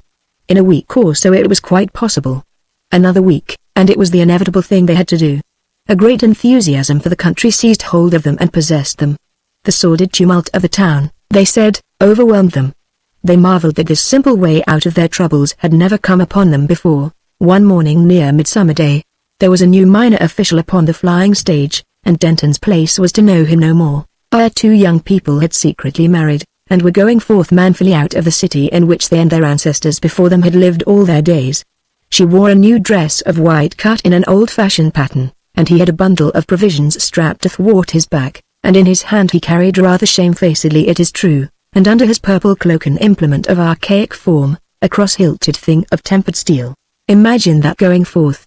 In their days the sprawling suburbs of Victorian times with their vile roads, petty houses, foolish little gardens of shrub and geranium, and all their futile, pretentious privacies, had disappeared. The towering buildings of the new age, the mechanical ways, the electric and water mains, all came to an end together, like a wall, like a cliff, near 400 feet in height, abrupt and sheer. All about the city spread the carrot, swede, and turnip fields of the food company, vegetables that were the basis of 1,000 varied foods, and weeds and hedgerow tangles had been utterly extirpated. The incessant expense of weeding that went on year after year in the petty, wasteful and barbaric farming of the ancient days, the food company had economized forevermore by a campaign of extermination. Here and there, however, neat rows of bramble standards and apple trees with whitewashed stems, intersected the fields, and at places groups of gigantic teasels reared their favored spikes. Here and there huge agricultural machines hunched under waterproof covers. The mingled waters of the Wind Mole and Wandle ran in rectangular channels, and wherever a gentle elevation of the ground permitted a fountain of deodorized sewage distributed its benefits athwart the land and made a rainbow of the sunlight. By a great archway in that enormous city wall emerged the Eadhamite road to Portsmouth, swarming in the morning sunshine with an enormous traffic bearing the blue-clad servants of the food company to their toil. A rushing traffic, beside which they seemed two scarce moving dots. Along the outer tracks hummed and rattled the tardy little old-fashioned motors of such as had duties within 20 miles or so of the city. The inner ways were filled with vaster mechanisms, swift monocycles bearing a score of men, lank multicycles, quadricycles sagging with heavy loads, empty gigantic produce carts that would come back again filled before the sun was setting, all with throbbing engines and noiseless wheels and a perpetual wild melody of horns and gongs. Along the very verge of the outermost way our young people went in silence, newly wed and oddly shy of one another's company. Many were the things shouted to them as they tramped along, for in 2100 a foot passenger on an English road was almost as strange a sight as a motor car would have been in 1800. But they went on with steadfast eyes into the country, paying no heed to such cries. Before them in the south rose the downs, blue at first, and as they came nearer changing to green, surmounted by the row of gigantic wind wheels that supplemented the wind wheels upon the roof spaces of the city, and broken and restless with the long morning shadows of those whirling vanes. By midday they had come so near that they could see here and the little patches of pallid dots the sheep the meat department of the food company owned. In another hour they had passed the clay and the root crops and the single fence that hedged them in, and the prohibition against trespass no longer held. The levelled roadway plunged into a cutting with all its traffic, and they could leave it and walk over the greensward and up the open hillside. Never had these children of the latter days been together in such a lonely place. They were both very hungry and footsore, for walking was a rare exercise, and presently they sat down on the weedless, close-cropped grass, and looked back for the first time at the city from which they had come, shining wide and splendid in the blue haze of the valley of the Thames. Elizabeth was a little afraid of the unenclosed sheep away up the slope. She had never been near big unrestrained animals before, but Denton reassured her. And overhead a white-winged bird circled in the blue. They talked but little until they had eaten, and then their tongues were loosened. He spoke of the happiness that was now certainly theirs, of the folly of not breaking sooner out of that magnificent prison of latter-day life, of the old romantic days that had passed from the world forever. And then he became boastful. He took up the sword that lay on the ground beside him, and she took it from his hand and ran a tremulous finger along the blade. "And you could," she said, "you could raise this and strike a man, why not? If there were need, but," she said, "it seems so horrible. It would slash. There would be," her voice sank, "blood, in the old romances you have read often enough." "Oh, I know, in those yes. But that is different. One knows it is not blood, but just a sort of red ink. And you killing." She looked at him doubtfully, and then handed him back the sword. After they had rested and eaten, they rose up and went on their way towards the hills. They passed quite close to a huge flock of sheep, who stared and bleated at their unaccustomed figures. She had never seen sheep before, and she shivered to think such gentle things must needs be slain for food. A sheepdog barked from a distance, and then a shepherd appeared amidst the supports of the wind wheels, and came down towards them. When he drew near he called out asking whither they were going. Denton hesitated, and told him briefly that they sought some ruined house among the downs, in which they might live together. He tried to speak in an offhand manner, as though it was a usual thing to do. The man stared incredulously. "Have you done anything?" he asked. "Nothing," said Denton. "Only we don't want to live in a city any longer." "Why should we live in cities?" The shepherd stared more incredulously than ever. "You can't live here," he said. "We mean to try." The shepherd stared from one to the other. "You'll go back tomorrow," he said. "It looks pleasant enough in the sunlight. Are you sure you've done nothing? We shepherds are not such great friends of the police." Denton looked at him steadfastly. "No," he said. "But we are too poor to live in the city, and we can't bear the thought of wearing clothes of blue canvas and doing drudgery. We are going to live a simple life here, like the people of old." The shepherd was a bearded man with a thoughtful face. He glanced at Elizabeth's fragile beauty. "They had simple minds," he said. "So have we," said Denton. The shepherd smiled. "If you go along here," he said, "along the crest beneath the wind wheels, you will see a heap of mounds and ruins on your right-hand side. That was once a town called Epsom. There are no houses there, and the bricks have been used for a sheep pen. Go on, and another heap on the edge of the route is Leatherhead, and then the hill turns away along the border of a valley, and there are woods of beech. Keep along the crest. You will come to quite wild places. In some parts, in spite of all the weeding that is done, ferns and bluebells and other such useless plants are growing still. And through it all underneath the wind wheels runs a straight lane paved with stones, a roadway of the Romans 2,000 years old. Go to the right of that, down into the valley and follow it along by the banks of the river. You come presently to a street of houses, many with the roofs still sound upon them. You may find shelter." They thanked him, "but it's a quiet place. There is no light after dark there, and I have heard tell of robbers. It is lonely. Nothing happens there.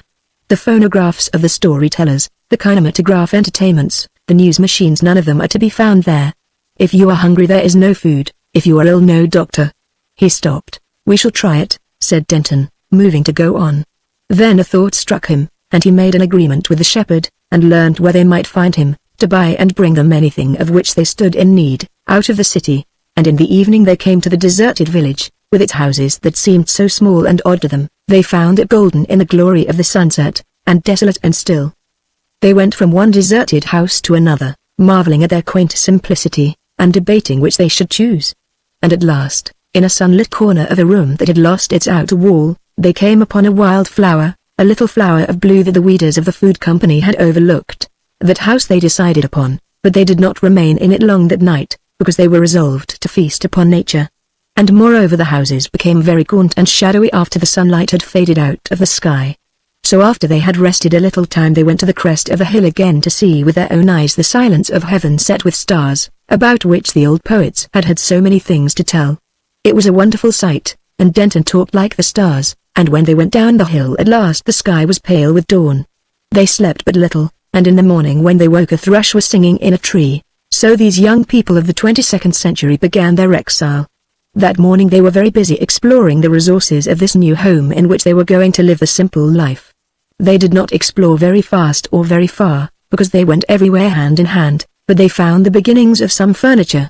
Beyond the village was a store of winter fodder for the sheep of the food company, and Denton dragged great armfuls to the house to make a bed, and in several of the houses were old fungus-eaten chairs and tables, rough, barbaric, clumsy furniture, it seemed to them, and made of wood. They repeated many of the things they had said on the previous day, and towards evening they found another flower, a harebell. In the late afternoon some company shepherds went down the river valley riding on a big multicycle, but they hid from them, because their presence, Elizabeth said, seemed to spoil the romance of this old-world place altogether. In this fashion they lived a week. For all that week the days were cloudless, and the nights or starry glory, that were invaded each a little more by a crescent moon. Yet something of the first splendor of their coming faded imperceptibly day after day. Denton's eloquence became fitful, and lacked fresh topics of inspiration. The fatigue of their long march from London told in a certain stiffness of the limbs, and each suffered from a slight unaccountable cold. Moreover, Denton became aware of unoccupied time. In one place among the carelessly heaped lumber of the old times he found a rust-eaten spade, and with this he made a fitful attack on the raised and grass-grown garden though he had nothing to plant or sow. He returned to Elizabeth with a sweat-streaming face, after half an hour of such work. "There were giants in those days," he said, not understanding what wont and training will do. And their walk that day led them along the hills until they could see the city shimmering far away in the valley. "I wonder how things are going on there," he said. And then came a change in the weather. "Come out and see the clouds," she cried, and behold, they were a somber purple in the north and east, streaming up to ragged edges at the zenith. And as they went up the hill these hurrying streamers blotted out the sunset. Suddenly the wind set the beech trees swaying and whispering, and Elizabeth shivered. And then far away the lightning flashed like a sword that is drawn suddenly, and the distant thunder marched about the sky, and even as they stood astonished, pattering upon them came the first headlong raindrops of the storm. In an instant the last streak of sunset was hidden by a falling curtain of hail, and the lightning flashed again, and the voice of the thunder roared louder, and all about them the world scowled dark and strange, seizing hands. These children of the city ran down the hill to their home, in infinite astonishment. And ere they reached it, Elizabeth was weeping with dismay, and the darkling ground about them was white and brittle and active with the pelting hail. Then began a strange and terrible night for them. For the first time in their civilized lives they were in absolute darkness, they were wet and cold and shivering, all about them hissed the hail, and through the long neglected ceilings of the derelict home came noisy spouts of water and formed pools and rivulets on the creaking floors. As the gusts of the storm struck the worn-out building, it groaned and shuddered, and now a mass of plaster from the wall would slide and smash, and now some loosened tile would rattle down the roof and crash into the empty greenhouse below. Elizabeth shuddered, and was still. Denton wrapped his gay and flimsy city cloak about her, and so they crouched in the darkness. And ever the thunder broke louder and nearer, and ever more lurid flashed the lightning, jerking into a momentary gaunt clearness the steaming, dripping room in which they sheltered. Never before had they been in the open air save when the sun was shining. All their time had been spent in the warm and airy ways and halls and rooms of the latter-day city.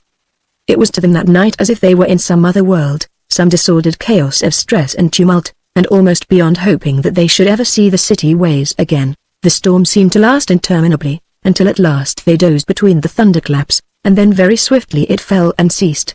And as the last patter of the rain died away they heard an unfamiliar sound. "What is that?" cried Elizabeth. It came again. It was the barking of dogs.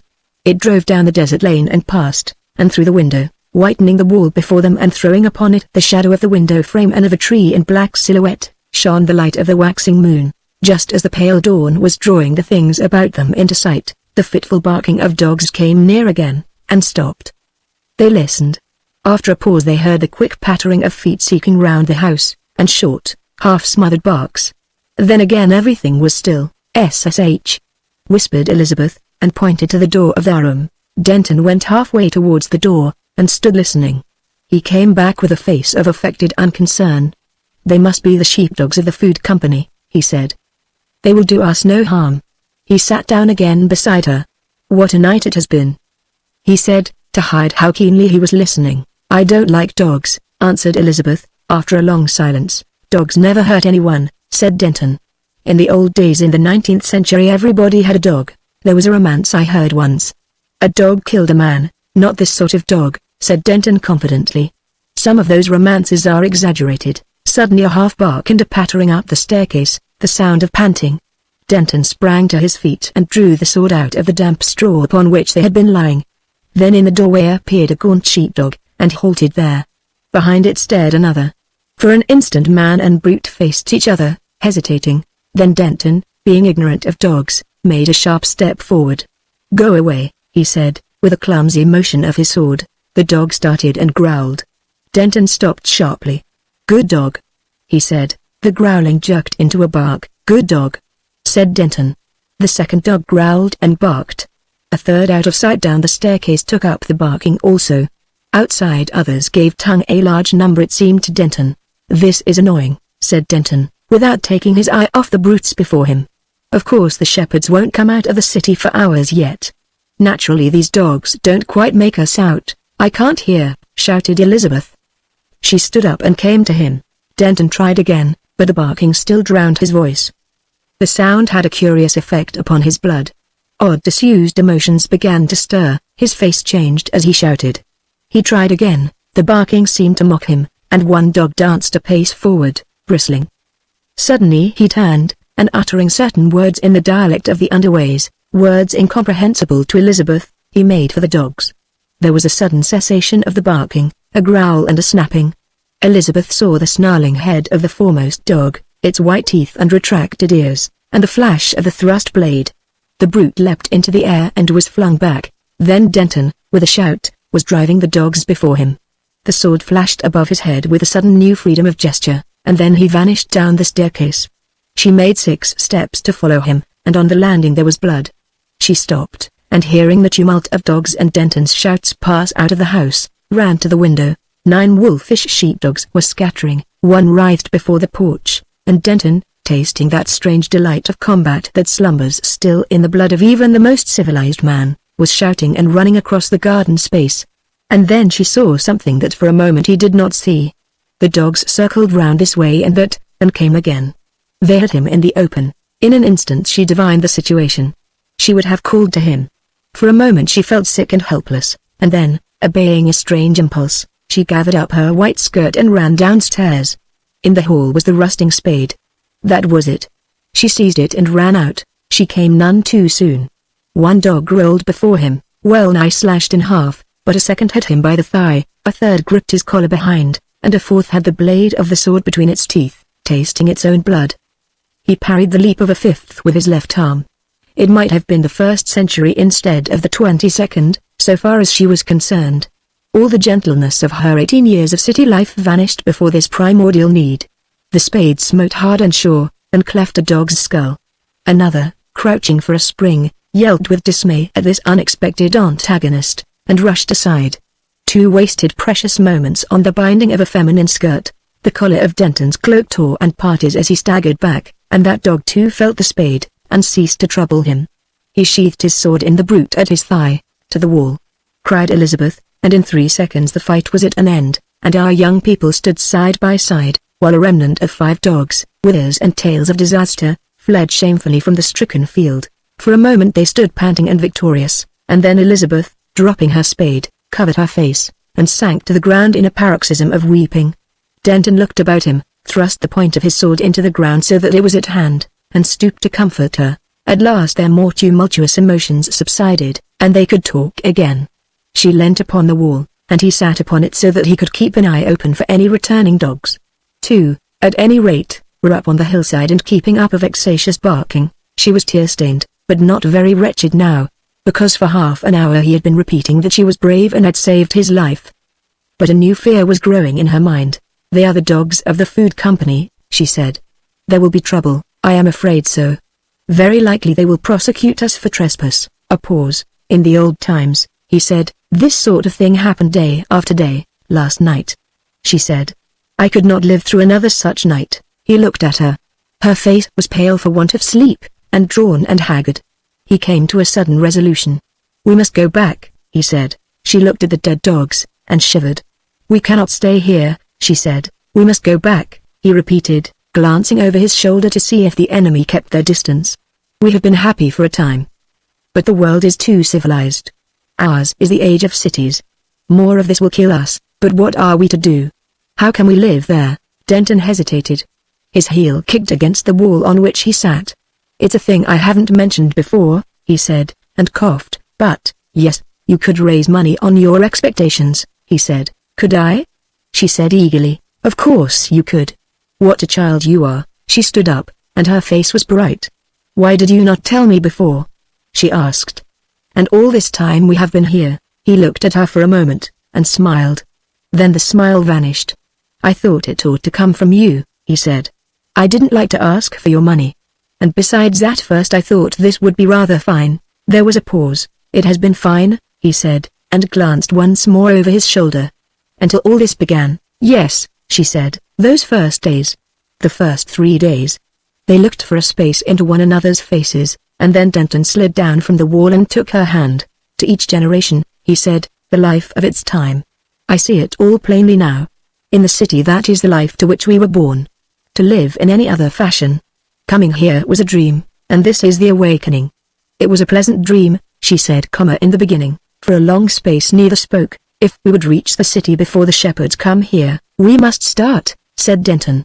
We must get our food out of the house and eat as we go. Denton glanced about him again, and, giving the dead dogs a wide berth, they walked across the garden space and into the house together.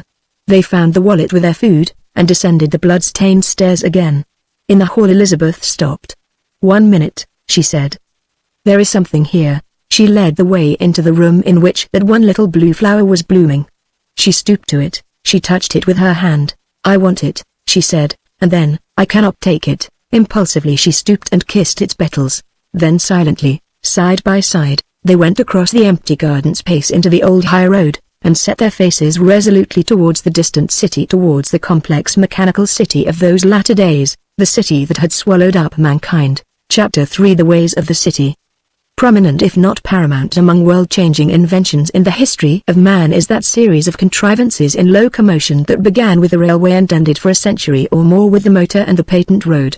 That these contrivances, together with the device of limited liability joint stock companies and the supersession of agricultural laborers by skilled men with ingenious machinery, would necessarily concentrate mankind in cities of unparalleled magnitude and work an entire revolution in human life, became, after the event, a thing so obvious that it is a matter of astonishment it was not more clearly anticipated.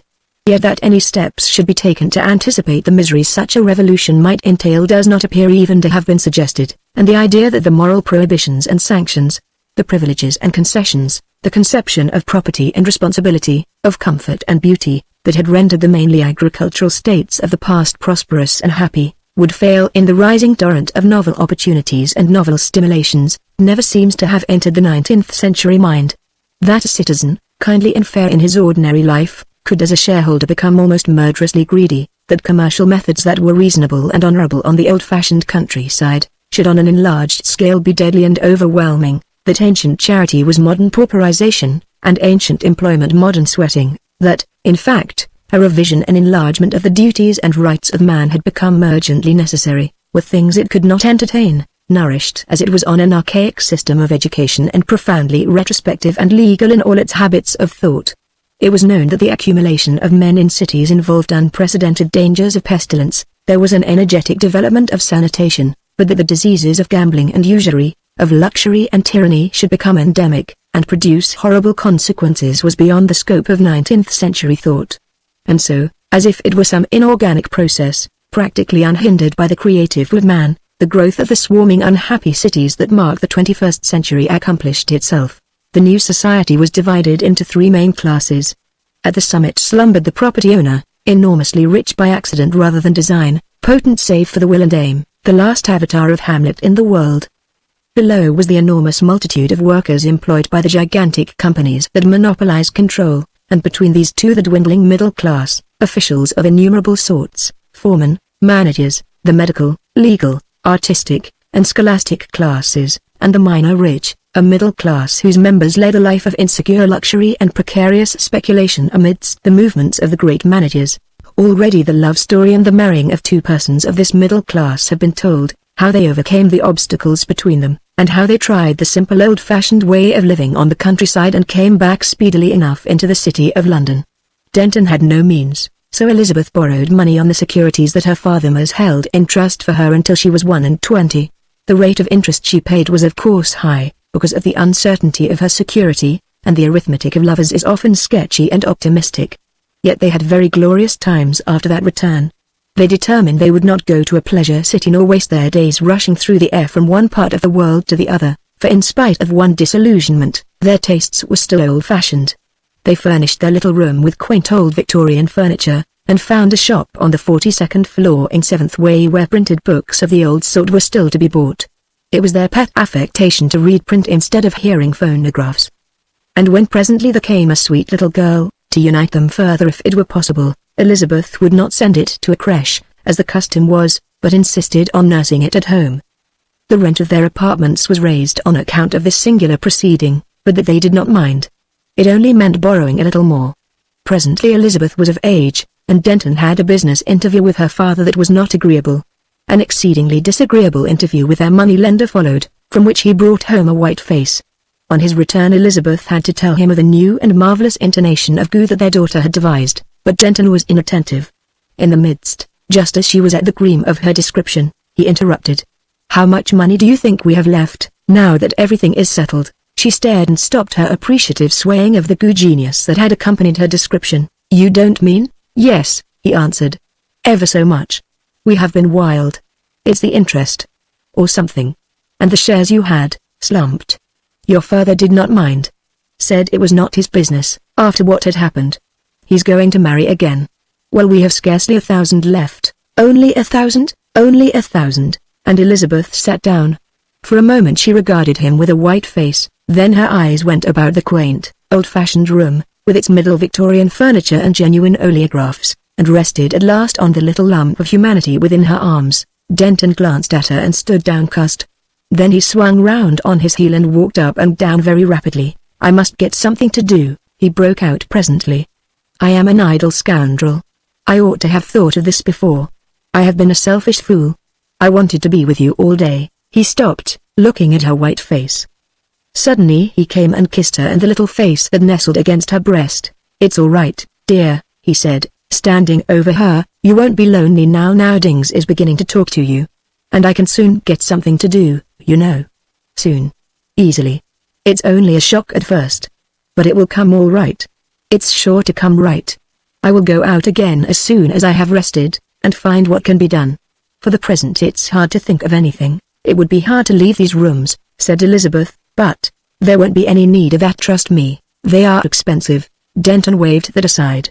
He began talking of the work he could do. He was not very explicit what it would be, but he was quite sure that there was something to keep them comfortably in the happy middle class, whose way of life was the only one they knew. "There are 33 million people in London," he said. "Some of them must have need of me, some must. The trouble is, well, Bindon, that brown little old man your father wanted you to marry. He's an important person. I can't go back to my flying stage work, because he is now a commissioner of the flying stage clerks." "I didn't know that," said Elizabeth. "He was made that in the last few weeks. All things would be easy enough, for they liked me on the flying stage. But there's dozens of other things to be done, dozens. Don't you worry, dear. I'll rest a little while, and then we'll dine, and then I'll start on my rounds. I know lots of people lots." So they rested, and then they went to the public dining room and dined, and then he started on his search for employment. But they soon realized that in the matter of one convenience the world was just as badly off as it had ever been, and that it was a nice, secure, honorable, remunerative employment, leaving ample leisure for the private life, and demanding no special ability, no violent exertion nor risk, and no sacrifice of any sort for its attainment. He evolved a number of brilliant projects, and spent many days hurrying from one part of the enormous city to another in search of influential friends, and all his influential friends were glad to see him, and very sanguine until it came to definite proposals, and then they became guarded and vague. He would part with them coldly, and think over their behavior, and get irritated on his way back, and stop at some telephone office and spend money on an animated but unprofitable quarrel. And as the days passed, he got so worried and irritated that even to seem kind and careless before Elizabeth cost him an effort, as she, being a loving woman, perceived very clearly. After an extremely complex preface one day, she helped him out with a painful suggestion. He had expected her to weep and give way to despair when it came to selling all their joyfully bought early Victorian treasures, their quaint objects of art, their antimacassars, bead mats, wrap curtains, veneered furniture, gold-framed steel engravings and pencil drawings, wax flowers under shades, stuffed birds, and all sorts of choice old things, but it was she who made the proposal. The sacrifice seemed to fill her with pleasure, and so did the idea of shifting to apartments 10 or 12 floors lower in another hotel. "So long as Dings is with us, nothing matters," she said. "It's all experience." So he kissed her, said she was braver than when she fought the sheepdogs, called her Boadicea, and abstained very carefully from reminding her that they would have to pay a considerably higher rent on account of the little voice with which Dings greeted the perpetual uproar of the city. His idea had been to get Elizabeth out of the way when it came to selling the absurd furniture about which their affections were twined and tangled, but when it came to the sale it was Elizabeth who haggled with the dealer while Denton went about the running ways of the city, white and sick with sorrow and the fear of what was still to come. When they moved into their sparsely furnished pink and white apartments in a cheap hotel, There came an outbreak of furious energy on his part, and then nearly a week of lethargy during which he sulked at home. Through those days Elizabeth shone like a star, and at the end Denton's misery found a vent in tears. And then he went out into the city ways again, and to his utter amazement found some work to do. His standard of employment had fallen steadily until at last it had reached the lowest level of independent workers. At first he had aspired to some high-official position in the great flying or wind vane or water companies, or to an appointment on one of the general intelligence organizations that had replaced newspapers, or to some professional partnership, but those were the dreams of the beginning. From that he had passed to speculation, and 300 gold lines out of Elizabeth's 1,000 had vanished one evening in the share market.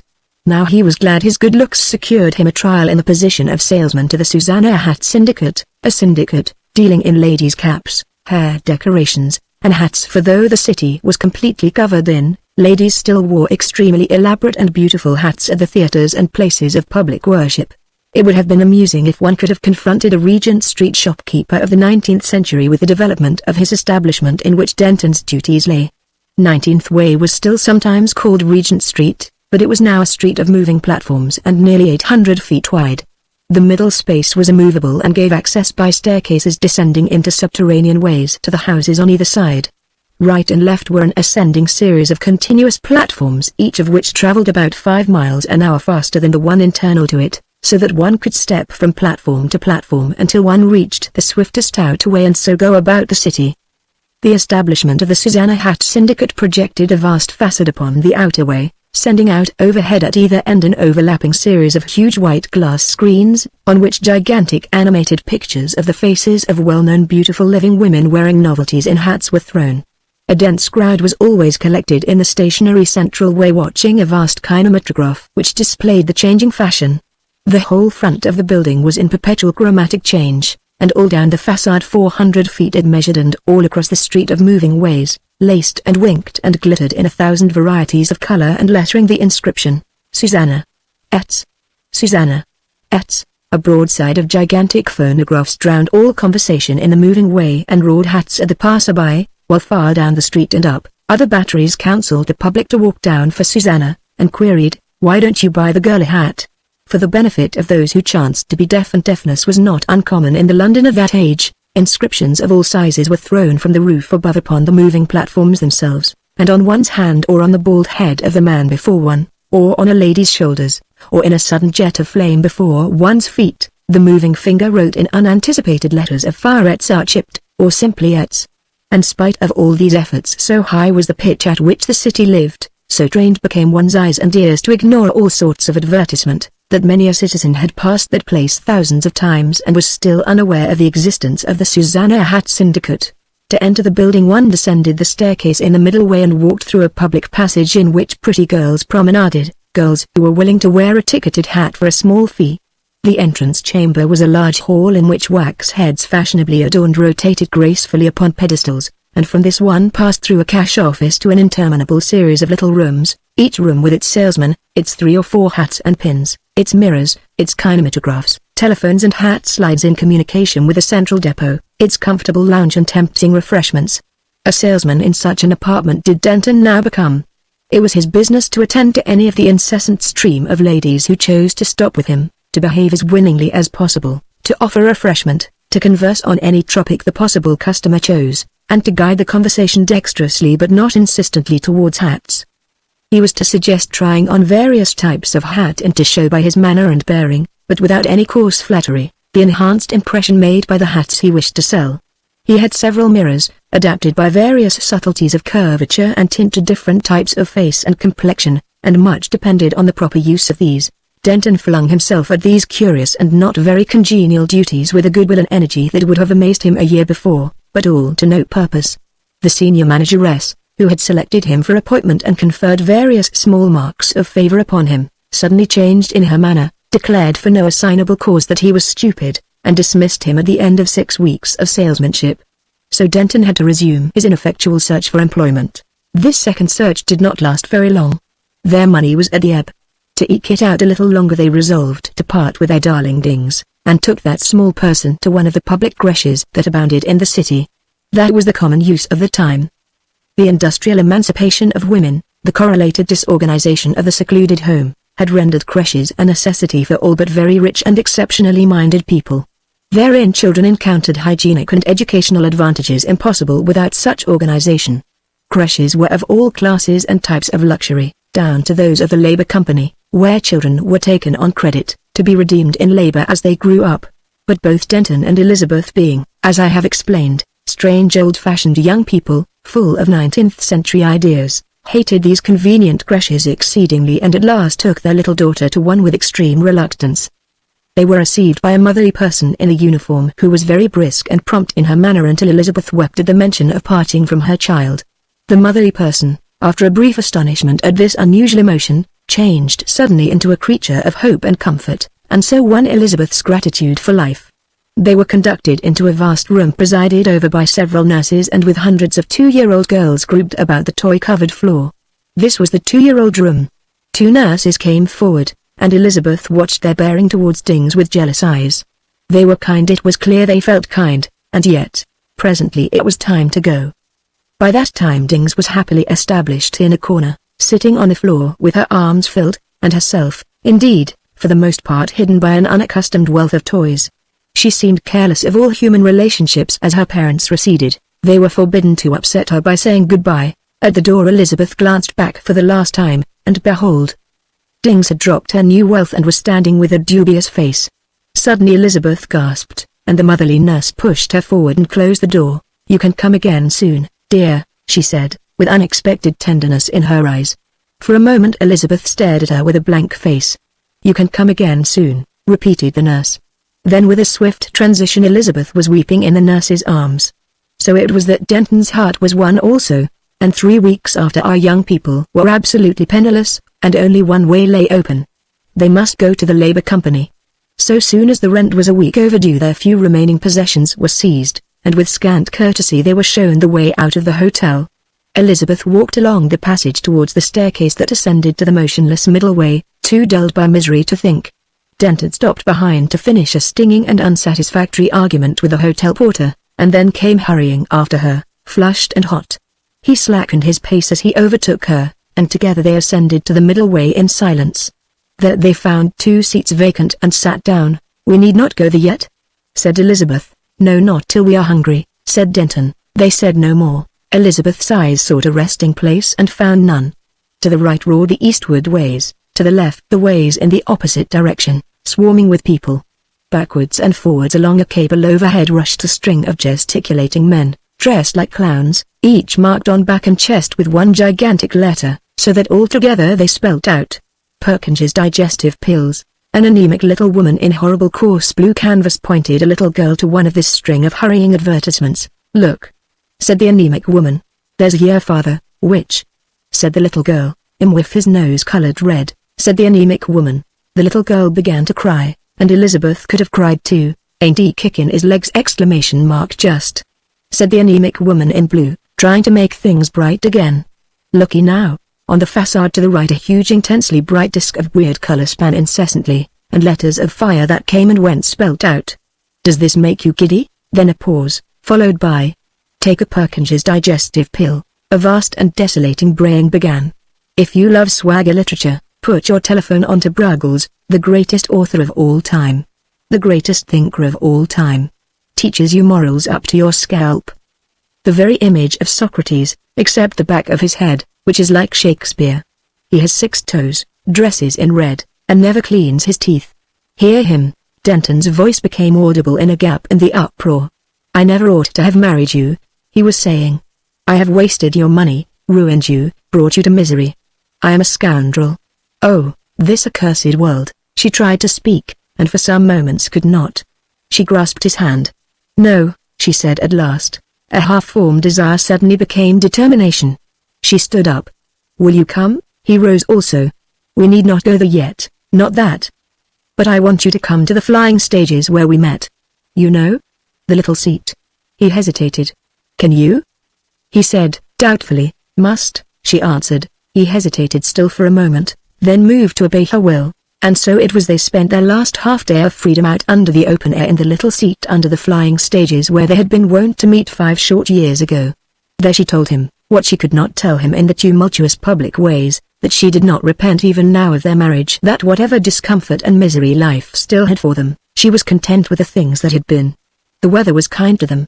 The seat was sunlit and warm, and overhead the shining aeroplanes went and came. At last towards sunsetting their time was at an end, and they made their vows to one another and clasped hands, and then rose up and went back into the ways of the city, a shabby-looking, heavy-hearted pair, tired and hungry.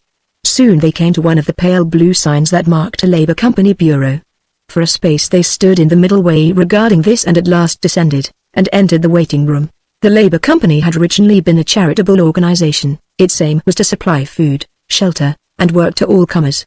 This it was bound to do by the conditions of its incorporation, and it was also bound to supply food and shelter and medical attendance to all incapable of work who chose to demand its aid. In exchange these incapables paid labor notes, which they had to redeem upon recovery. They signed these labor notes with thumb marks, which were photographed and indexed in such a way that this worldwide labor company could identify any one of its 200 or 300 million clients at the cost of an hour's inquiry.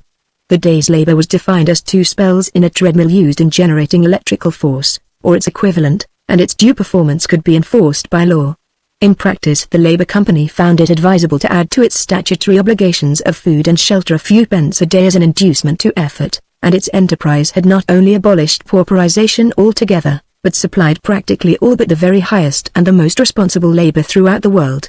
Nearly a third of the population of the world were its serfs and debtors from the cradle to the grave. In this practical, unsentimental way the problem of the unemployed had been most satisfactorily met and overcome. No one starved in the public ways, and no rags, no costume less sanitary and sufficient than the Labour Company's hygienic but inelegant blue canvas, pained the eye throughout the whole world. It was the constant theme of the finer graphic newspapers how much the world had progressed since 19th century days, when the bodies of those killed by the vehicular traffic or dead of starvation, were, they alleged, a common feature in all the busier streets. Denton and Elizabeth sat apart in the waiting room until their turn came. Most of the others collected seemed limp and taciturn, but 3 or 4 young people gaudily dressed made up for the quietude of their companions. They were life clients of the company, born in the company's creche and destined to die in its hospital, and they had been out for a spree with some shillings or so of extra pay. They talked vociferously in a later development of the Cockney dialect, manifestly very proud of themselves. Elizabeth's eyes went from these to the less assertive figures. One seemed exceptionally pitiful to her. It was a woman of perhaps 45, with gold-stained hair and a painted face, down which abundant tears had trickled. She had a pinched nose, hungry eyes, lean hands and shoulders, and her dusty worn-out finery told the story of her life. Another was a grey-bearded old man in the costume of a bishop of one of the high episcopal sects, for religion was now also a business, and had its ups and downs. And beside him a sickly, dissipated-looking boy of perhaps 22 glared at fate.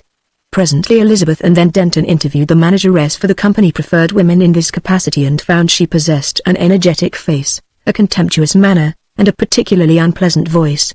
They were given various checks, including one to certify that they need not have their heads cropped, and when they had given their thumb marks, learned the number corresponding thereunto, and exchanged their shabby middle-class clothes for duly numbered blue canvas suits, they repaired to the huge plain dining room from their first meal under these new conditions.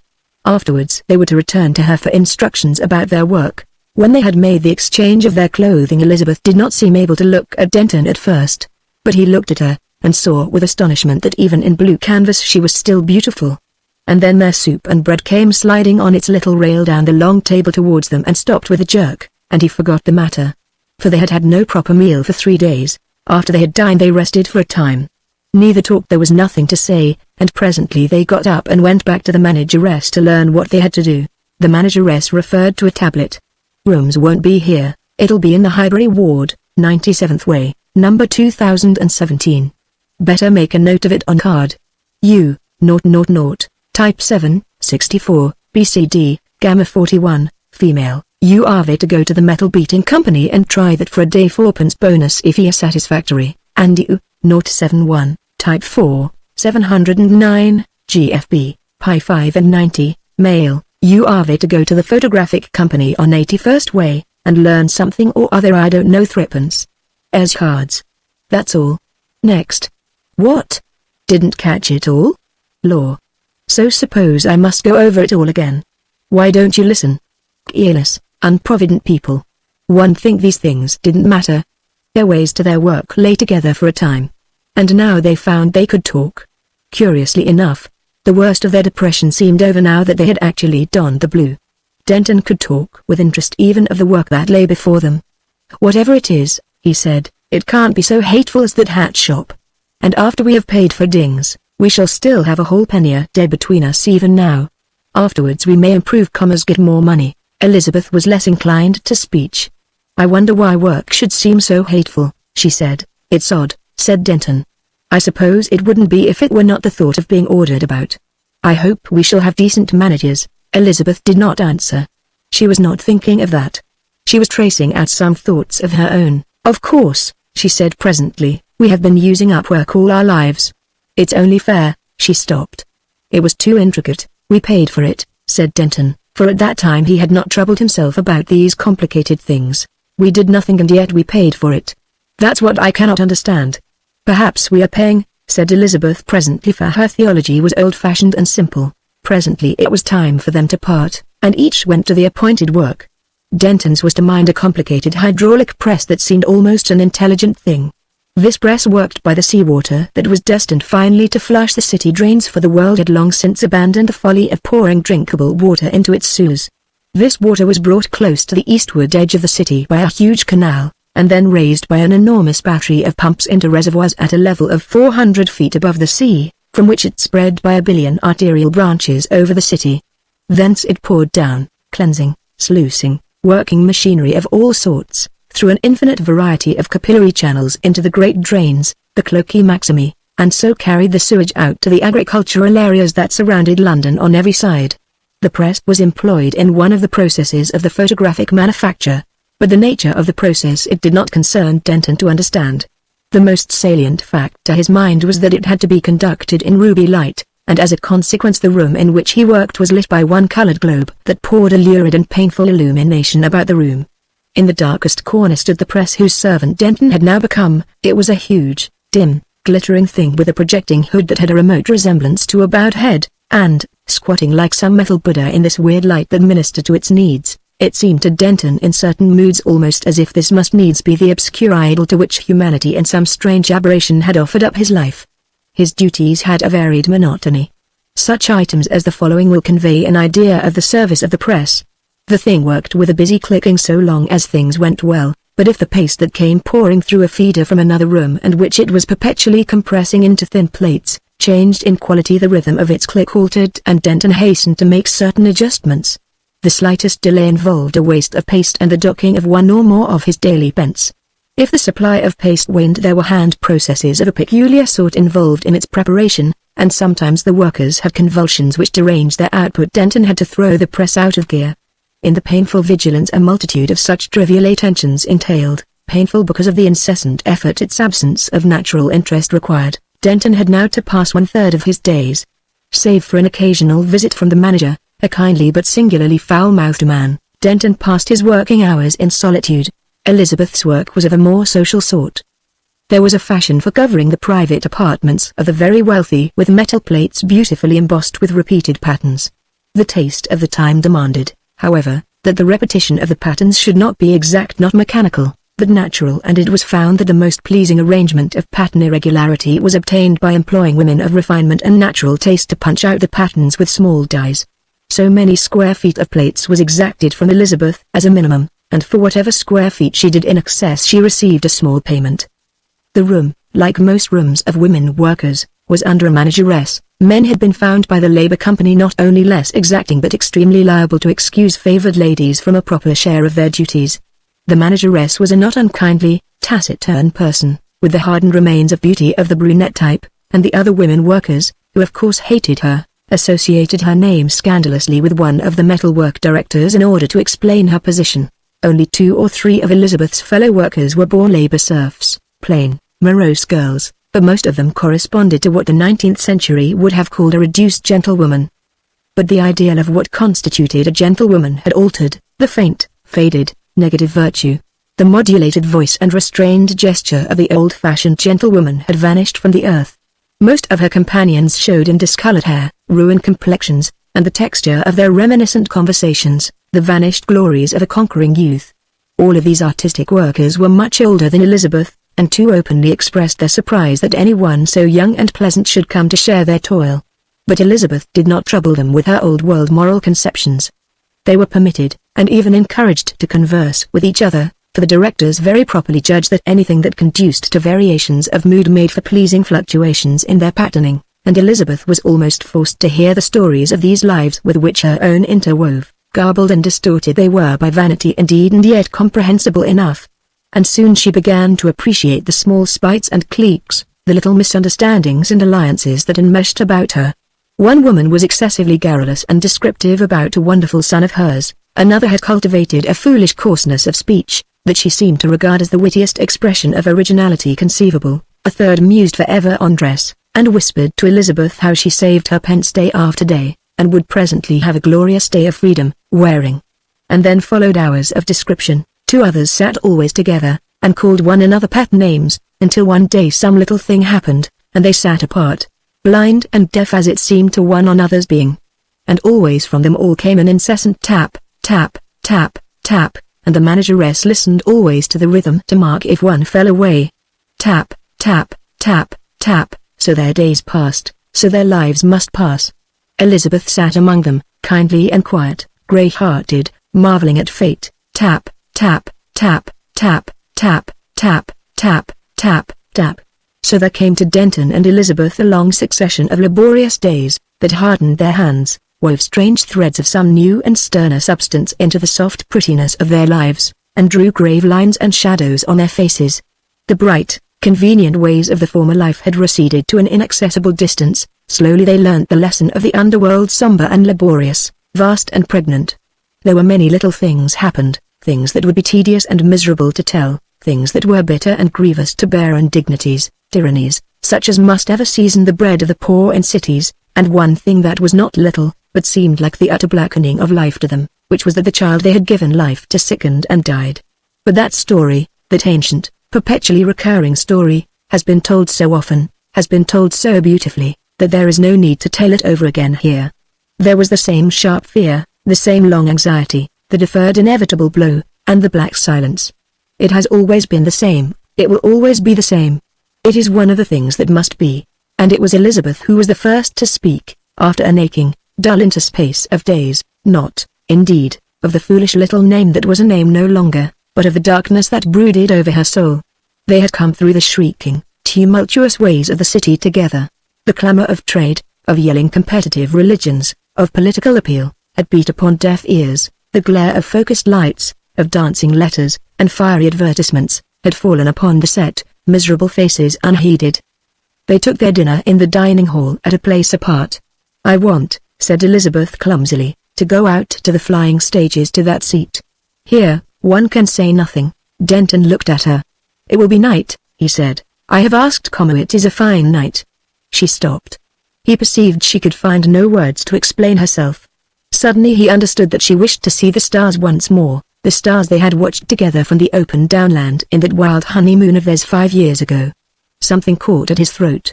He looked away from her. "There will be plenty of time to go," he said, in a matter-of-fact tone.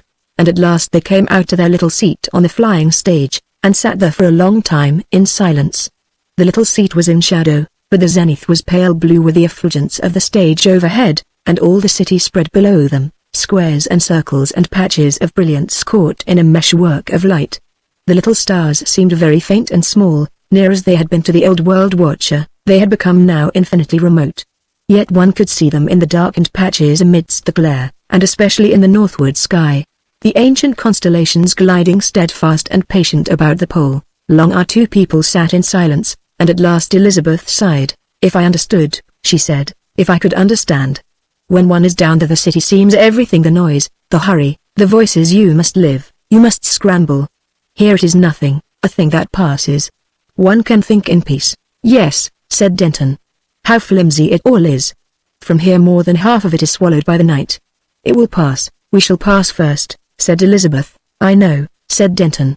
"If life were not a moment, the whole of history would seem like the happening of a day." "Yes, we shall pass. And the city will pass, and all the things that are to come. Man and the overman and wonders unspeakable. And yet—" He paused, and then began afresh. I know what you feel. At least I fancy. Down there one thinks of one's work, one's little vexations and pleasures, one's eating and drinking and ease and pain. One lives, and one must die. Down there and every day our sorrow seem the end of life. Up here it is different. For instance, down there it would seem impossible almost to go on living if one were horribly disfigured, horribly crippled, disgraced. Up here under these stars none of those things would matter. They don't matter. They are a part of something. One seems just to touch that something under the stars. He stopped. The vague, impalpable things in his mind, cloudy emotions half-shaped towards ideas, vanished before the rough grasp of words. It is hard to express, he said lamely. They sat through a long stillness. It is well to come here, he said at last. We stop. Our minds are very finite. After all we are just poor animals rising out of the brute, each with a mind, the poor beginning of a mind. We are so stupid. So much hurts. And yet, I know, and someday we shall see, all this frightful stress, all this discord will resolve to harmony, and we shall know it. Nothing is but it makes for that. Nothing. All the failures, every little thing makes for that harmony. Everything is necessary to it. We shall find. We shall find. Nothing, not even the most dreadful thing, could be left out. Not even the most trivial. Every tap of your hammer on the brass, every moment of work, my idleness even. Dear one. Every movement of our poor little one. All these things go on forever. And the faint impalpable things. We, sitting here together. Everything. The passion that joined us, and what has come since. It is not passion now. More than anything else it is sorrow. Dear, he could say no more, could follow his thoughts no further. Elizabeth made no answer. She was very still, but presently her hand sought his and found it. Chapter 4. Underneath. Under the stars one may reach upward and touch resignation, whatever the evil thing may be, but in the heat and stress of the day's work we lapse again, come disgust and anger and intolerable moods. How little is all our magnanimity an accident. A phase. The very saints of old had first to flee the world. And Denton and his Elizabeth could not flee their world, no longer were there open roads to unclaimed lands where men might live freely however hardly and keep their souls in peace. The city had swallowed up mankind. For a time these two labor serfs were kept at their original occupations, she at her brass stamping and Denton at his press, and then came a move for him that brought with it fresh and still bitterer experiences of life in the underways of the great city. He was transferred to the care of a rather more elaborate press in the central factory of the London Tile Trust. In this new situation he had to work in a long vaulted room with a number of other men, for the most part born labor serfs. He came to this intercourse reluctantly. His upbringing had been refined, and, until his ill fortune had brought him to that costume, he had never spoken in his life, except by way of command or some immediate necessity, to the white-faced wearers of the blue canvas. Now at last came contact. He had to work beside them, share their tools, eat with them. To both Elizabeth and himself this seemed a further degradation. His taste would have seemed extreme to a man of the 19th century. But slowly and inevitably in the intervening years a gulf had opened between the wearers of the blue canvas and the classes above, a difference not simply of circumstances and habits of life, but of habits of thought, even of language. The underways had developed a dialect of their own. Above, too, had arisen a dialect, a code of thought, a language of culture, which aimed by a sedulous search after fresh distinction to widen perpetually the space between itself and vulgarity. The bond of a common faith, moreover, no longer held the race together. The last years of the 19th century were distinguished by the rapid development among the prosperous idle of esoteric perversions of the popular religion, glosses and interpretations that reduced the broad teachings of the carpenter of Nazareth to the exquisite narrowness of their lives. And, spite of their inclination towards the ancient fashion of living, neither Elizabeth nor Denton had been sufficiently original to escape the suggestion of their surroundings. In matters of common behavior they had followed the ways of their class, and so when they fell at last to be labor serfs it seemed to them almost as though they were falling among offensive inferior animals. They felt as a 19th century duke and duchess might have felt who were forced to take rooms in the jago. Their natural impulse was to maintain a distance. But Denton's first idea of a dignified isolation from his new surroundings was soon rudely dispelled. He had imagined that his fall to the position of a labor serf was the end of his lesson, that when their little daughter had died he had plumbed the deeps of life, but indeed these things were only the beginning. Life demands something more from us than acquiescence. And now in a room full of machine-minders he was to learn a wider lesson, to make the acquaintance of another factor in life, a factor as elemental as the loss of things dear to us, more elemental even than toil. His quiet discouragement of conversation was an immediate cause of offense was interpreted, rightly enough I fear, as disdain. His ignorance of the vulgar dialect, a thing upon which he had hitherto prided himself, suddenly took upon itself a new aspect. He failed to perceive at once that his reception of the coarse and stupid but genially intended remarks that greeted his appearance must have stung the makers of these advances like blows in their faces. "Don't understand," he said rather coldly, and at hazard. "No, thank you." The man who had addressed him stared, scowled, and turned away. A second, who also failed at Denton's unaccustomed ear, took the trouble to repeat his remark, and Denton discovered he was being offered the use of an oil can. He expressed polite thanks, and this second man embarked upon a penetrating conversation. Denton, he remarked, had been as well, and he wanted to know how he had come to wear the blue. He clearly expected an interesting record of vice and extravagance. Had Dent never been at a pleasure city? Denton was speedily to discover how the existence of these wonderful places of delight permeated and defiled the thought and honor of these unwilling, hopeless workers of the underworld. His aristocratic temperament resented these questions. He answered no curtly. The man persisted with a still more personal question, and this time it was Denton who turned away. "Gobblemy," said his interlocutor, much astonished. It presently forced itself upon Denton's mind that this remarkable conversation was being repeated in indignant tones to more sympathetic hearers, and that it gave rise to astonishment and ironical laughter. They looked at Denton with manifestly enhanced interest. A curious perception of isolation dawned upon him. He tried to think of his press and its unfamiliar peculiarities. The machines kept everybody pretty busy during the first spell, and then came a recess. It was only an interval for refreshment, too brief for anyone to go out to a Labour Company dining room.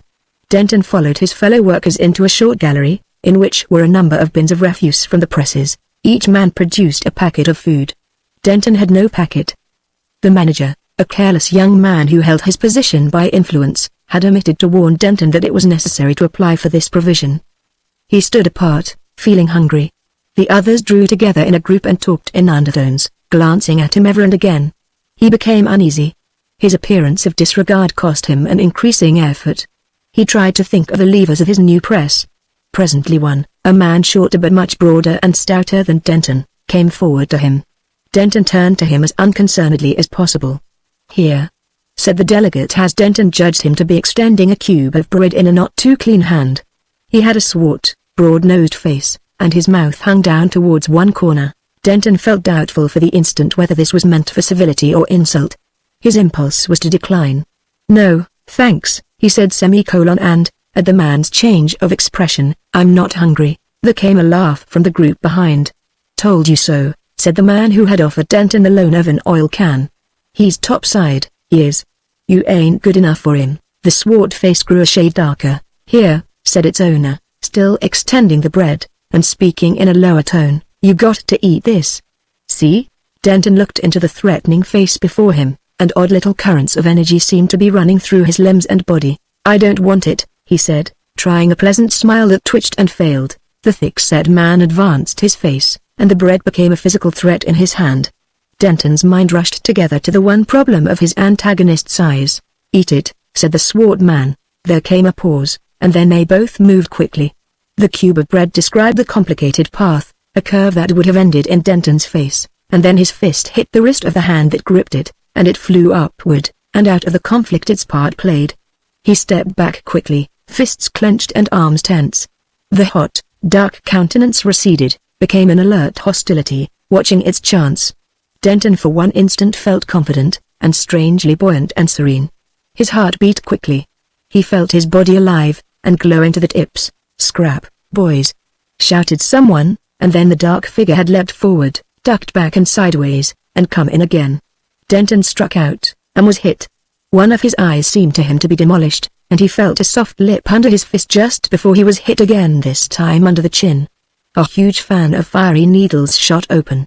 He had a momentary persuasion that his head was knocked to pieces, and then something hit his head and back from behind, and the fight became an uninteresting, an impersonal thing. He was aware that time, seconds or minutes had passed, abstract, uneventful time.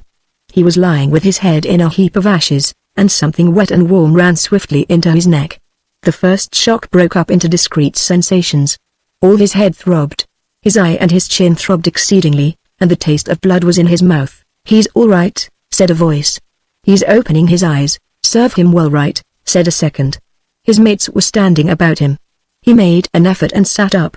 He put his hand to the back of his head, and his hair was wet and full of cinders. A laugh greeted the gesture. His eye was partially closed. He perceived what had happened.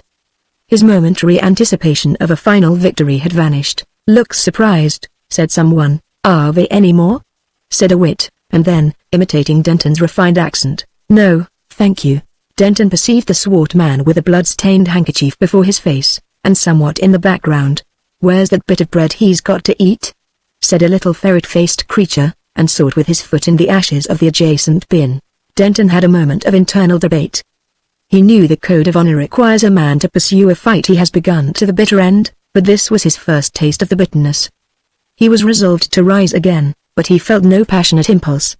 It occurred to him, and the thought was no very violent spur, that he was perhaps after all a coward. For a moment his will was heavy. "A lump of lead, ere it is," said the little ferret-faced man, and stooped to pick up a cindery cube. He looked at Denton, then at the others. Slowly, unwillingly, Denton stood up.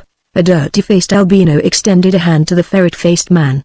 "Gimme that toke," he said. He advanced threateningly, bread in hand, to Denton. "So you ain't had your belly full yet," he said. "Eh?" Now it was coming. "No, I haven't," said Denton, with a catching of the breath, and resolved to try this brute behind the ear before he himself got stunned again. He knew he would be stunned again. He was astonished how ill he had judged himself beforehand. A few ridiculous lunges, and down he would go again. He watched the albino's eyes. The albino was grinning confidently, like a man who plans an agreeable trick.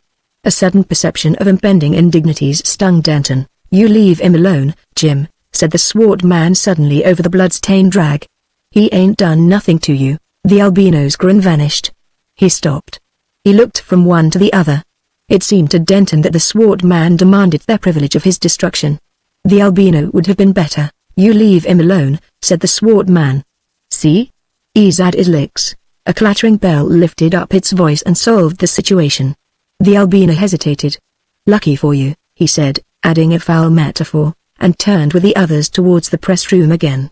"Wait for the end of the spell, mate," said the albino over his shoulder, an afterthought. The swart man waited for the albino to precede him. Denton realized that he had a reprieve. The men passed towards an open door. Denton became aware of his duties, and hurried to join the tail of the queue. At the doorway of the vaulted gallery of presses a yellow-uniformed labor policeman stood ticking a card. He had ignored the swart man's hemorrhage. "Hurry up there," he said to Denton. "Hello," he said, at the sight of his facial disarray. "Who's been hitting you?" "That's my affair," said Denton. "Not if it spoils your work." "It ain't," said the man in yellow. "You mind that?" Denton made no answer. He was a rough laborer. He wore the blue canvas. The laws of assault and battery, he knew, were not for the likes of him. He went to his press. He could feel the skin of his brow and chin and head lifting themselves to noble bruises, felt the throb and pain of each aspiring contusion. His nervous system slid down to lethargy. At each movement in his press adjustment he felt he lifted a weight. And as for his honor, that too throbbed and puffed. How did he stand? What precisely had happened in the last 10 minutes? What would happen next?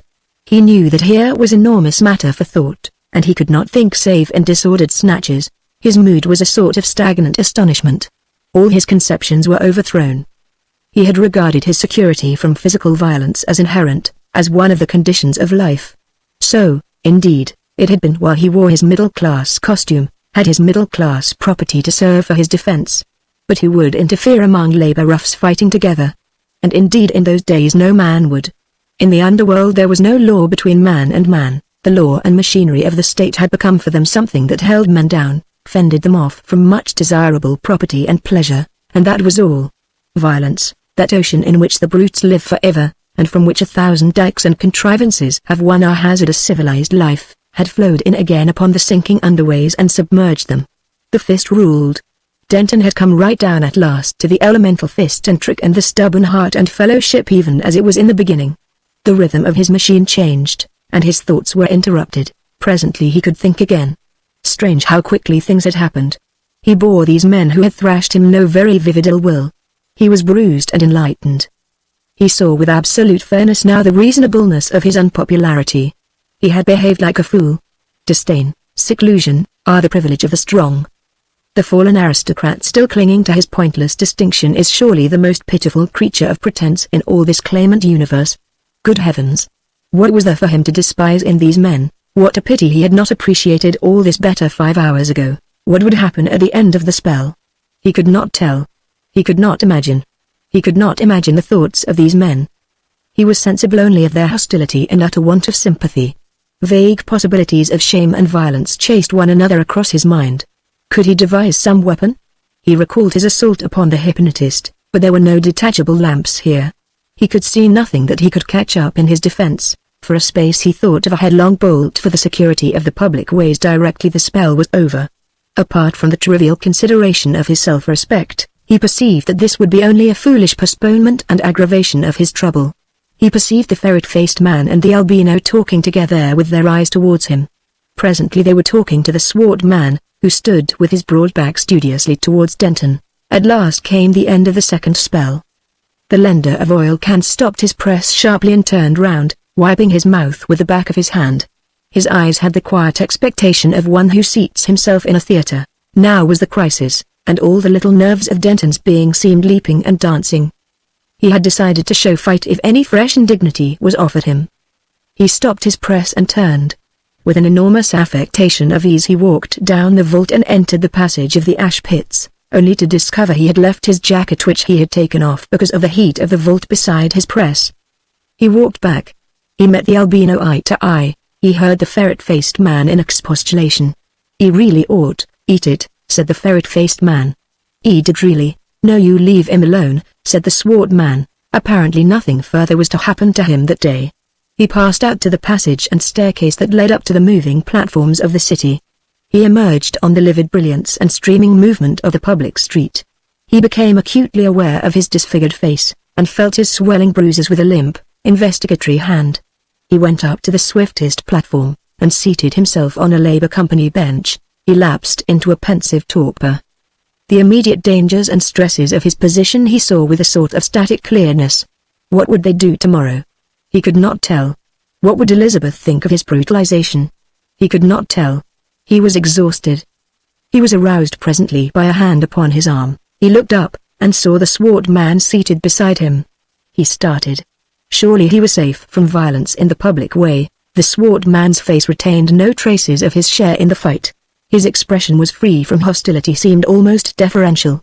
"Excuse me," he said, with a total absence of truculence. Denton realized that no assault was intended. He stared, awaiting the next development. It was evident the next sentence was premeditated. "What I was going to say was this," said the swart man, and sought through a silence for further words. "What I was going to say was this," he repeated. Finally he abandoned that gambit. "You're all right," he cried, laying a grimy hand on Denton's grimy sleeve. "You're all right. You're a gentleman." "Sorry, very sorry. Wanted to tell you that." Denton realized that there must exist motives beyond a mere impulse to abominable proceedings in the man. He meditated, and swallowed an unworthy pride. "I did not mean to be offensive to you," he said, "in refusing that bit of bread." "Meant it friendly," said the swart man, recalling the scene, "but in front of that blasted Whitey and his snigger will I add to scrap." "Yes," said Denton with sudden fervor. "I was a fool." "Ah," said the swart man, with great satisfaction. "That's all right.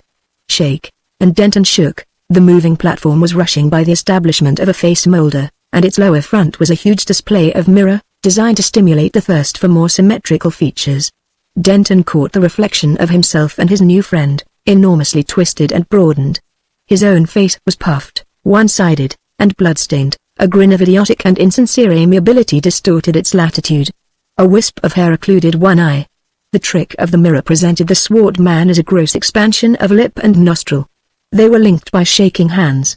Then abruptly this vision passed to return to memory in the anemic meditations of a waking dawn. As he shook, the swart man made some muddled remark, to the effect that he had always known he could get on with a gentleman if one came his way. He prolonged the shaking until Denton, under the influence of the mirror, withdrew his hand. The swart man became pensive, spat impressively on the platform, and resumed his theme. "What I was going to say was this," he said, was gravelled, and shook his head at his foot. Denton became curious. "Go on," he said, attentive. The swart man took the plunge. He grasped Denton's arm, became intimate in his attitude. "Excuse me," he said. "Fact is, you done know how to scrap. Done know how to. Why you done know how to begin. You'll get killed if you don't mind. Well then your answer." He reinforced his statement by objurgation, watching the effect of each oath with a wary eye. For instance, "You're tall. Long arms. You get a longer reach than anyone in the blasted vault. Gobbler me, but I thought I'd got a tough on. Stead of which. Excuse me. I wouldn't have it you if I'd known. It's like fighting sacks. 'Tisn't right." Rams seemed unonox. Regular unonox. There. Denton stared, and then surprised and hurt his battered chin by a sudden laugh. Bitter tears came into his eyes. "Go on," he said. The swart man reverted to his formula. He was good enough to say he liked the look of Denton, thought he had stood up amazing plucky. "Onny pluck ain't no good ain't no brasted good if you don't hold your hands. What I was going to say was this," he said. "Lemme show you how to scrap. Just lemme. You're ignorant, you ain't no class, but you might be a very decent scrapper, very decent." "Shown. That's what I meant to say." Denton hesitated. "But he said, I can't give you anything." "That's the German all over," said the swart man. "Who asked you to? But your time? If you don't get learned scrapping you'll get killed, don't you make no bones of that," Denton thought. "I don't know," he said. He looked at the face beside him, and all its native coarseness shouted at him. He felt a quick revulsion from his transient friendliness. It seemed to him incredible that it should be necessary for him to be indebted to such a creature. "The chaps are always scrapping," said the swart man. "Always. And, of course if one gets waxy and it's you vital, by God," cried Denton, "I wish one would." "Of course, if you feel like that, you don't understand." "Perhaps I don't," said the swart man, and lapsed into a fuming silence. When he spoke again his voice was less friendly, and he prodded Denton by way of address. "Look see," he said, "are you going to let me show you how to scrap?" "It's tremendously kind of you," said Denton, "but..." There was a pause. The swart man rose and bent over Denton. "Too much German," he said. "Eh?" "I got a red face." "By gosh. You're a brasted fool." He turned away, and instantly Denton realized the truth of this remark. The swart man descended with dignity to a crossway, and Denton, after a momentary impulse to pursuit, remained on the platform. For a time the things that had happened filled his mind. In one day his graceful system of resignation had been shattered beyond hope. Brute force, the final, the fundamental, had thrust its face through all his explanations and glosses and consolations and grinned enigmatically. Though he was hungry and tired, he did not go on directly to the Labour Hotel, where he would meet Elizabeth. He found he was beginning to think. He wanted very greatly to think, and so, wrapped in a monstrous cloud of meditation, he went the circuit of the city on his moving platform twice. You figure him, tearing through the glaring, thunder-voiced city at a pace of 50 miles an hour, the city upon the planet that spins along its chartless path through space many thousands of miles an hour, funking most terribly, and trying to understand why the heart and will in him should suffer and keep alive. When at last he came to Elizabeth, she was white and anxious. He might have noted she was in trouble, had it not been for his own preoccupation. He feared most that she would desire to know every detail of his indignities, that she would be sympathetic or indignant. He saw her eyebrows rise at the sight of him. "I've had rough handling," he said, and gasped. "It's too fresh, too hot. I don't want to talk about it." He sat down with an unavoidable air of sullenness. She stared at him in astonishment, and as she read something of the significant hieroglyphic of his battered face, her lips whitened. Her hand, it was thinner now than in the days of their prosperity, and her first finger was a little altered by the metal punching she did, clenched convulsively. "This horrible world," she said, and said no more. In these latter days they had become a very silent couple. They said scarcely a word to each other that night, but each followed a private train of thought. In the small hours, as Elizabeth lay awake, Denton started up beside her suddenly. He had been lying as still as a dead man. "I cannot stand it," cried Denton. "I will not stand it." She saw him dimly, sitting up, saw his arm lunge as if in a furious blow at the enshrouding night. Then for a space he was still. "It is too much, it is more than one can bear." She could say nothing. To her, also, it seemed that this was as far as one could go. She waited through a long stillness.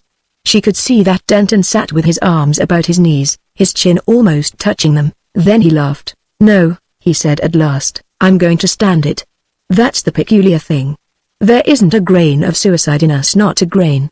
I suppose all the people with a turn that way have gone. We're going through with it to the end, Elizabeth thought greyly, and realized that this also was true. We're going through with it. To think of all who have gone through with it, all the generations, endless. Little beasts that snapped and snarled, snapping and snarling, generation after generation. His monotone ended abruptly, resumed after a vast interval. There were 90,000 years of Stone Age. A Denton somewhere in all those years. Apostolic succession. The grace of going through. Let me see. 9903 nines, 27 3,000 generations of men ! Men more or less. And each fought, and was bruised, and shamed, and somehow held his own, going through with it, passing it on. And thousands more to come, perhaps thousands, passing it on. I wonder if they will thank us. His voice assumed an argumentative note. If one could find something definite.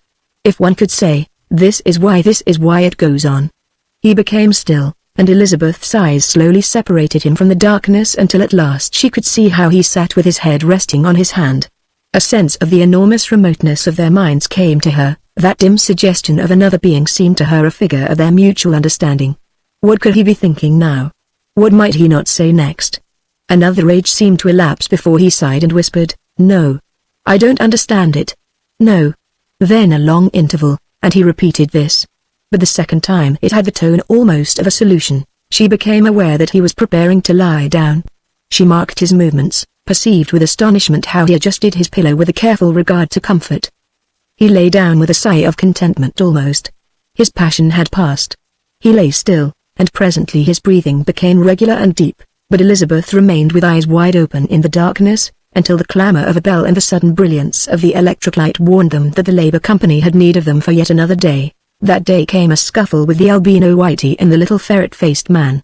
Blunt, the swart artist in scrapping, having first let Denton grasp the bearing of his lesson, intervened, not without a certain quality of patronage. "Drop his air, Whitey, and let the man be," said his gross voice through a shower of indignities. "Can't you see he don't know how to scrap?" And Denton, lying shamefully in the dust, realized that he must accept that course of instruction after all. He made his apology straight and clean. He scrambled up and walked to Blunt. "I was a fool, and you're right," he said. "If it isn't too late."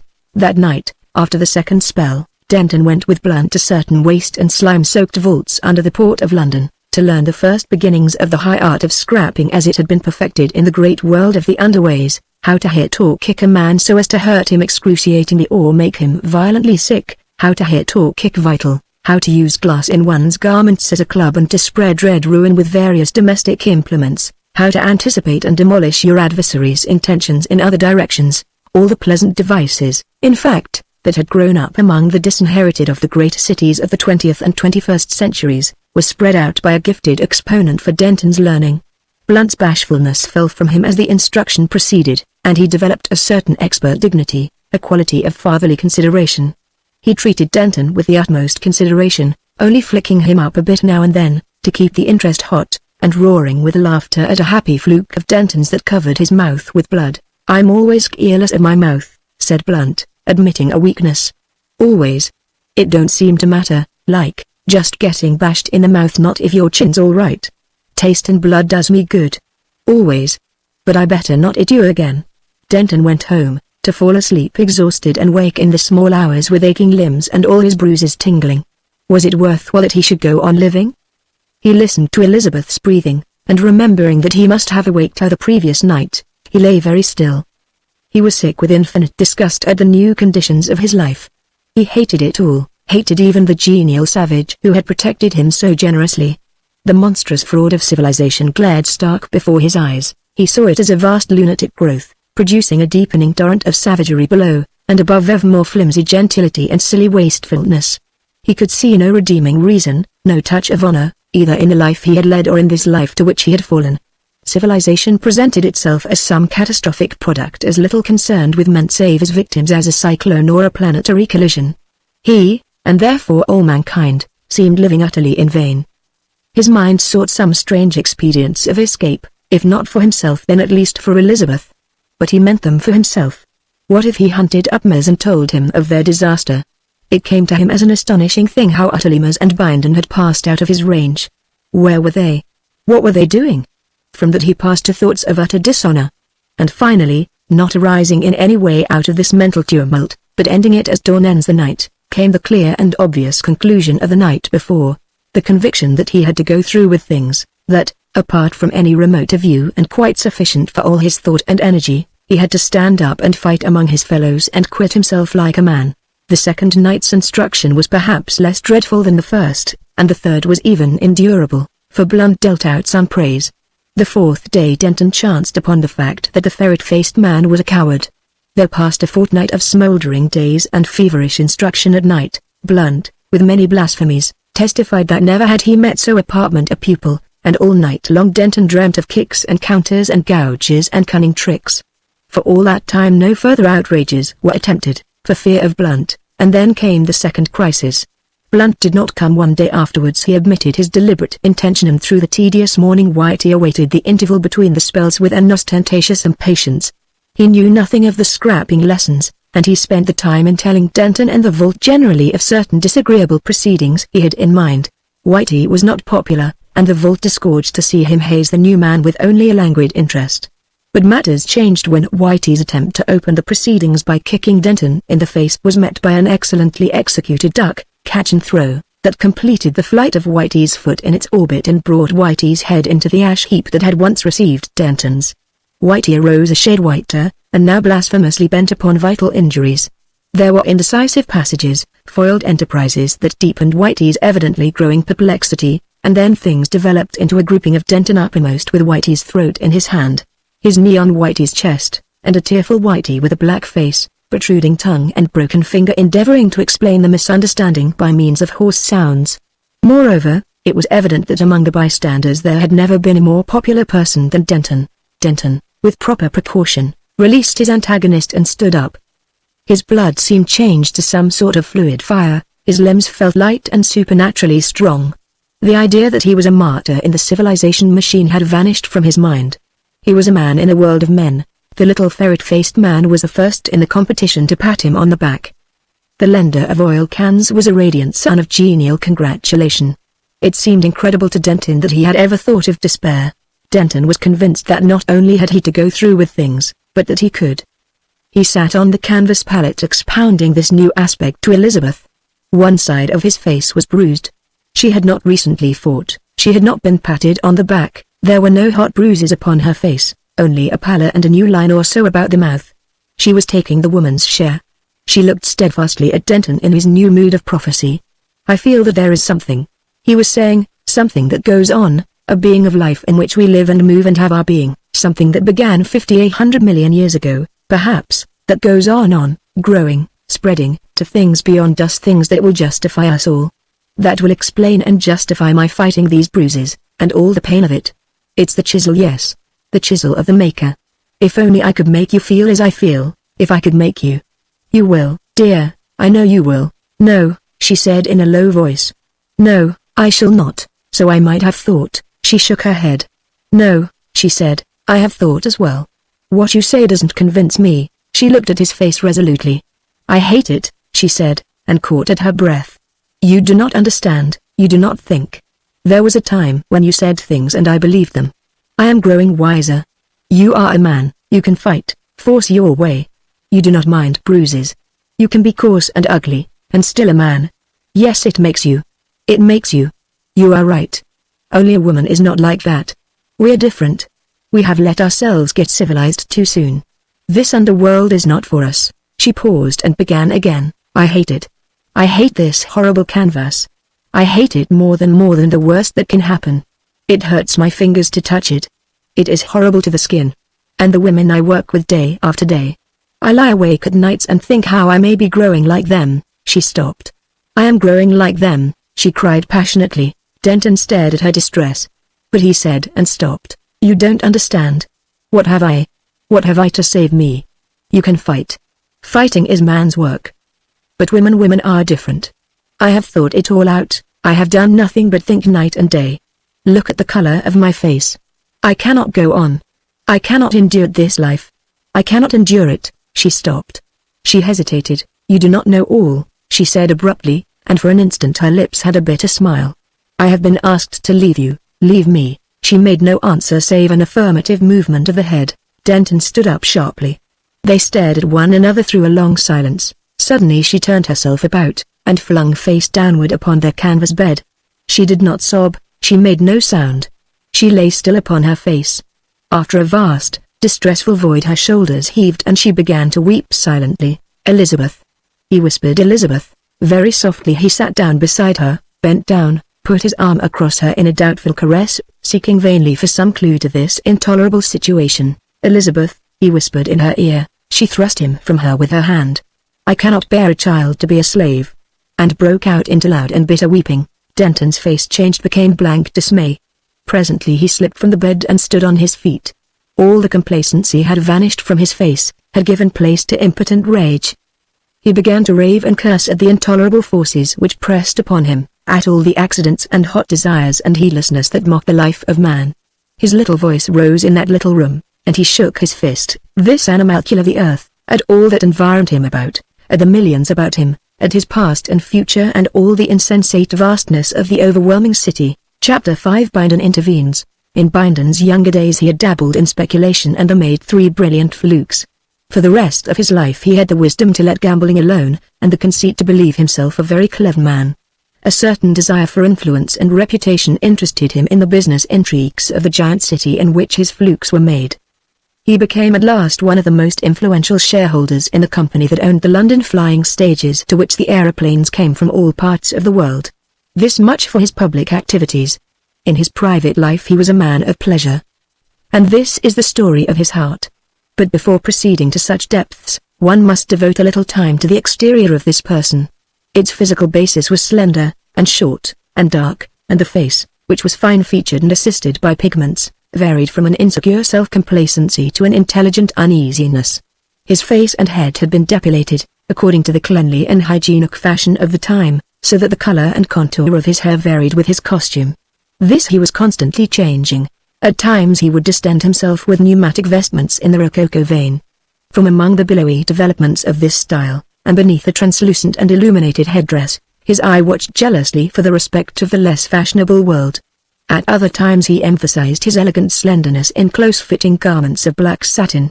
For effects of dignity he would assume broad pneumatic shoulders, from which hung a robe of carefully arranged folds of China silk, and a classical binden in pink tights was also a transient phenomenon in the eternal pageant of destiny. In the days when he hoped to marry Elizabeth, he sought to impress and charm her, and at the same time to take off something of his burthen of 40 years, by wearing the last fancy of the contemporary buck, a costume of elastic material with distensible warts and horns, changing in color as he walked, by an ingenious arrangement of versatile chromatophores. And no doubt, if Elizabeth's affection had not been already engaged by the worthless Denton, and if her tastes had not had that odd bias for old-fashioned ways, this extremely chic conception would have ravished her.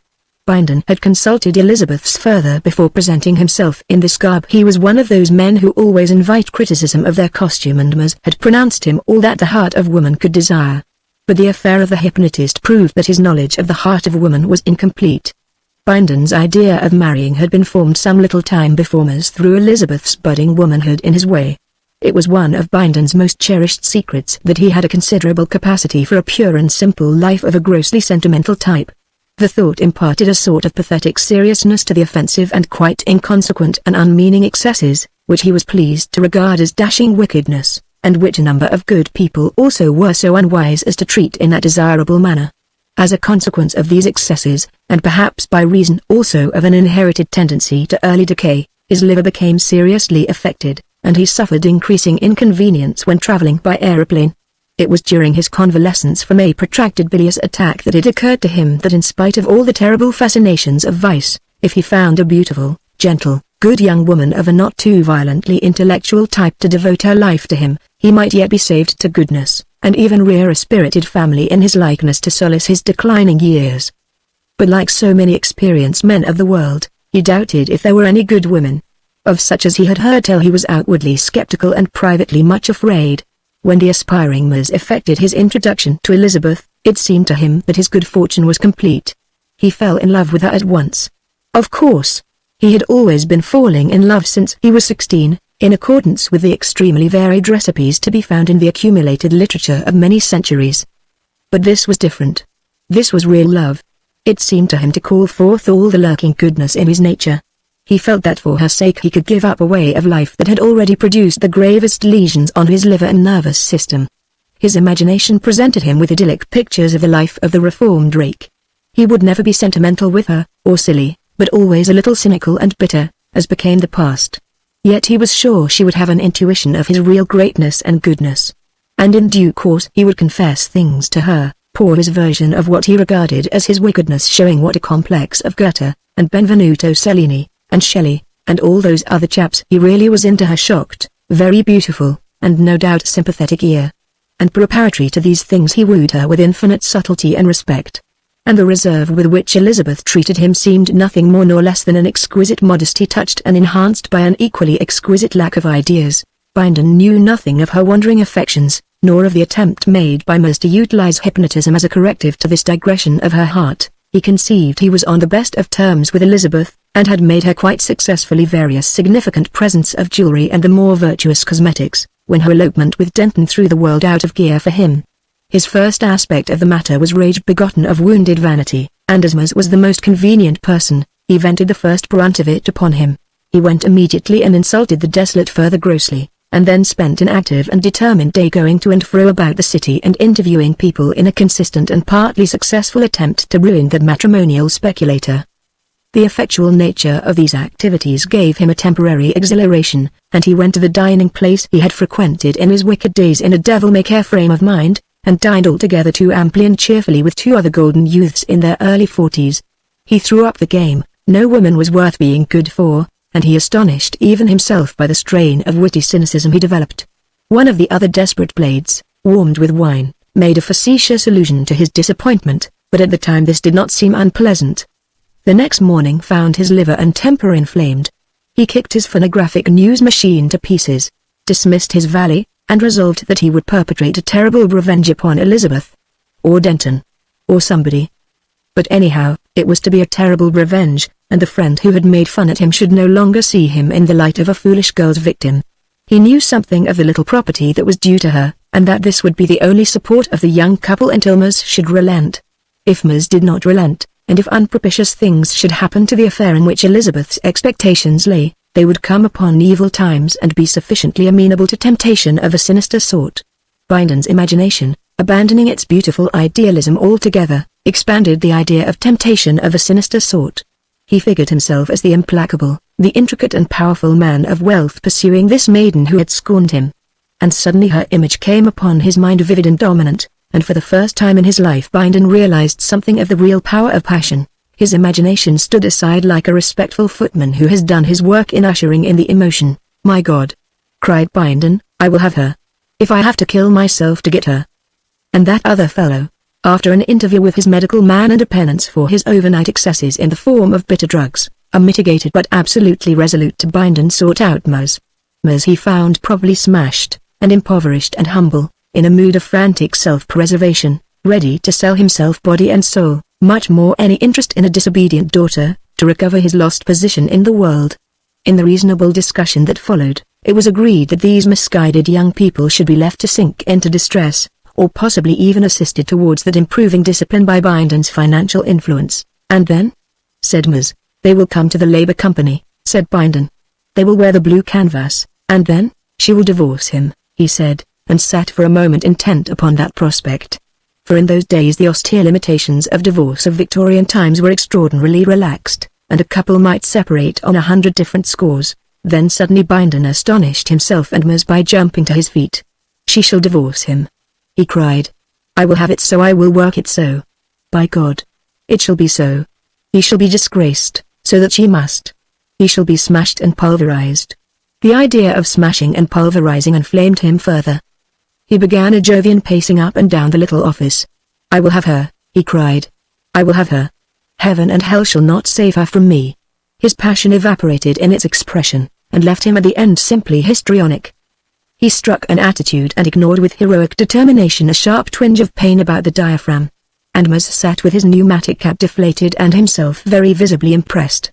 And so, with a fair persistency, Bindon set himself to the work of being Elizabeth's malignant providence, using with ingenious dexterity every particle of advantage wealth in those days gave a man over his fellow creatures. A resort to the consolations of religion hindered these operations not at all. He would go and talk with an interesting, experienced and sympathetic father of the Hasmonite sect of the Isis cult, about all the irrational little proceedings he was pleased to regard as his heaven-dismaying wickedness, and the interesting, experienced and sympathetic father representing heaven dismayed, would with a pleasing affectation of horror, suggest simple and easy penances, and recommend a monastic foundation that was airy, cool, hygienic, and not vulgarized, for viscerally disordered penitent sinners of the refined and wealthy type. And after these excursions, Bindon would come back to London quite active and passionate again. He would machinate with really considerable energy, and repair to a certain gallery high above the Street of Moving Ways, from which he could view the entrance to the barrack of the Labour Company in the ward which sheltered Denton and Elizabeth. And at last one day he saw Elizabeth go in, and thereby his passion was renewed. So in the fullness of time the complicated devices of Bindon ripened, and he could go to Mers and tell him that the young people were near despair. "It's time for you," he said, "to let your parental affections have play. She's been in blue canvas some months, and they've been cooped together in one of those labor dens, and the little girl is dead. She knows now what his manhood is worth to her, by way of protection, poor girl. She'll see things now in a clearer light. You go to her. I don't want to appear in this affair yet and point out to her how necessary it is that she should get a divorce from him. She's obstinate," said Mers doubtfully. "Spirit," said Bindon. "She's a wonderful girl, a wonderful girl. She'll refuse, of course she will. But leave it open to her. Leave it open to her. And some day in that stuffy den, in that irksome, toilsome life they can't help it, they'll have a quarrel." And then, Mers meditated over the matter, and did as he was told. Then Bindon, as he had arranged with his spiritual advisor, went into retreat. The retreat of the Hasmonite sect was a beautiful place, with the sweetest air in London, lit by natural sunlight, and with restful quadrangles of real grass open to the sky, where at the same time the penitent man of pleasure might enjoy all the pleasures of loafing and all the satisfaction of distinguished austerity.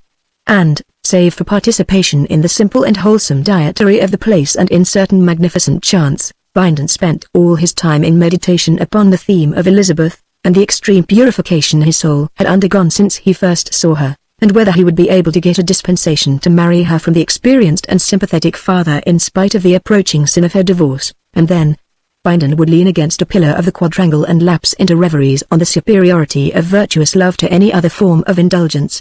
A curious feeling in his back and chest that was trying to attract his attention, a disposition to be hot or shiver, a general sense of ill health and cutaneous discomfort he did his best to ignore. All that of course belonged to the old life that he was shaking off. When he came out of retreat he went at once to Mers to ask for news of Elizabeth. Mers was clearly under the impression that he was an exemplary father, profoundly touched about the heart by his child's unhappiness. "She was pale," he said, greatly moved. "She was pale. When I asked her to come away and leave him and be happy she put her head down upon the table." Mers sniffed and cried. His agitation was so great that he could say no more. "Ah," said Bindon, respecting this manly grief. "Oh," said Bindon quite suddenly, with his hand to his side. Mers looked up sharply out of the pit of his sorrows, startled. "What's the matter?" he asked, visibly concerned. "A most violent pain." "Excuse me. You were telling me about Elizabeth." And Mers, after a decent solicitude for Bindon's pain, proceeded with his report. It was even unexpectedly hopeful. Elizabeth, in her first emotion at discovering that her father had not absolutely deserted her, had been frank with him about her sorrows and disgusts. "Yes," said Bindon, magnificently, "I shall have her yet." And then that novel pain twitched him for the second time. For these lower pains the priest was comparatively ineffectual, inclining rather to regard the body and them as mental illusions amenable to contemplation, so Bindon took it to a man of a class he loathed, a medical man of extraordinary repute and incivility. "We must go all over you," said the medical man, and did so with the most disgusting frankness. "Did you ever bring any children into the world?"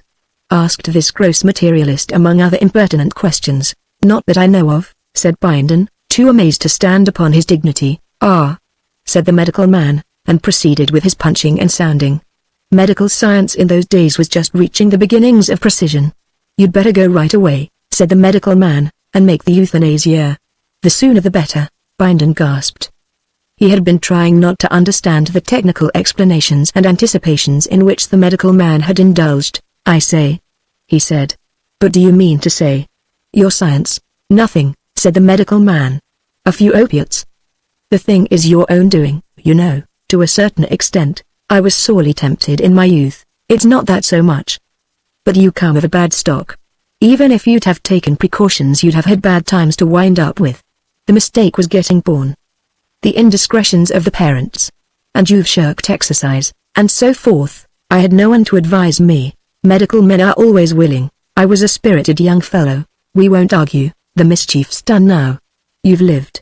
We can't start you again. You ought never to have started at all. Frankly, the euthanasia. Binden hated him in silence for a space.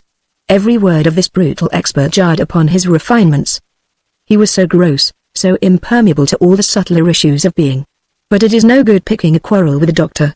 My religious beliefs, he said, I don't approve of suicide. You've been doing it all your life. Well, anyhow, I've come to take a serious view of life now. You're bound to, if you go on living. You'll hurt. But for practical purposes it's late. However, if you mean to do that, perhaps I'd better mix you a little something. You'll hurt a great deal. These little twinges, mere preliminary notices. How long can I go on? I mean, before I hurt really. You'll get it hot soon. Perhaps 3 days. Binden tried to argue for an extension of time, and in the midst of his pleading gasped, put his hand to his side. Suddenly the extraordinary pathos of his life came to him clear and vivid. It's hard, he said. It's infernally hard. I've been no man's enemy but my own. I've always treated everybody quite fairly. The medical man stared at him without any sympathy for some seconds. He was reflecting how excellent it was that there were no more Bindens to carry on that line of pathos. He felt quite optimistic. Then he turned to his telephone and ordered up a prescription from the central pharmacy. He was interrupted by a voice behind him. By God! Cried Binden, I'll have her yet. The physician stared over his shoulder at Binden's expression, and then altered the prescription. So soon as this painful interview was over, Binden gave way to rage. He settled that the medical man was not only an unsympathetic brute and wanting in the first beginnings of a gentleman, but also highly incompetent, and he went off to 4 other practitioners in succession, with a view to the establishment of this intuition. But to guard against surprises he kept that little prescription in his pocket. With each he began by expressing his grave doubts of the first doctor's intelligence, honesty and professional knowledge, and then stated his symptoms, suppressing only a few more material facts in each case. These were always subsequently elicited by the doctor. In spite of the welcomed appreciation of another practitioner, none of these eminent specialists would give Binden any hope of eluding the anguish and helplessness that loomed now close upon him. To the last of them he unburthened his mind of an accumulated disgust with medical science. After centuries and centuries, he exclaimed hotly, and you can do nothing except admit your helplessness. I say, save me, and what do? No doubt it's hard on you, said the doctor. But you should have taken precautions. How was I to know? It wasn't our place to run after you, said the medical man, picking a thread of cotton from his purple sleeve. Why should we save you in particular? You see, from one point of view, people with imaginations and passions like yours have to go. They have to go, die out. It's an eddy. He was a young man with a serene face. He smiled at Binden. We get on with research, you know. We give advice when people have the sense to ask for it. And we bide our time. Bide your time? We hardly know enough yet to take over the management, you know. The management? You needn't be anxious. Science is young yet. It's got to keep on growing for a few generations. We know enough now to know we don't know enough yet. But the time is coming, all the same. You won't see the time.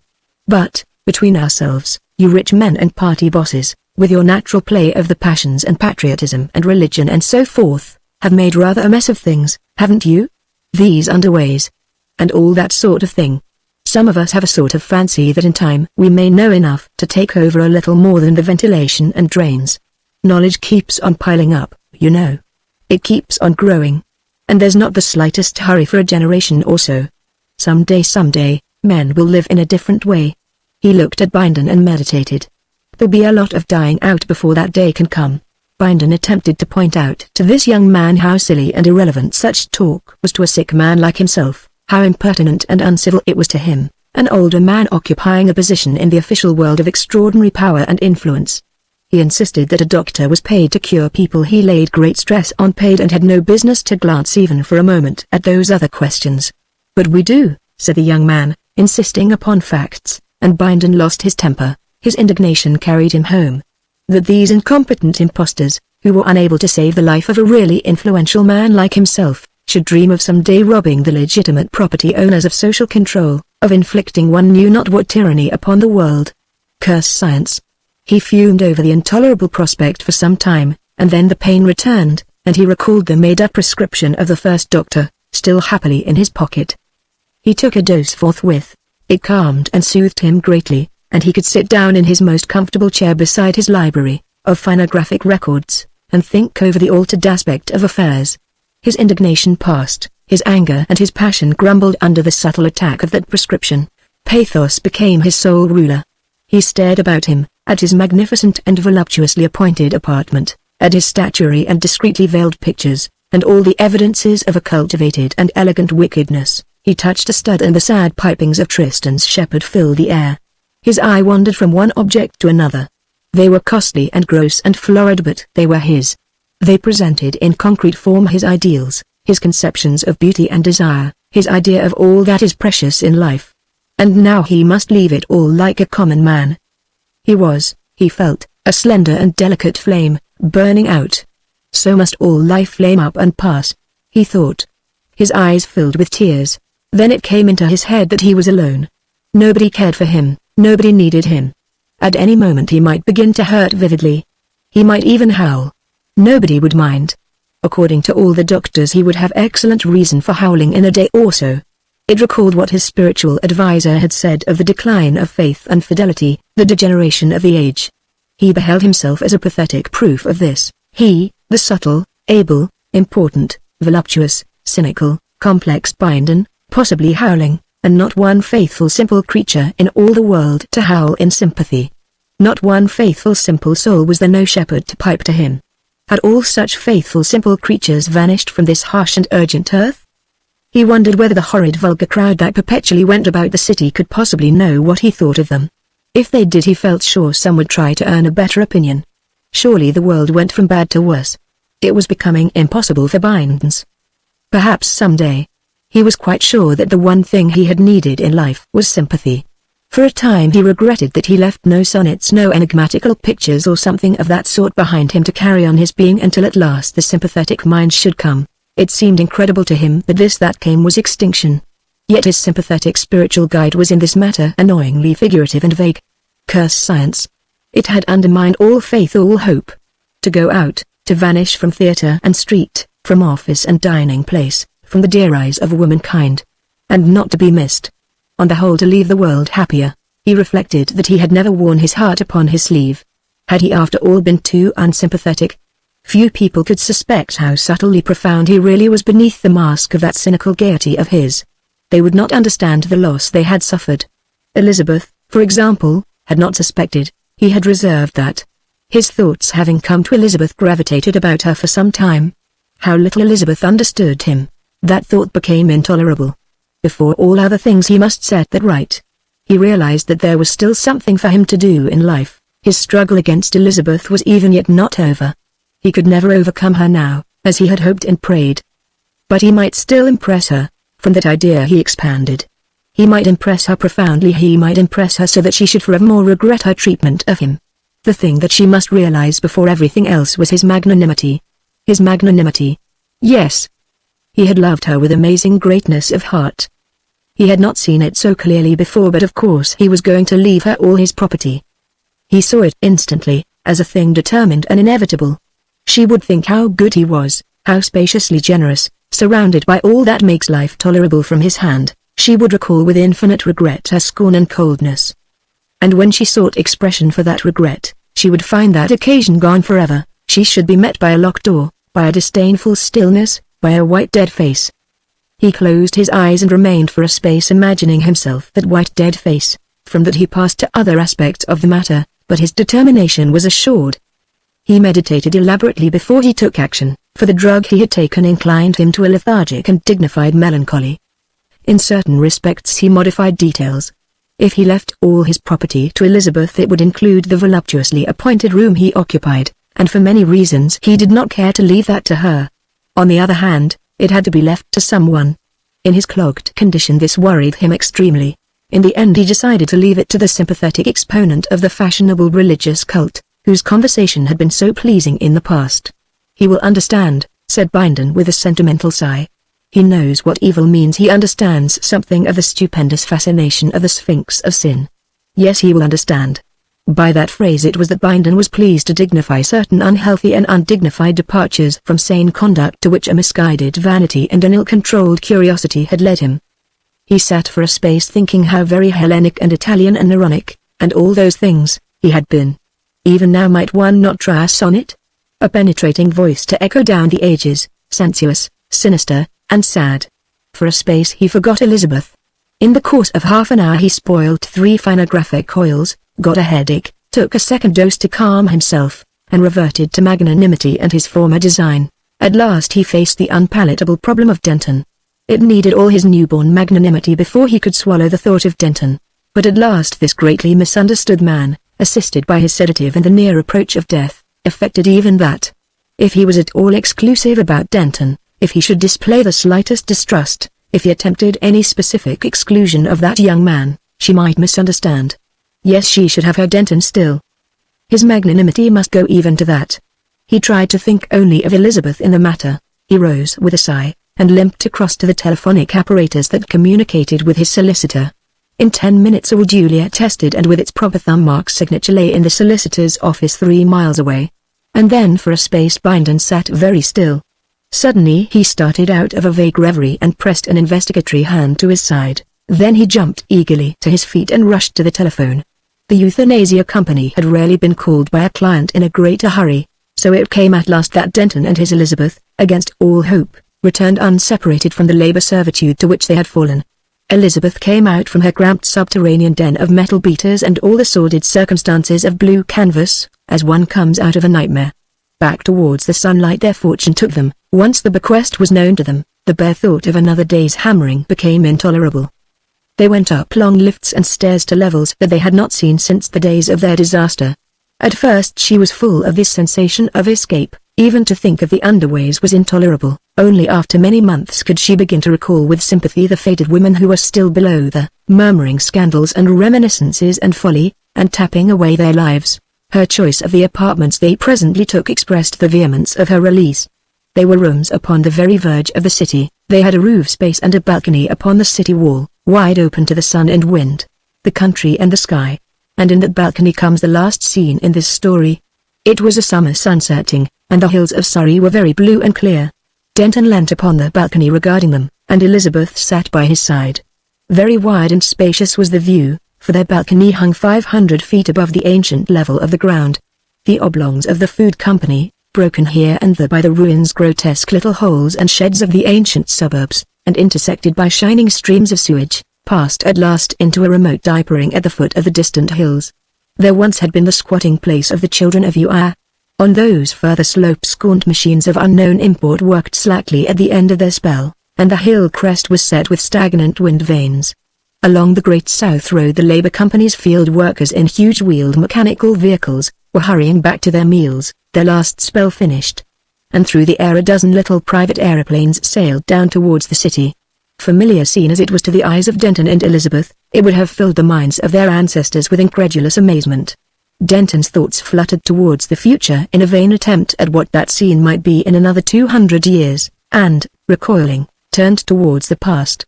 He shared something of the growing knowledge of the time. He could picture the quaint smoke-grimed Victorian city with its narrow little roads of beaten earth, its wide common land, ill-organized, well-built suburbs, and irregular enclosures, the old countryside of the Stuart times, with its little villages and its petty London, the England of the monasteries, the far older England of the Roman dominion, and then before that a wild country with here and there the huts of some warring tribe. These huts must have come and gone and come again through a space of years that made the Roman camp and villa seem but yesterday, and before those years, before even the huts, there had been men in the valley. Even then so recent had it all been when one judged it by the standards of geological time this valley had been here, and those hills yonder, higher, perhaps, and snow-tipped, had still been yonder hills, and the Thames had flowed down from the Cotswolds to the sea. But the men had been but the shapes of men, creatures of darkness and ignorance, victims of beasts and floods, storms and pestilence and incessant hunger. They had held a precarious foothold amidst bears and lions and all the monstrous violence of the past. Already some at least of these enemies were overcome. For a time Denton pursued the thoughts of this spacious vision, trying in obedience to his instinct to find his place and proportion in the scheme. "It has been chance," he said, "it has been luck. We have come through. It happens we have come through. Not by any strength of our own, and yet. No. I don't know." He was silent for a long time before he spoke again. "After all, there is a long time yet. There have scarcely been men for 20,000 years, and there has been life for 20 millions. And what are generations? What are generations? It is enormous, and we are so little. Yet we know we feel. We are not dumb atoms, we are part of it to the limits of our strength and will. Even to die is part of it. Whether we die or live, we are in the making. As time goes on, perhaps men will be wiser. Wiser, will they ever understand?" He became silent again. Elizabeth said nothing to these things, but she regarded his dreaming face with infinite affection. Her mind was not very active that evening. A great contentment possessed her.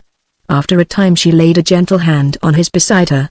He fondled it softly, still looking out upon the spacious gold-woven view. So they sat as the sun went down. Until presently Elizabeth shivered. Denton recalled himself abruptly from these spacious issues of his leisure, and went in to fetch her a shawl. Part 5. The man WHO could work miracles. It is doubtful whether the gift was innate.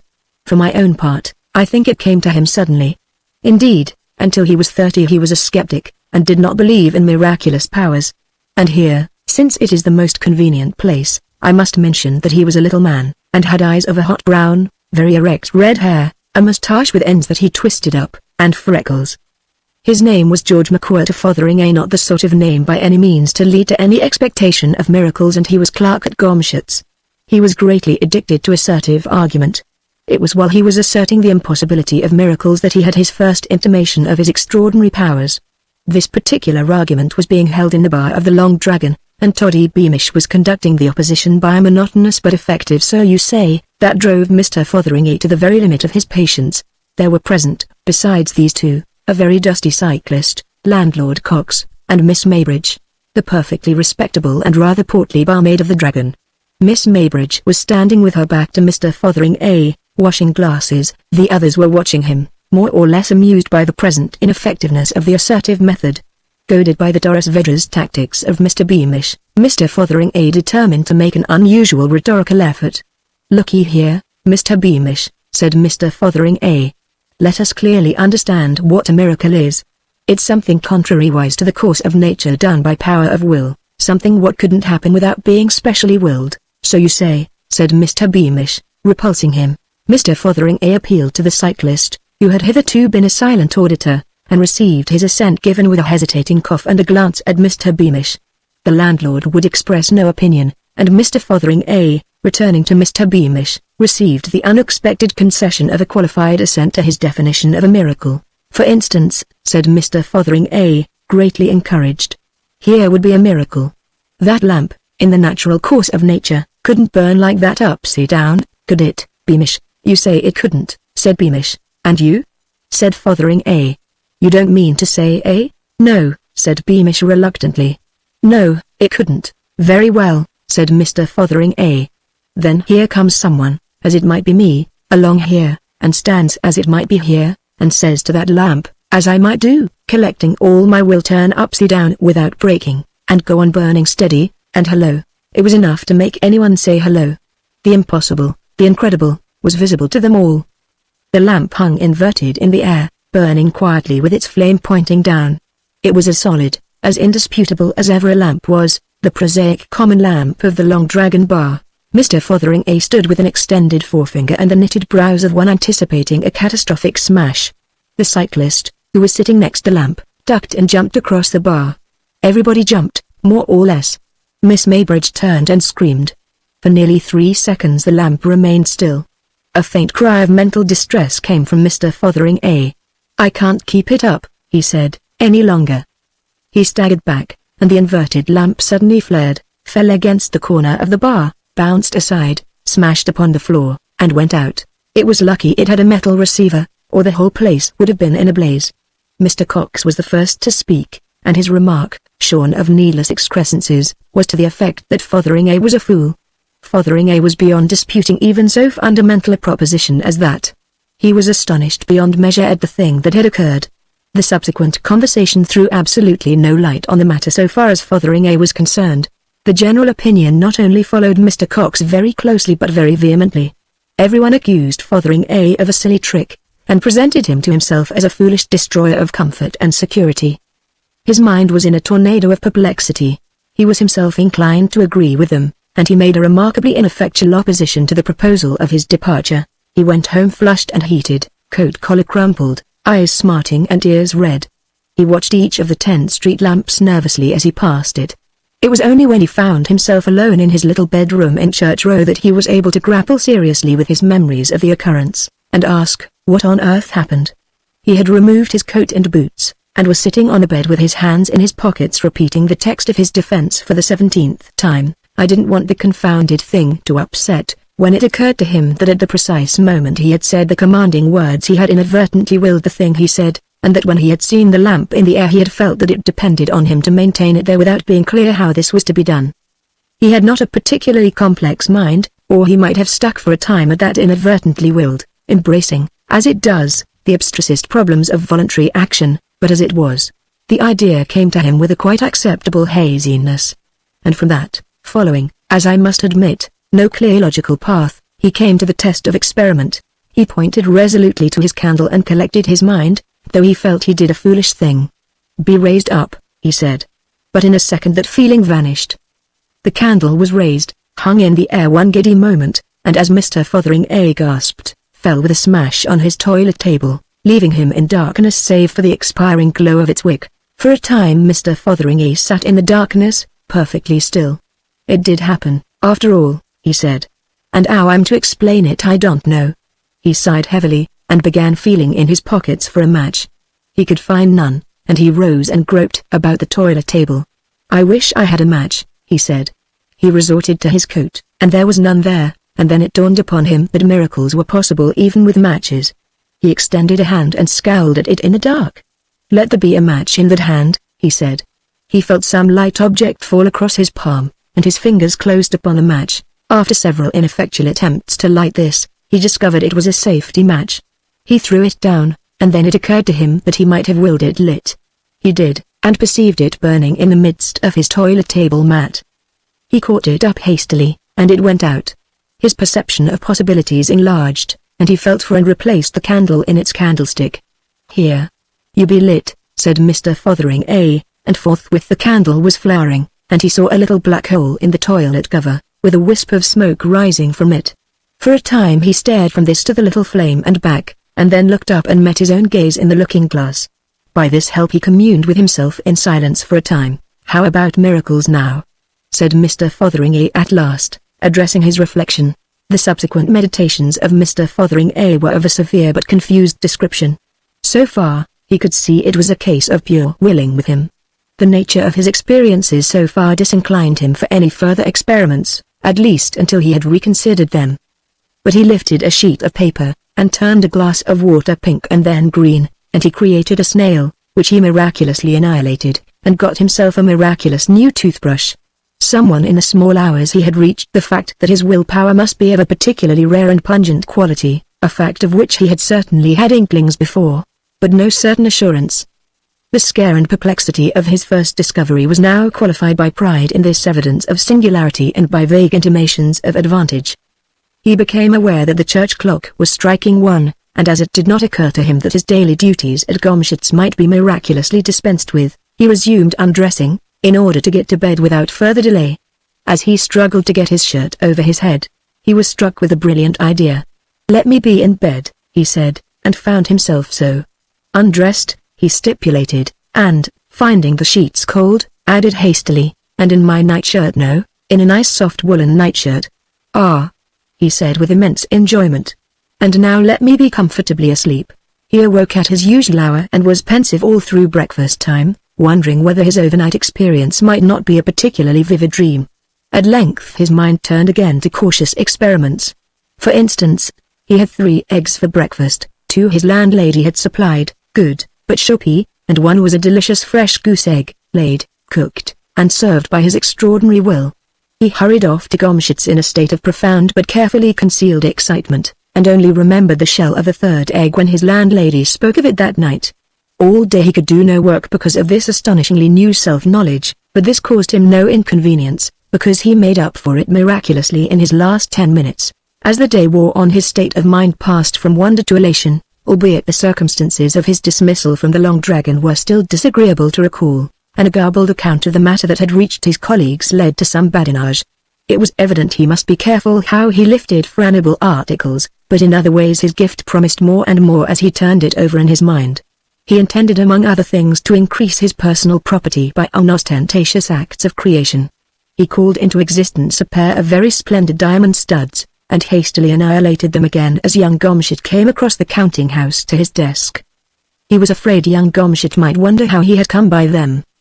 He saw quite clearly the gift required caution and watchfulness in its exercise, but so far as he could judge, the difficulties attending its mastery would be no greater than those he had already faced in the study of cycling. It was that analogy, perhaps, quite as much as the feeling that he would be unwelcome in the Long Dragon, that drove him out after supper into the lane beyond the gas-works, to rehearse a few miracles in private. There was possibly a certain want of originality in his attempts, for apart from his willpower Mr. Fotheringay was not a very exceptional man. The miracle of Moses' rod came to his mind, but the night was dark and unfavorable to the proper control of large miraculous snakes. Then he recollected the story of Dan Hauser that he had read on the back of the Philharmonic program. That seemed to him singularly attractive and harmless. He stuck his walking stick, a very nice Poona Penang lawyer, into the turf that edged the footpath, and commanded the driver to blossom. The air was immediately full of the scent of roses, and by means of a match he saw for himself that this beautiful miracle was indeed accomplished. His satisfaction was ended by advancing footsteps. Afraid of a premature discovery of his powers, he addressed the blossoming stick hastily, "Go back." What he meant was change back, but of course he was confused. The stick receded at a considerable velocity, and incontinently came a cry of anger and a bad word from the approaching person. "Who are you throwing brambles at, you fool?" cried a voice. "That got me on the shin." "I'm sorry, old chap," said Mr. Fotheringay, and then realizing the awkward nature of the explanation, caught nervously at his moustache. He saw Winch, one of the 3 Immering constables, advancing. "What do you mean by it?" asked the constable. "Hello. It's you, is it? The gent that broke the lamp at the Long Dragon." "I don't mean anything by it," said Mr. Fotheringay. "Nothing at all. What do you do it for then?" "Oh, bother," said Mr. Fotheringay. "Bother indeed. Do you know that stick hurt? What do you do it for, eh?" For the moment Mr. Fotheringay could not think what he had done it for. His silence seemed to irritate Mr. Winch. "You've been assaulting the police, young man, this time. That's what you done." "Look here, Mr. Winch," said Mr. Fotheringay, annoyed and confused, "I'm very sorry. The fact is, well," he could think of no way but the truth. "I was working a miracle." He tried to speak in an offhand way, but try as he would he couldn't. "Working a... don't you talk rot. Working a miracle, indeed. Miracle. Well, that's downright funny. Why, you's the chap that don't believe in miracles. Fact is, this is another of your silly conjuring tricks, that's what this is. Now, I tell you." But Mr. Fotheringay never heard what Mr. Winch was going to tell him. He realized he had given himself away, flung his valuable secret to all the winds of heaven. A violent gust of irritation swept him to action. He turned on the constable swiftly and fiercely. "Here," he said, "I've had enough of this, I have. I'll show you a silly conjuring trick, I will. Go to Hades. Go, now." He was alone. Mr. Fotheringay performed no more miracles that night, nor did he trouble to see what had become of his flowering stick. He returned to the town, scared and very quiet, and went to his bedroom. "Lord," he said, "it's a powerful gift, an extremely powerful gift. I didn't hardly mean as much as that. Not really. I wonder what Hades is like." He sat on the bed taking off his boots. Struck by a happy thought, he transferred the constable to San Francisco, and without any more interference with normal causation went soberly to bed. In the night he dreamt of the anger of Winch. The next day Mr. Fotheringay heard 2 interesting items of news. Someone had planted a most beautiful climbing rose against the elder Mr. Gomshit's private house in the Lalabra Road, and the river as far as Rawlings Mill was to be dragged for Constable Winch. Mr. Fotheringay was abstracted and thoughtful all that day, and performed no miracles except certain provisions for Winch, and the miracle of completing his day's work with punctual perfection in spite of all the beswarmer thoughts that hummed through his mind. and the extraordinary abstraction and meekness of his manner was remarked by several people, and made a matter for jesting.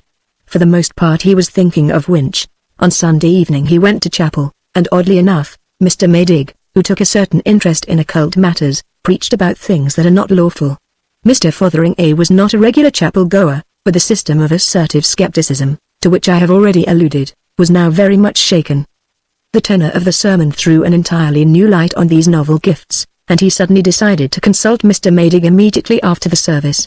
So soon as that was determined, he found himself wondering why he had not done so before.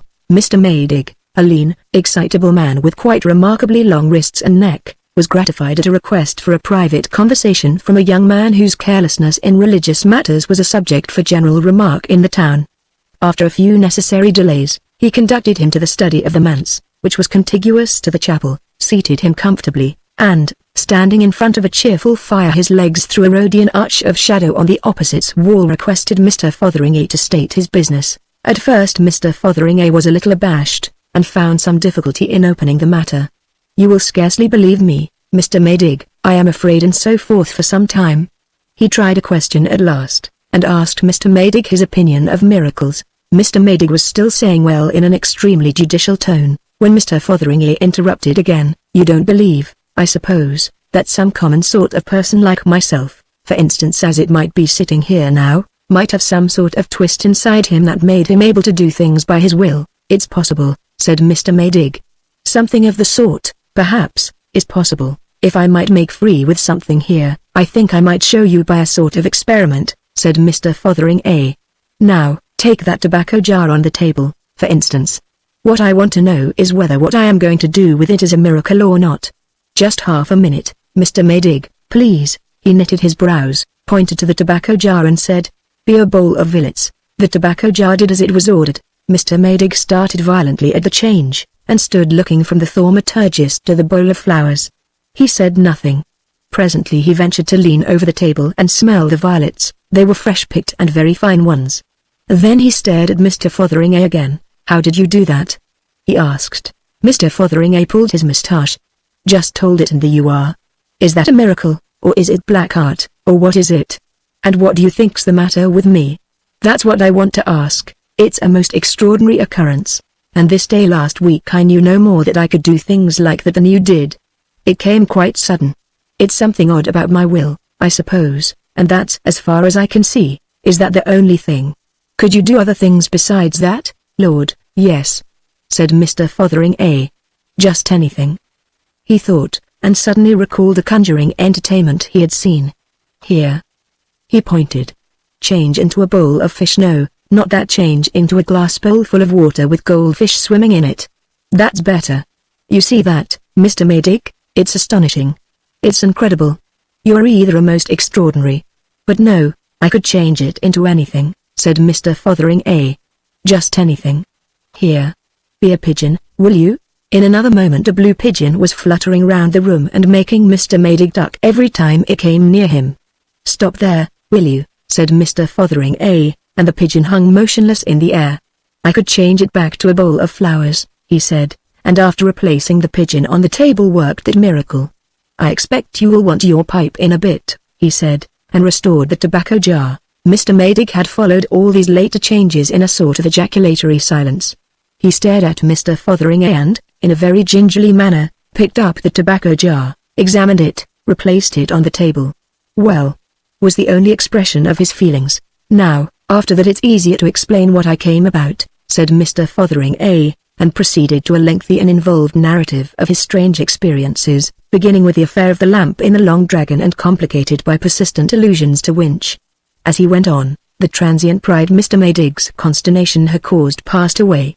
He became the very ordinary Mr. Fotheringay of everyday intercourse again. Mr. Maydig listened intently, the tobacco jar in his hand, and his bearing changed also with the course of the narrative. Presently, while Mr. Fotheringay was dealing with the miracle of the third egg, the minister interrupted with a fluttering extended hand.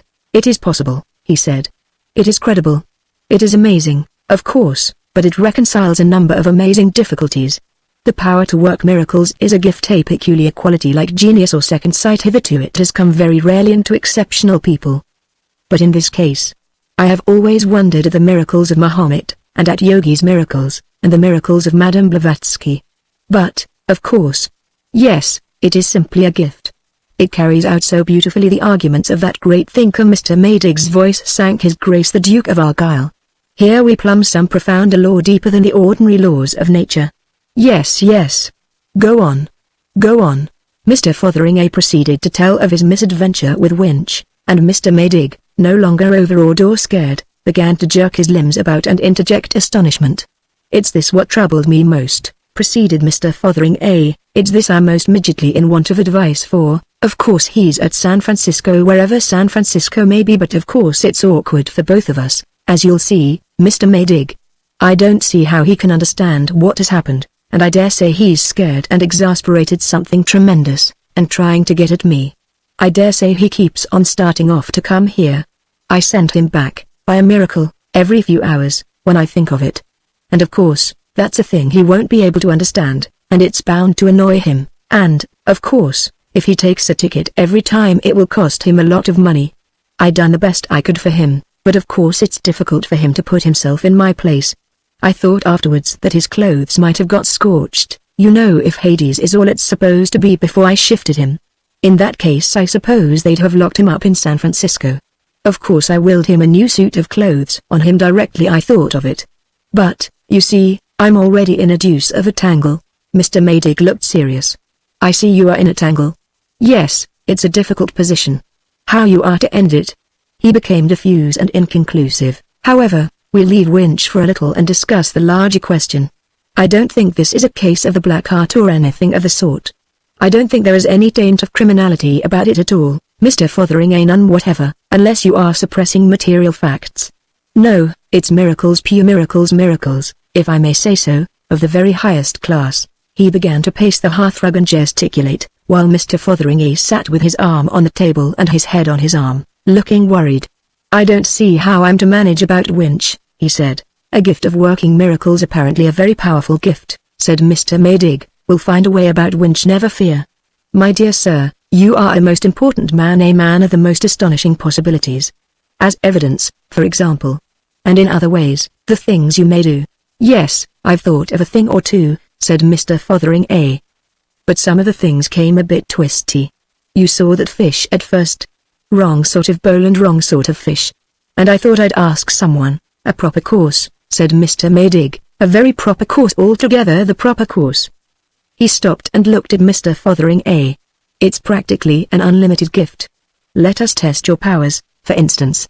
If they really are all they seem to be. And so, incredible as it may seem, in the study of the little house behind the Congregational Chapel, on the evening of Sunday, November 10, 1896, Mr. Fotheringay, egged on and inspired by Mr. Maydig, began to work miracles. The reader's attention is specially and definitely called to the date. He will object, probably has already objected, that certain points in this story are improbable, that if any things of the sort already described had indeed occurred, they would have been in all the papers a year ago. The details immediately following he will find particularly hard to accept, because among other things they involve the conclusion that he or she, the reader in question, must have been killed in a violent and unprecedented manner more than a year ago. Now a miracle is nothing if not improbable, and as a matter of fact the reader was killed in a violent and unprecedented manner a year ago. In the subsequent course of this story that will become perfectly clear and credible, as every right-minded and reasonable reader will admit. But this is not the place for the end of the story, being but little beyond the hither side of the middle. And at first the miracles worked by Mr. Fotheringay were timid little miracles, little things with the cups and parlour fitments, as feeble as the miracles of Theosophists, and, feeble as they were received with awe by his collaborator.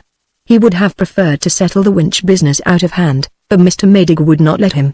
But after they had worked a dozen of these domestic trivialities, their sense of power grew, their imagination began to show signs of stimulation, and their ambition enlarged. Their first larger enterprise was due to hunger and the negligence of Mrs. Minchin, Mr. Maydig's housekeeper. The meal to which the minister conducted Mr. Fotheringay was certainly ill-laid and uninviting as refreshment for two industrious miracle workers, but they were seated, and Mr. Maydig was descanting in sorrow rather than in anger upon his housekeeper's shortcomings, before it occurred to Mr. Fotheringay that an opportunity lay before him. "Don't you think, Mr. Maydig," he said, "if it isn't a liberty, my dear Mr. Fotheringay." "Of course. No, I didn't think. Mr. Fotheringay waved his hand. What shall we have? He said, in a large, inclusive spirit, and, at Mr. Maydig's order, revised the supper very thoroughly. As for me, he said, eyeing Mr. Maydig's selection, I am always particularly fond of a tankard of stout and a nice Welsh rarebit, and I'll order that. I ain't much given to Burgundy, and forthwith stout and Welsh rarebit promptly appeared at his command. They sat long at their supper, talking like equals, as Mr. Fotheringay presently perceived, with a glow of surprise and gratification, of all the miracles they would presently do. And, by the by, Mr. Maydig, said Mr. Fotheringay, I might perhaps be able to help you in a domestic way. Don't quite follow, said Mr. Maydig, pouring out a glass of miraculous old Burgundy. Mr. Fotheringay helped himself to a second Welsh rarebit out of vacancy, and took a mouthful. I was thinking, he said, I might be able, chum, to work, chum, a miracle with Mrs. Mention, chum, make her a better woman. Mr. Maydig put down the glass and looked doubtful.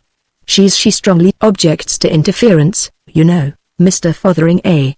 And as a matter of fact it's well past 11 and she's probably in bed and asleep. Do you think, on the whole, Mr. Fotheringay considered these objections? I don't see that it shouldn't be done in her sleep. For a time Mr. Maydig opposed the idea, and then he yielded. Mr. Fotheringay issued his orders, and a little less at their ease, perhaps. The two gentlemen proceeded with their repast. Mr. Maydig was enlarging on the changes he might expect in his housekeeper next day, with an optimism that seemed even to Mr. Fotheringay's supper senses a little forced and hectic, when a series of confused noises from upstairs began. Their eyes exchanged interrogations, and Mr. Maydig left the room hastily. Mr. Fotheringay heard him calling up to his housekeeper and then his footsteps going softly up to her. In a minute or so the minister returned, his step light, his face radiant. Wonderful, he said, and touching. Most touching, he began pacing the hearthrug. A most touching repentance through the crack of the door. Poor woman. A most wonderful change. She had got up. She must have got up at once. She had got up out of her sleep to smash a private bottle of brandy in her box. And to confess it too. But this gives us, it opens a most amazing vista of possibilities. If we can work this miraculous change in her, the thing's unlimited seemingly, said Mr. Fotheringay. And about Mr. Winch, altogether unlimited. And from the hearthrug Mr. Maydig, waving the Winch difficulty aside, unfolded a series of wonderful proposals he invented as he went along. Now what those proposals were does not concern the essentials of this story. Suffice it that they were designed in a spirit of infinite benevolence, the sort of benevolence that used to be called postprandial. Suffice it, too, that the problem of Winch remained unsolved. Nor is it necessary to describe how far that series got to its fulfillment. There were astonishing changes. The small hours found Mr. Maydig and Mr. Fotheringay careering across the chilly market square under the still moon, in a sort of ecstasy of thaumaturgy, Mr. Maydig all flap and gesture, Mr. Fotheringay short and bristling, and no longer abashed at his greatness. They had reformed every drunkard in the parliamentary division, changed all the beer and alcohol to water. Mr. Maydig had overruled Mr. Fotheringay on this point. They had, further, greatly improved the railway communication of the place, drained Flinders Swamp, improved the soil of Wandrey Hill, and cured the Vicar's wart. And they were going to see what could be done with the injured pier at Southbridge. The place, gasped Mr. Maydig, won't be the same place tomorrow. How surprised and thankful everyone will be. And just at that moment the church clock struck 3. I say, said Mr. Fotheringay, that's 3 o'clock. I must be getting back. I've got to be at business by 8. And besides, Mrs. Wims, we're only beginning, said Mr. Maydig, full of the sweetness of unlimited power. We're only beginning. Think of all the good we're doing. When people wake, but, said Mr. Fotheringay, Mr. Maydig gripped his arm suddenly. His eyes were bright and wild. My dear chap, he said, there's no hurry. Look, he pointed to the moon at the zenith. Joshua, said Mr. Fotheringay. Joshua, said Mr. Maydig. Why not? Stop it. Mr. Fotheringay looked at the moon. That's a bit tall, he said after a pause. Why not? Said Mr. Maydig. Of course it doesn't stop. You stop the rotation of the earth, you know. Time stops. It isn't as if we were doing harm, said Mr. Fotheringay. Well, he sighed. I'll try. Here, he buttoned up his jacket and addressed himself to the habitable globe, with as good an assumption of confidence as lay in his power. Just stop rotating, will you? said Mr. Fotheringay.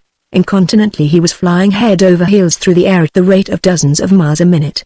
In spite of the innumerable circles he was describing per second, he thought, for thought is wonderful, sometimes as sluggish as flowing pitch, sometimes as instantaneous as light. He thought in a second, and willed. Let me come down safe and sound. Whatever else happens, let me down safe and sound. He willed it only just in time, for his clothes, heated by his rapid flight through the air, were already beginning to singe. He came down with a forcible, but by no means injurious bump in what appeared to be a mound of fresh-turned earth. A large mass of metal and masonry, extraordinarily like the clock tower in the middle of the market square, hit the earth near him, ricocheted over him, and flew into stonework, bricks, and masonry, like a bursting bomb. A hurtling cow hit one of the larger blocks and smashed like an egg. There was a crash that made all the most violent crashes of his past life seem like the sound of falling dust, and this was followed by a descending series of lesser crashes. A vast wind roared throughout earth and heaven, so that he could scarcely lift his head to look. For a while he was too breathless and astonished even to see where he was or what had happened. And his first movement was to feel his head and reassure himself that his streaming hair was still his own. Lord! Gasped Mr. Fotheringay, scarce able to speak for the gale. I've had a squeak. What's gone wrong? Storms and thunder. And only a minute ago a fine night. It's Maydig set me onto this sort of thing. What a wind. If I go on fooling in this way I'm bound to have a thundering accident. Where's Maydig? What a confounded mess everything's in. He looked about him so far as his flapping jacket would permit. The appearance of things was really extremely strange. The sky's all right anyhow, said Mr. Fotheringay. And that's about all that is all right. And even though it looks like a terrific gale coming up. But there's the moon overhead. Just as it was just now. Bright as midday. But as for the rest, where's the village? Where's anything? And what on earth set this wind blowing?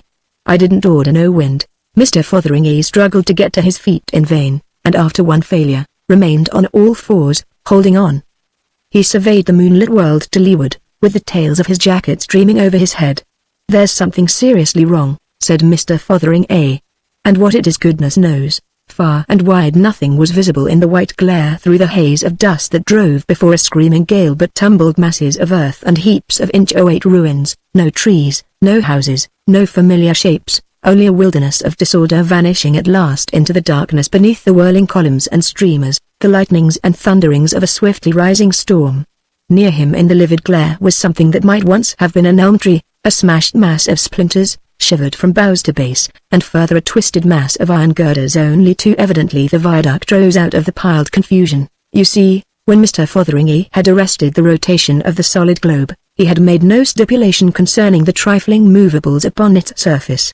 And the earth spins so fast that the surface at its equator is traveling at rather more than 1,000 miles an hour, and in these latitudes at more than half that pace.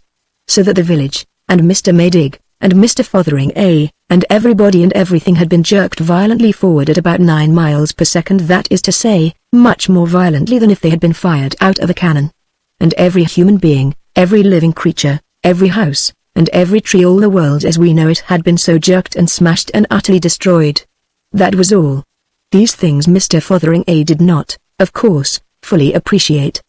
But he perceived that his miracle had miscarried, and with it a great disgust of miracles came upon him. He was in darkness now, for the clouds had swept together and blotted out his momentary glimpse of the moon, and the air was full of fitful struggling tortured wraiths of hail. A great roaring of wind and waters filled earth and sky, and, peering under his hand through the dust and sleet to windward, he saw by the play of the lightnings a vast wall of water pouring towards him. Maydig! Screamed Mr. Fotheringay's feeble voice amid the elemental uproar. Here! Maydig, stop! Cried Mr. Fotheringay to the advancing water. Oh, for goodness sake, stop, just a moment, said Mr. Fotheringay to the lightnings and thunder. Stop just a moment while I collect my thoughts. And now what shall I do? He said. What shall I do? Lord! I wish Maydig was about, I know, said Mr. Fotheringay. And for goodness sake let's have it right this time. He remained on all fours, leaning against the wind, very intent to have everything right. Ah! He said. Let nothing what I'm going to order happen until I say off. Lord! I wish I'd thought of that before. He lifted his little voice against the whirlwind, shouting louder and louder in the vain desire to hear himself speak. Now then! Here goes. Mind about that what I said just now. In the first place, when all I've got to say is done, let me lose my miraculous power, let my will become just like anybody else's will, and all these dangerous miracles be stopped. I don't like them. I'd rather I didn't work ever so much. That's the first thing. And the second is let me be back just before the miracles begin, let everything be just as it was before that blessed lamp turned up. It's a big job, but it's the last. Have you got it? No more miracles, everything as it was, me back in the Long Dragon just before I drank my half pint. That's it. Yes. He dug his fingers into the mold, closed his eyes, and said off. Everything became perfectly still. He perceived that he was standing erect. So you say, said a voice. He opened his eyes. He was in the bar of the Long Dragon, arguing about miracles with Toddy Beamish. He had a vague sense of some great thing forgotten that instantaneously passed. You see that, except for the loss of his miraculous powers, everything was back as it had been. His mind and memory therefore were now just as they had been at the time when this story began. So that he knew absolutely nothing of all that is told here, knows nothing of all that is told here to this day. And among other things, of course, he still did not believe in miracles. I tell you that miracles, properly speaking, can't possibly happen, he said, whatever you like to hold. And I'm prepared to prove it up to the hilt. That's what you think, said Toddy Beamish, and prove it if you can. Looky here, Mr. Beamish, said Mr. Fotheringham. Let us clearly understand what a miracle is. It's something contrariwise to the course of nature done by power of will.